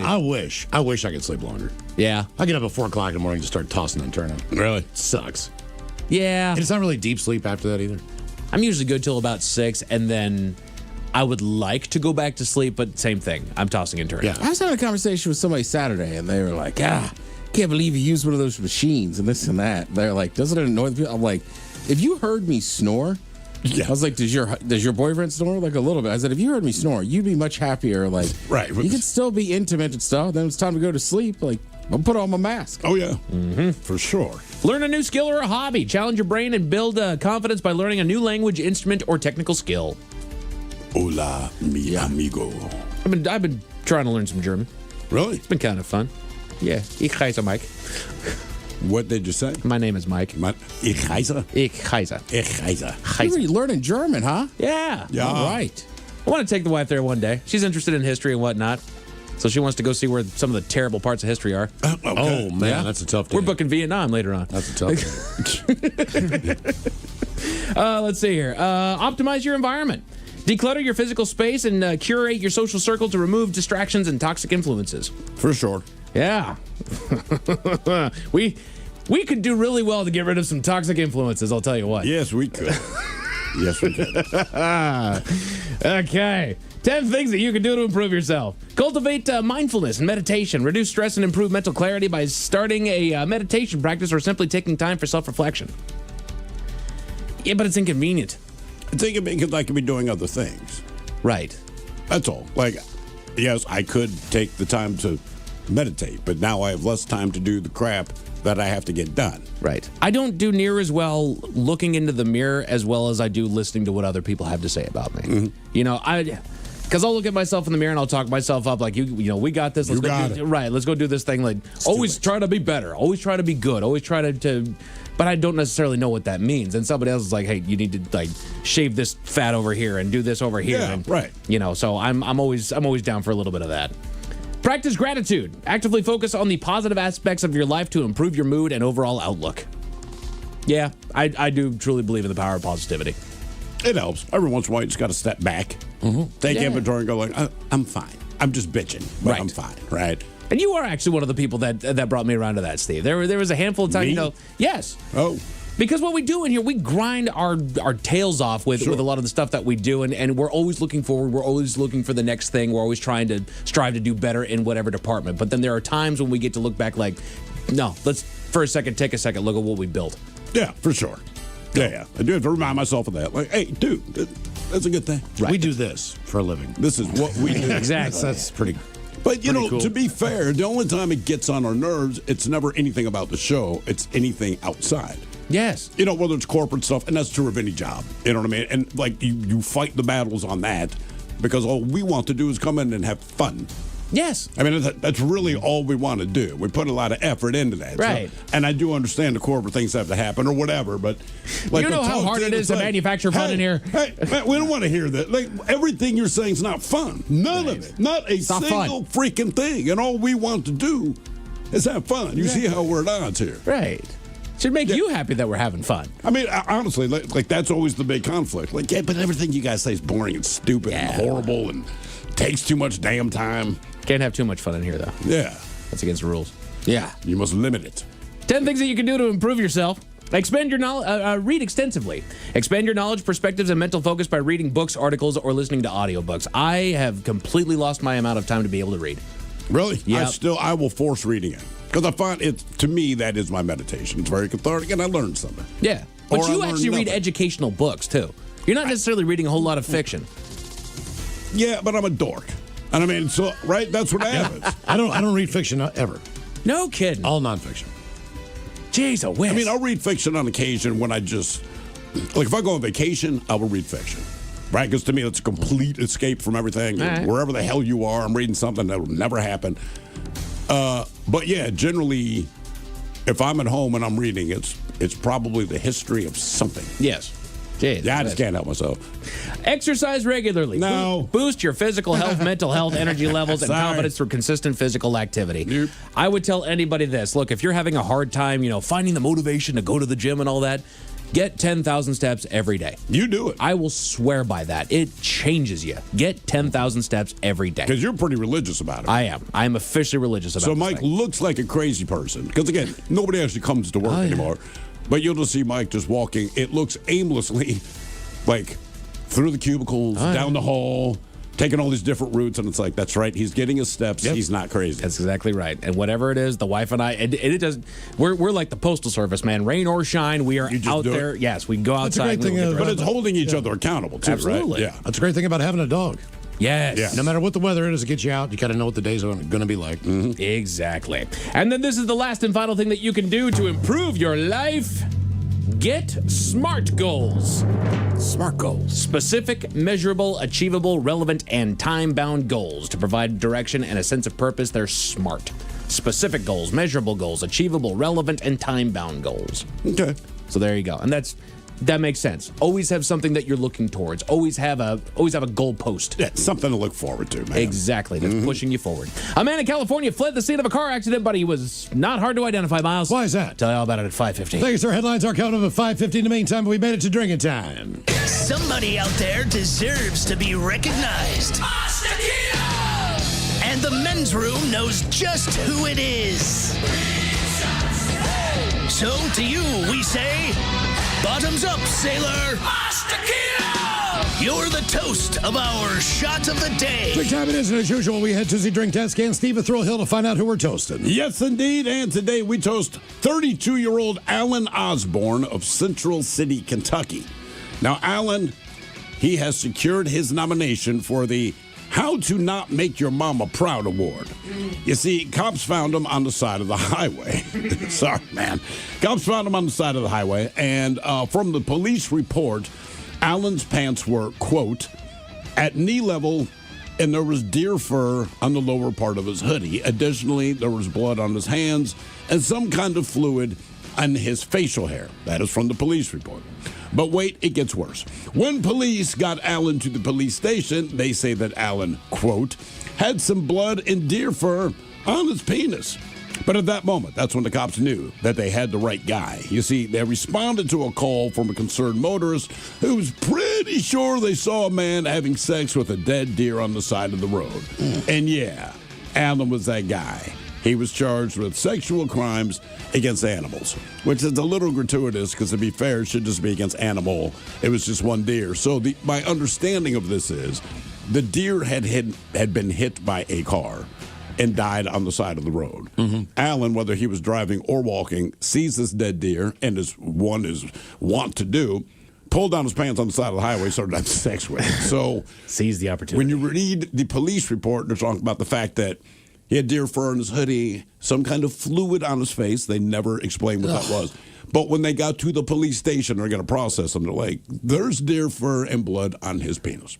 Nice rack. And by the way, we saw his mugshot, and I'm like, I hate to say this, he looks like a guy that would have sex with a dead deer on the side of the highway. He really does. I feel like I would have made him take a shower before I booked him. Brother, see, that's another reason I'm not a cop. You don't see that in, like, any cop show.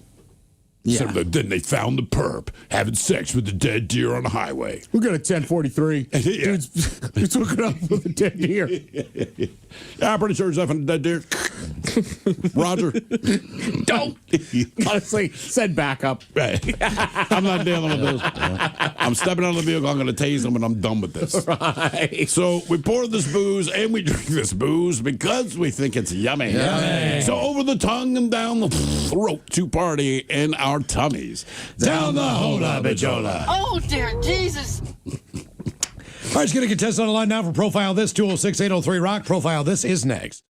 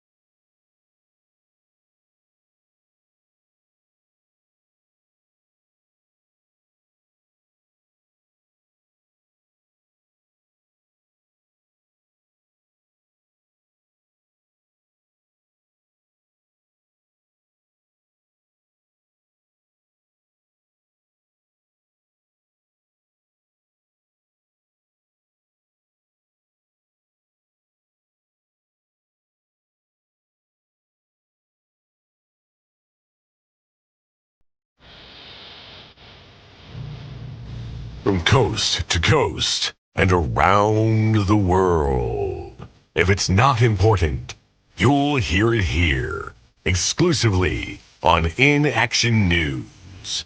Here now are Stone Ledbetter and Felix Foxworthy. It turns out that your local barista has a PhD in art history.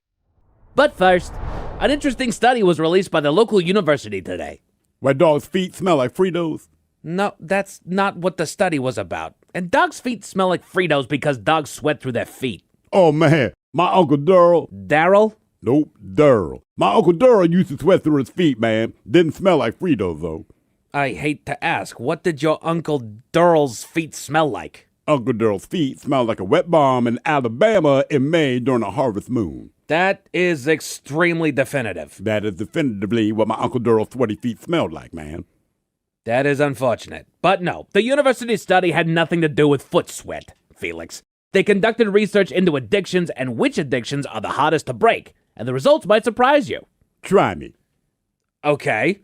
According to the university's research, the 8th hardest addiction to break is shopping. Shopping? Come on, man. Want to run out of money? Problem solved. Sure, but it's not that simple. A lot of people get themselves into major debt because they can't control the impulse to buy things. See, man, that's a positive thing about kleptomania. Shoplifting saves money. Next.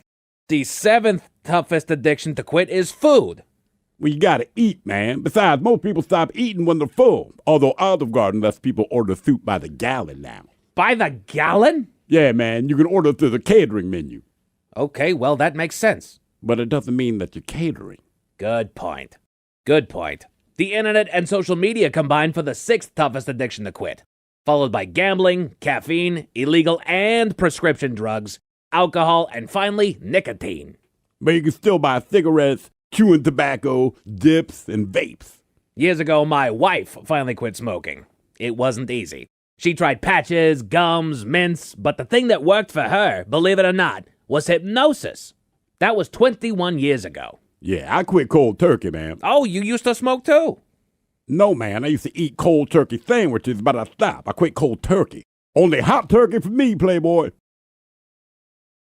That's not what quitting cold turkey means, Felix. You're telling me that quitting cold turkey does not apply to quitting cold turkey? No!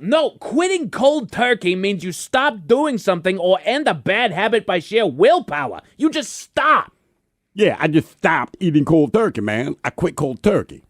I might regret asking this, as I often do, but why did you quit eating cold turkey? It was a bet, man. You bet someone that you could stop eating cold turkey? Yeah, I was at your favorite club a few weeks ago. My favorite club? The Sweating Yeti, man. The Sweating Yeti is not my favorite club. It is a place of ill repute. See, I thought that's why you liked it. Anyway, I was at the Sweating Yeti with my cousin Caesar. Caesar? Like the salad or the talking chimp from Planet of the Apes. Oh, I don't know, Julius or Augustus? Yeah, I don't know who they are, Playboy. Ugh. Anyway, me and Caesar, we're at the Sweating Yeti betting on flamingos and badgers. Are those sports teams? Nah, man, we were betting on actual flamingos and badgers. To do what? You don't want to know, Stone. You do not want to know. Wait, what were the flamingos at... Stone! You were betting on... Stone! No, man, seriously. How bad could you... Stone! Again, you do not want to know. Anyway, Caesar was saying that he was trying to quit gambling, man, lose the money and all that. I told him, just quit then. That's when he challenged me to quit cold turkey. Congratulations on your success, Felix. Thank you, man. I knew I could do it. We will be back next hour, ladies and gentlemen.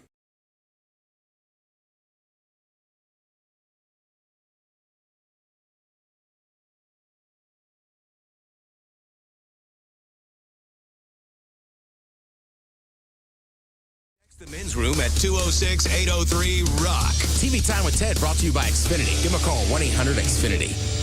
The men's room presents Profile This. And Stephen Throwhill, could you please tell everyone how Profile This is played? Oh, I sure can, Miles. It's a simple game where we share with you a real-life news story. Something that happens right here on planet Earth. Earth. And as you listen to the story, based on the stereotypes you believe to be true of people and the decisions that people make, we'll ask you what it is you think makes the story a story. Now, today, gentlemen, the three of you will be competing against one another. But today, you have your choice of one of three categories. We have Bite Me. In other words, what did someone find in their food? Interior decorating, where you guess the foreign object that ended up on the inside of someone. And finally today, License to Spill, where you guess the substance responsible for creating the mess. Spill.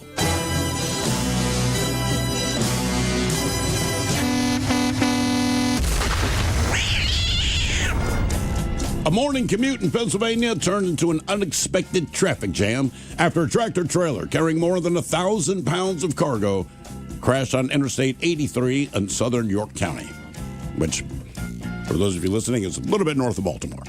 Now, the crash happened shortly after 9 a.m., and it involved a tractor trailer and two other vehicles. 4 people were taken to local hospitals with non-life-threatening injuries. But in addition to the injuries, the crash caused a major traffic disruption in both directions on I-83. According to PennDOT, both northbound lanes and the left-southbound lane all shut down with backup stretching for miles. Over 1,000 pounds of cargo were scattered across the interstate, causing what drivers described as a bizarre and frustrating delay. Now, cleanup efforts, they were still underway by late morning. Officials called in a truck to spread sand across the slick highway, helping prevent further accidents on the greasy pavement. The question is, what spilled out of the truck? Was it frozen hot dogs, molasses, heating oil, or pasta? So frozen hot dogs, molasses, heating oil, or pasta. What spilled out of the trailer and across the highway? Heating oil, what was the last one? Pasta. I think it's molasses. Molasses. Yep. Spilled all over. I'm going to go with frozen hot dogs. Frozen hot dogs. I'll go heating oil. Are hot dogs ever really frozen? Yeah. I don't know. I don't sell them in the frozen food. That's a good point. Not bad. We always froze ours. What's spilled all over the highway there? Frozen hot dogs, molasses, heating oil, or pasta? We'll find out next. That was a tease. You are listening to The Men's Room.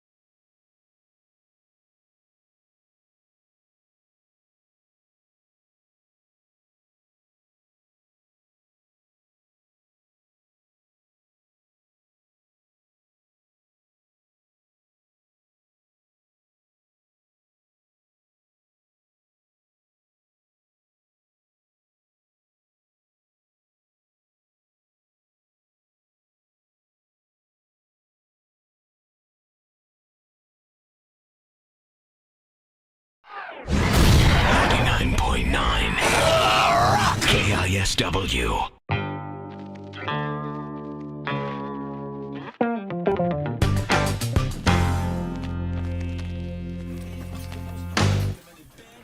I'm having trouble with the spotted dick. Just want to say for the record. See, it has heating instructions. So Ben says we can eat it cold. I say, oh, damn it. I say Ben's wrong. Sorry, Ben.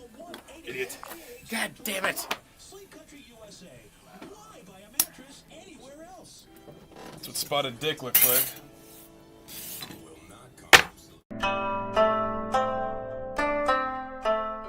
It's not gonna happen. Alright, guys, yeah, careful getting your hands in these cans. No, it's gotta just get. I mean, just get the fork in there, but you will slice yourself up pretty good. Where are we doing this? I don't know. Okay. Doesn't matter, just keep filming. We don't know what the hell's going on today. Where are you doing this? What's your plan, Ben? Come on.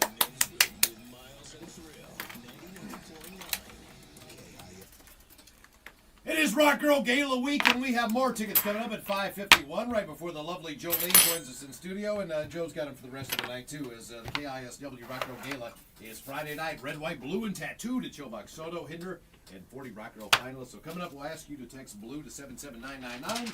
99 texter is in there. All right, before we get to the shot of the day, it is once again time for the return of Stunts on a Dime.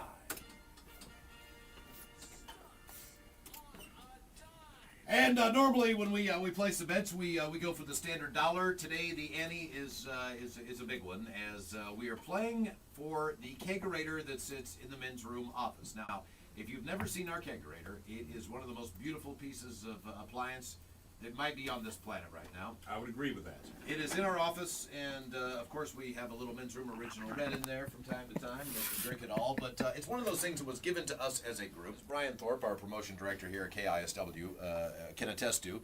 And Brian, you've been in radio for many years. Radio is one of those things, it's kind of like the impending earthquake in Seattle. It's not a matter of how you're going to get fired or whatever. It's just it's just a matter of when. Sure. Yes, I've been fired. You have been fired, Yes. and you know for a fact that eventually, we're going to be asked to leave for some dumb reason, whether it's drinking on the job. We're not going to be asked anything. We're going to be told very clearly. Ratings are in the toilet, So, but either way, one of us is going to have the opportunity to take the kegerator home, which is pretty exciting. So what we're going to do today for Stunts on a Dime is basically eat a can of Spotted Dick. That's right, Spotted Dick. There are 4 Spotted Dicks in this studio right now. Now, we're going to go for exactly 60 seconds. The person who eats the least amount of Spotted Dick is out of contention for the kegerator. Oh. Here it is. This is what it looks like. Oh. It's a Heinz product. It's called Spotted Dick Sponge Pudding. Oh, is this mine? Thanks, Ben. That's your spotted dick head. Made in England, in Haynes, Middlesex. Distributed in U.S. by the British wholesale importers By a in Westlake jackass. Village, California. Just keep it in England, man. We don't need... It does recommend, though, that if you are not delighted with this product, simply contact us, quoting the quality code on the can end, and we'll refund your money for free. Should we call them now? It doesn't smell great. No, it does it's not. called Spotted Dick, man. Any idea that you have? 99.9 KISW. Categories licensed to spill on profilers. The morning commute on PA turned ugly as a semi-crash. Traffic messed up in both directions. Thousands of pounds of cargo were spilled. And you said it was greasy. Question is, was it frozen hot dogs, molasses, heating oil, or pasta? Let us start with D. Ted Smith. Oh. You went with molasses, which makes the most sense, but it's just not the right answer. Miles, you went with heating oil. Yep. Also a solid guess, based on the cleanup that they had to do. And then, Mike, you went with hot dogs, frozen hot dogs. Like Ted pointed out, when are they ever frozen? Come on. When they're on the track. Wow. Huh. It was specifically frozen hot dogs, man. I wonder if they thaw them when they get to the store. Like, well, they put guess. them in a refrigeration unit, but I mean, it's not. Yeah, I don't know. I mean, but they very specifically said frozen hot dogs. I'll be done. Right, because they're already kind of pre-cooked or whatever, right? Yeah. Why would you just go out and pick up a couple packets? I mean, it's sealed. If it's still in the package, it's yeah, I would frozen. have. I mean, I'll help you pick it up. I'm going to take some home. How long would you eat a hot dog after you cooked it? Not that long. Depend. If I put it on the grill, probably longer than if I just like boiled it or something. All right. Boiled. Why do you ask? I made 4 hot dogs last Sunday, and then I had 2 in there. And Saturday, I was like, it's been almost a week. I'm gonna throw these out. Oh God, no! I would not eat it then, man. I might have hot dogs tonight. What the hell? Now, for all TV news all the time, it's time for TV Time with T. And now, because your pathetic life is confined to countless hours in front of a talking box, the Men's Room presents TV Time with Ted. All right. First thing I'm going to start talking about today. Did anybody else get up yesterday morning, 5 a.m., USA versus Canada gold medal game? Yeah, baby. I got up at 6. Oh, did you? But I didn't watch it. Well, I was up. That's right. You were on a plane, right? I forgot it was on. Did you really? Yeah, I just went up and got breakfast and went and played golf. I watched it at Elmer's in Tacoma. I watched the overtime. I mean, hell, I got there at, 7:30. And that was right when they went to overtime. I saw none of it, no. You didn't watch any of it? I did not. I was very excited. There were some small bets out there if I'd actually get up to watch it, because I had been at an event the night before. And I was like, don't worry. Weren't they supposed to get their ass kicked? I mean, wasn't that the idea? I wouldn't say they're supposed to get their ass kicked. Canada was clearly favorite. We haven't beat them in, 45 years, 46 years? We haven't won a gold medal game, or gold medal. We had lost to them in 2010, which was painful. Then last year we had the Four Nations tournament, which we lost to them again, which was kind of painful. So I mean, it was a long time coming. So I think we'll start with Al Michaels from 1980. Well, we'll just start with the setup and the actual game winning. 46 years ago today in Lake Placid, the Miracle on Ice. And the United States team with an opportunity here in Milan to win the gold medal for the first time since. And this game will head to sudden death overtime. Puck lines up behind the net. Watch across it comes. Jeff Hughes wins it. The golden goal for the United States to defeat Canada for the first time since the 1980 Miracle. The United States takes the gold. Which is just awesome. Yeah, it's great. It's almost like they just replicated what the women did. Yeah, well, the American women win more often. Yes, but obviously there's just not as many good women's programs, so it's a little bit tougher. Right. But the United States hockey, I mean, our hockey program's great. They've been doing a lot of stuff, but, Canada invented the sport. Canada's Canada. Canada's very good at it. I always joke around that none of obviously the roster of the Florida Panthers is made up of a lot of Canadians. Yeah. But it's still kind of funny that none of the Canadian teams can just win a Stanley Cup. Yeah. So, and Canadians, they take pride in their hockey, right? There's a lot of things you'll never take from. It's just like, oh, it's ours now. Did Russia just suck this year? Don't they typically have a pretty good team? I don't know that Russia was involved because of Ukraine stuff. Oh, right. So they might not have been there. But yeah, traditionally, Russia's always going to be good. Finland. Like getting those, Sweden's usually really good. Yeah. So all those things, right? So I mean, that's what I'm saying. Like we've had good teams, but Canada is just they're that good. They're that good, and they have the best players. So right, it wasn't like they were supposed to kick our butt, but they were definitely favorite. And then here's some audio with Jack Hughes, who scores the final goal, and just talking about being American. This is all about our country right now. I love the USA. I love my teammates. It's unbelievable. The USA Hockey Brotherhood is so strong. I'm so proud to be American today. Unbelievable game by Hellebuck. He was our best player tonight by a mile. Unreal game by our team. Just a ballsy, gutsy win. That's American hockey right there. That's a great Canadian team, but we're USA. We're so proud to be Americans. Tonight was all for the country.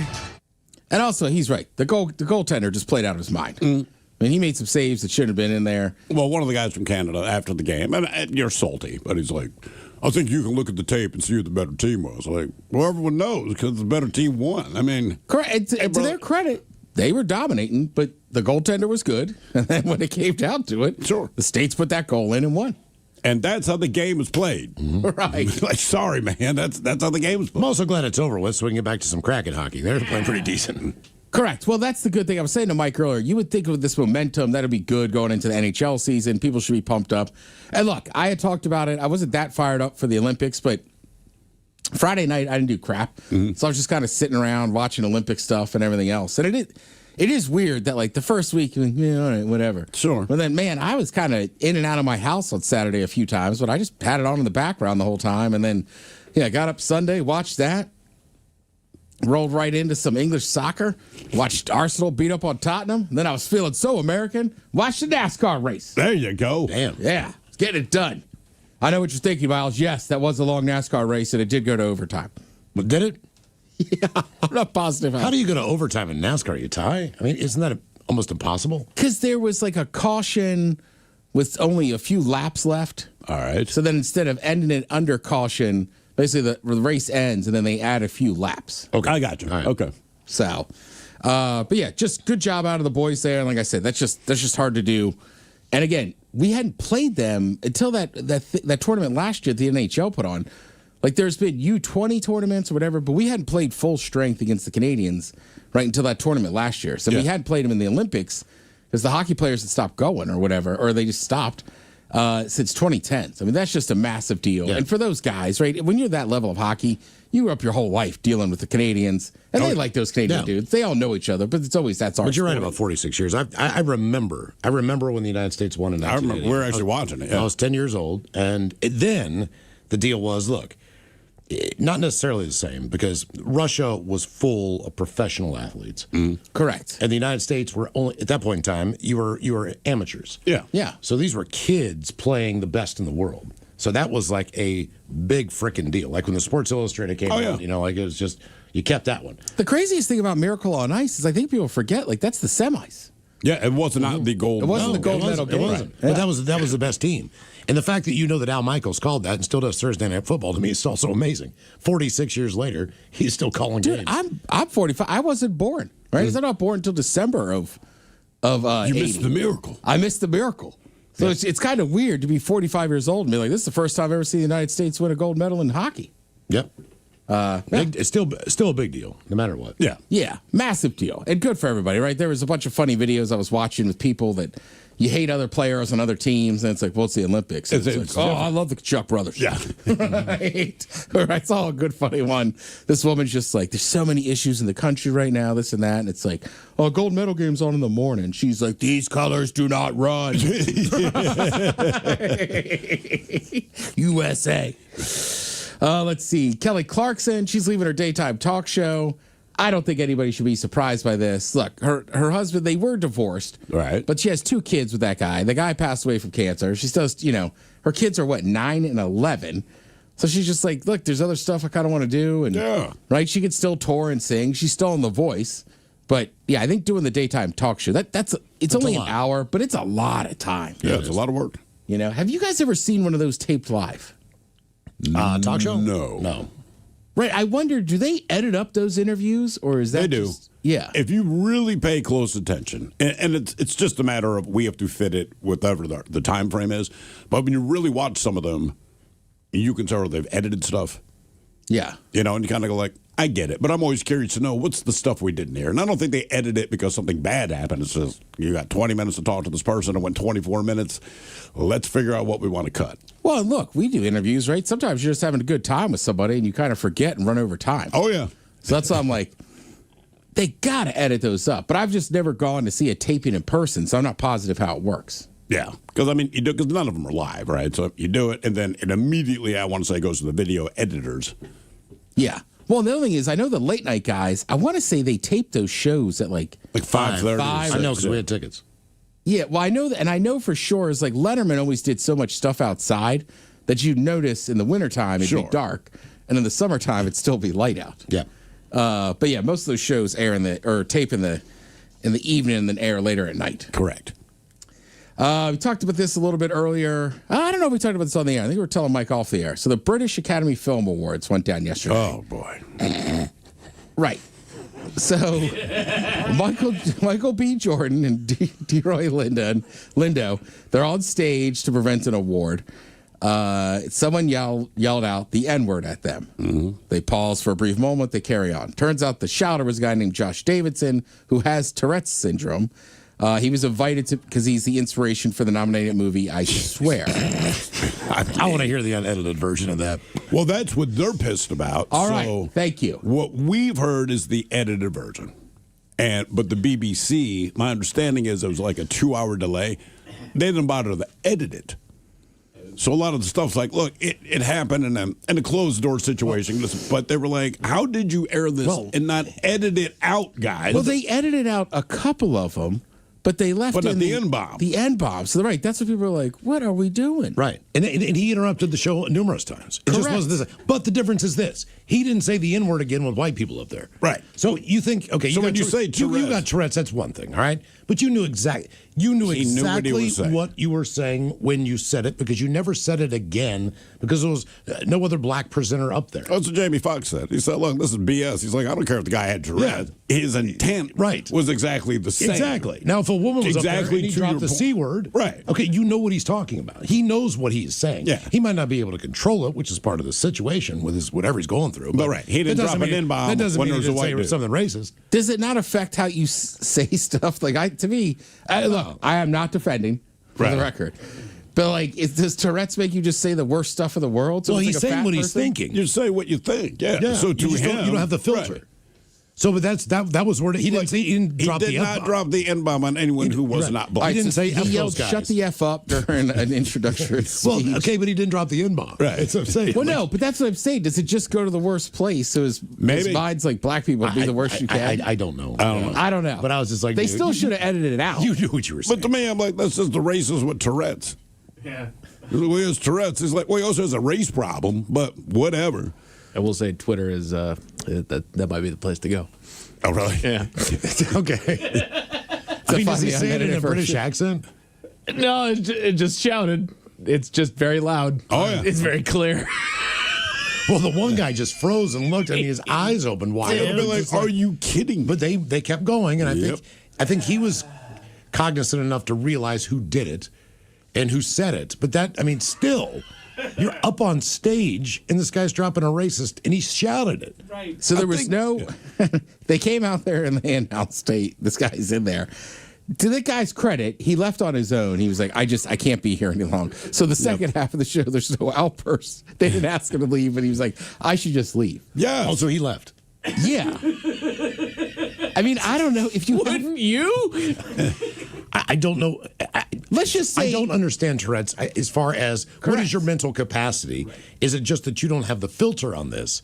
It's or just the filter. are you cognizant? Or are you conscious of what you said? Oh Yeah. You know. Yes. But what That's if what I'm saying. That's what I'm saying. Like, Yeah, right. what if he's just This sitting there and racist like, I ass can't who believe I happens just to yelled have Tourette's. Yes, N-word at exactly. these people. Like, he did not Actually- mean to say it out loud.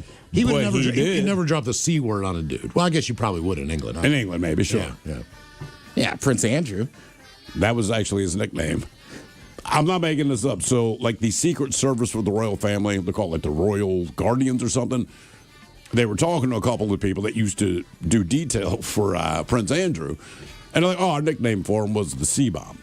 And they're like, why? And they're like, because he annoyed every freaking person he was around. He was just a horrible human being. We knew it, so that's what they called him. We're talking about Kelly Clarkson earlier. The Voice is back tonight, 9 p.m. on NBC. 29th season premiere. Adam Levine, Kelly Clarkson, John Legend. Thank you, Tim. We appreciate it. You're listening to the Men's Room.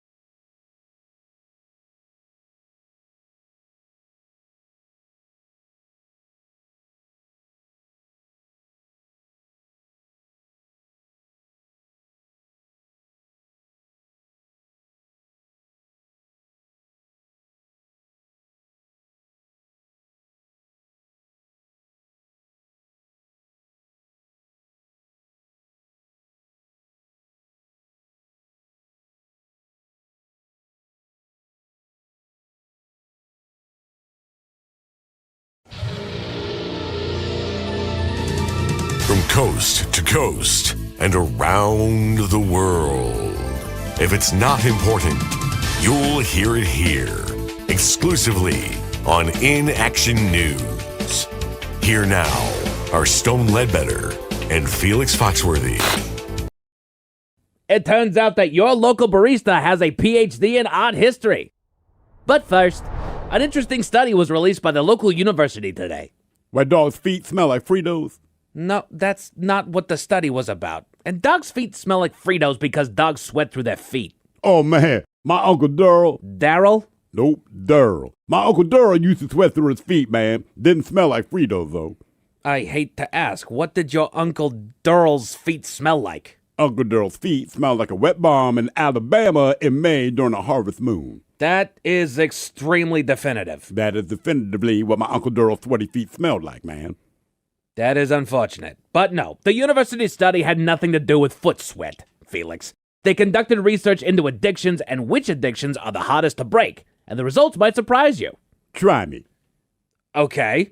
According to the university's research, the 8th hardest addiction to break is shopping. Shopping? Come on, man. Want to run out of money? Problem solved. Sure, but it's not that simple. A lot of people get themselves into major debt because they can't control the impulse to buy things. See, man, that's a positive thing about kleptomania. Shoplifting saves money. Next. The 7th toughest addiction to quit is food. Well, you gotta eat, man. Besides, most people stop eating when they're full. Although Olive Garden lets people order soup by the gallon now. By the gallon? Yeah, man, you can order through the catering menu. Okay, well, that makes sense. But it doesn't mean that you're catering. Good point. Good point. The internet and social media combine for the 6th toughest addiction to quit, followed by gambling, caffeine, illegal and prescription drugs, alcohol, and finally, nicotine. But you can still buy cigarettes, chewing tobacco, dips, and vapes. Years ago, my wife finally quit smoking. It wasn't easy. She tried patches, gums, mints, but the thing that worked for her, believe it or not, was hypnosis. That was 21 years ago. Yeah, I quit cold turkey, man. Oh, you used to smoke too?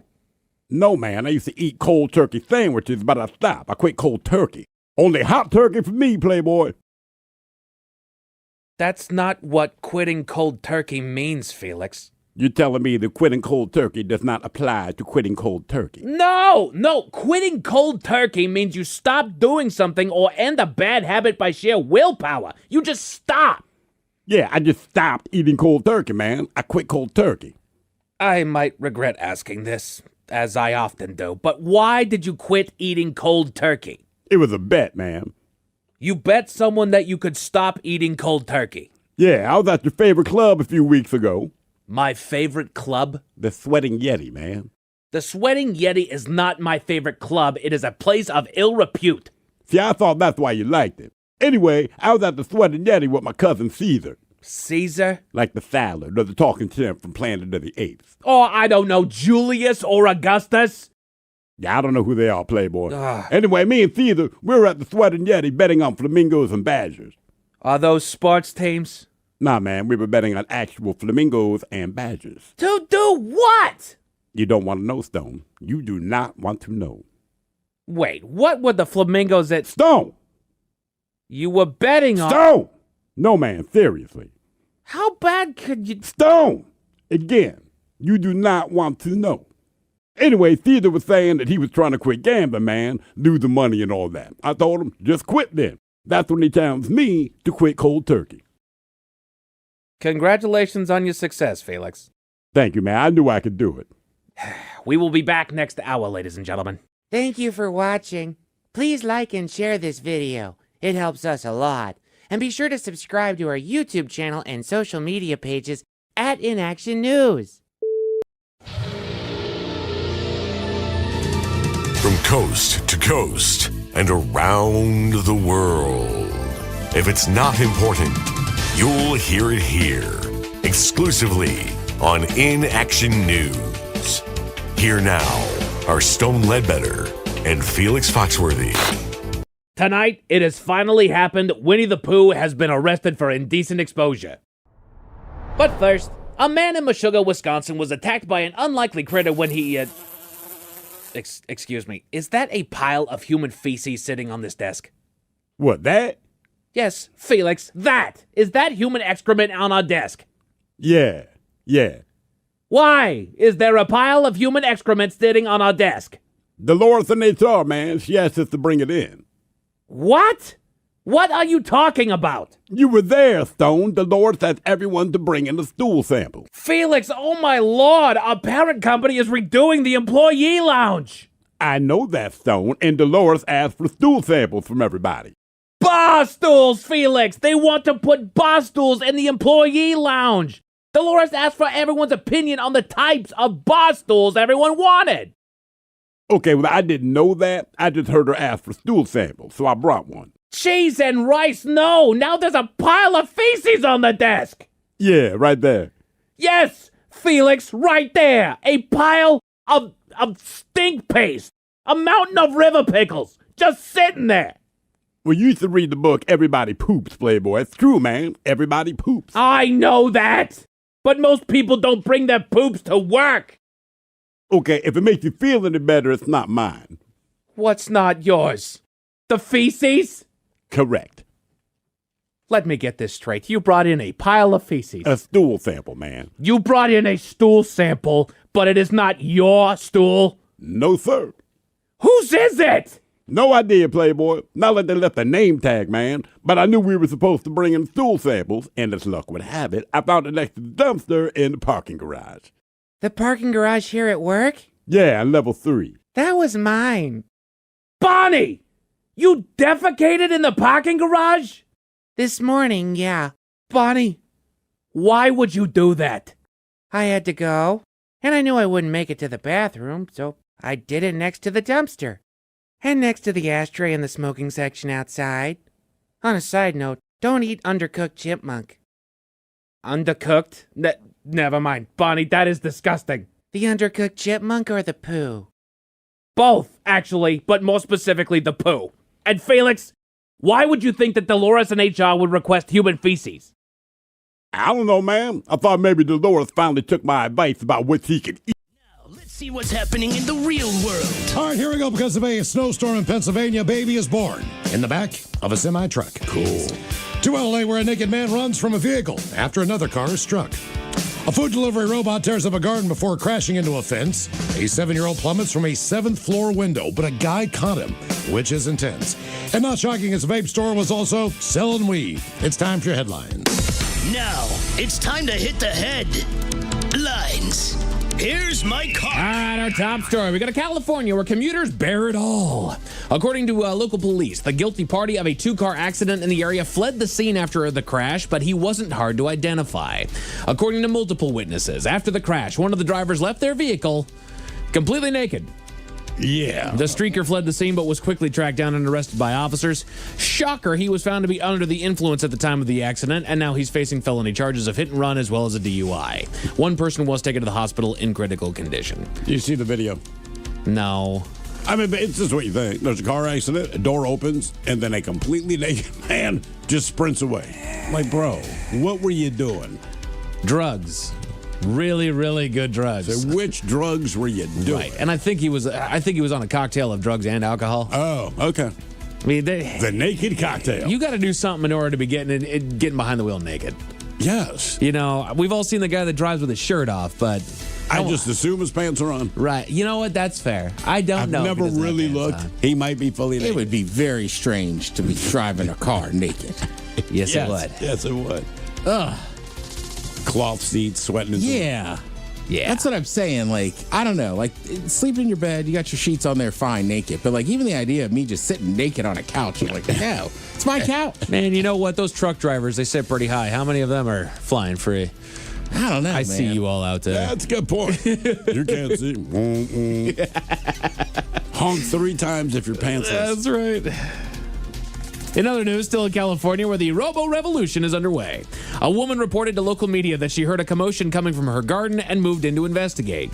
What she found was a Coco food delivery robot that had gone rogue and decided to cut through her property to make its delivery. While on its rampage, it bulldozed through a fence and drug it through her garden, uprooting several plants as it made its way through.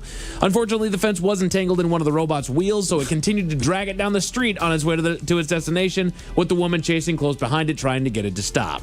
She's even told how she tried to stand in the robot's path to make it stop, but only to have it navigate around her, soldiering on to make its delivery. She reached out to Coco and is being reimbursed for the damages. I have not heard of this company, Coco. Me neither. I guess it's a California thing or whatever. But I just like the fact that I will complete my delivery. It went into your garden, it tore down your fence, but it won't run over you. Right. It just goes around you like, sorry, human. Right. I have a mission. And she didn't even order the food. Right. How far will it go to complete it, though? This woman will not stay out of my way. A vape shop in Pennsylvania has been busted for staying a little too true to their name. 2 branches of a store by the name of Herbal Haven have been busted selling a little something extra on the side. Informants reached out to detectives turning over more than 30 pounds of marijuana that they had purchased from the owner of the Herbal Haven shops. Their investigation found that he used the Telegram app to set up deals with customers where he would drop off marijuana deliveries to different locations after he received cash in an envelope. He and an associate have been arrested and are facing some serious charges. You got to figure out a lot of that's going on. Just because, like, look, you can drive to New Jersey. Right. You could drive to New York. Right. You're in Pennsylvania. Yeah, you could drive within a day. Right. Just go pick it up, drive back. Yep. I feel like there's a handful of those shops where it's like, Yeah. you know, I'm sure if I talk to the guy who's running this counter, he'd Maryland has legal weed now, too. Of course. Yeah. I mean, if you're in Pennsylvania, make a New Jersey run or make a New York run. I mean, just personally for yourself, not to sell it, but just like, hey, I need some weed. Right, it's close enough. I'm going to go get it. Exactly. I'm going to spend a day, maybe spend the night there, check out, whatever. That's why there's crazy patrols on I-90 after you cross the border into Idaho. Like, they know what you're doing. Make a weekend of it. More out of Pennsylvania, a tractor trailer became the scene of a very different kind of delivery after nature took its course. While making a routine stop during a snowstorm, a truck driver and his wife found themselves rushing to the hospital after she went into labor a month early. He attempted to drive his way to the hospital via the turnpike, but was turned around by officers who had closed the road due to inclement weather. It was actually snowing so hard that they couldn't take the New Jersey Turnpike.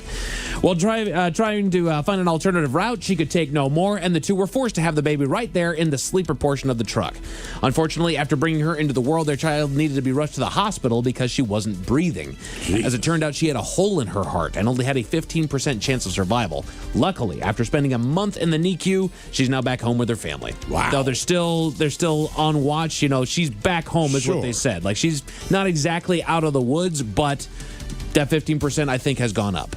Damn. So that is crazy. No kidding, man. Hey, just tie her in the back, baby.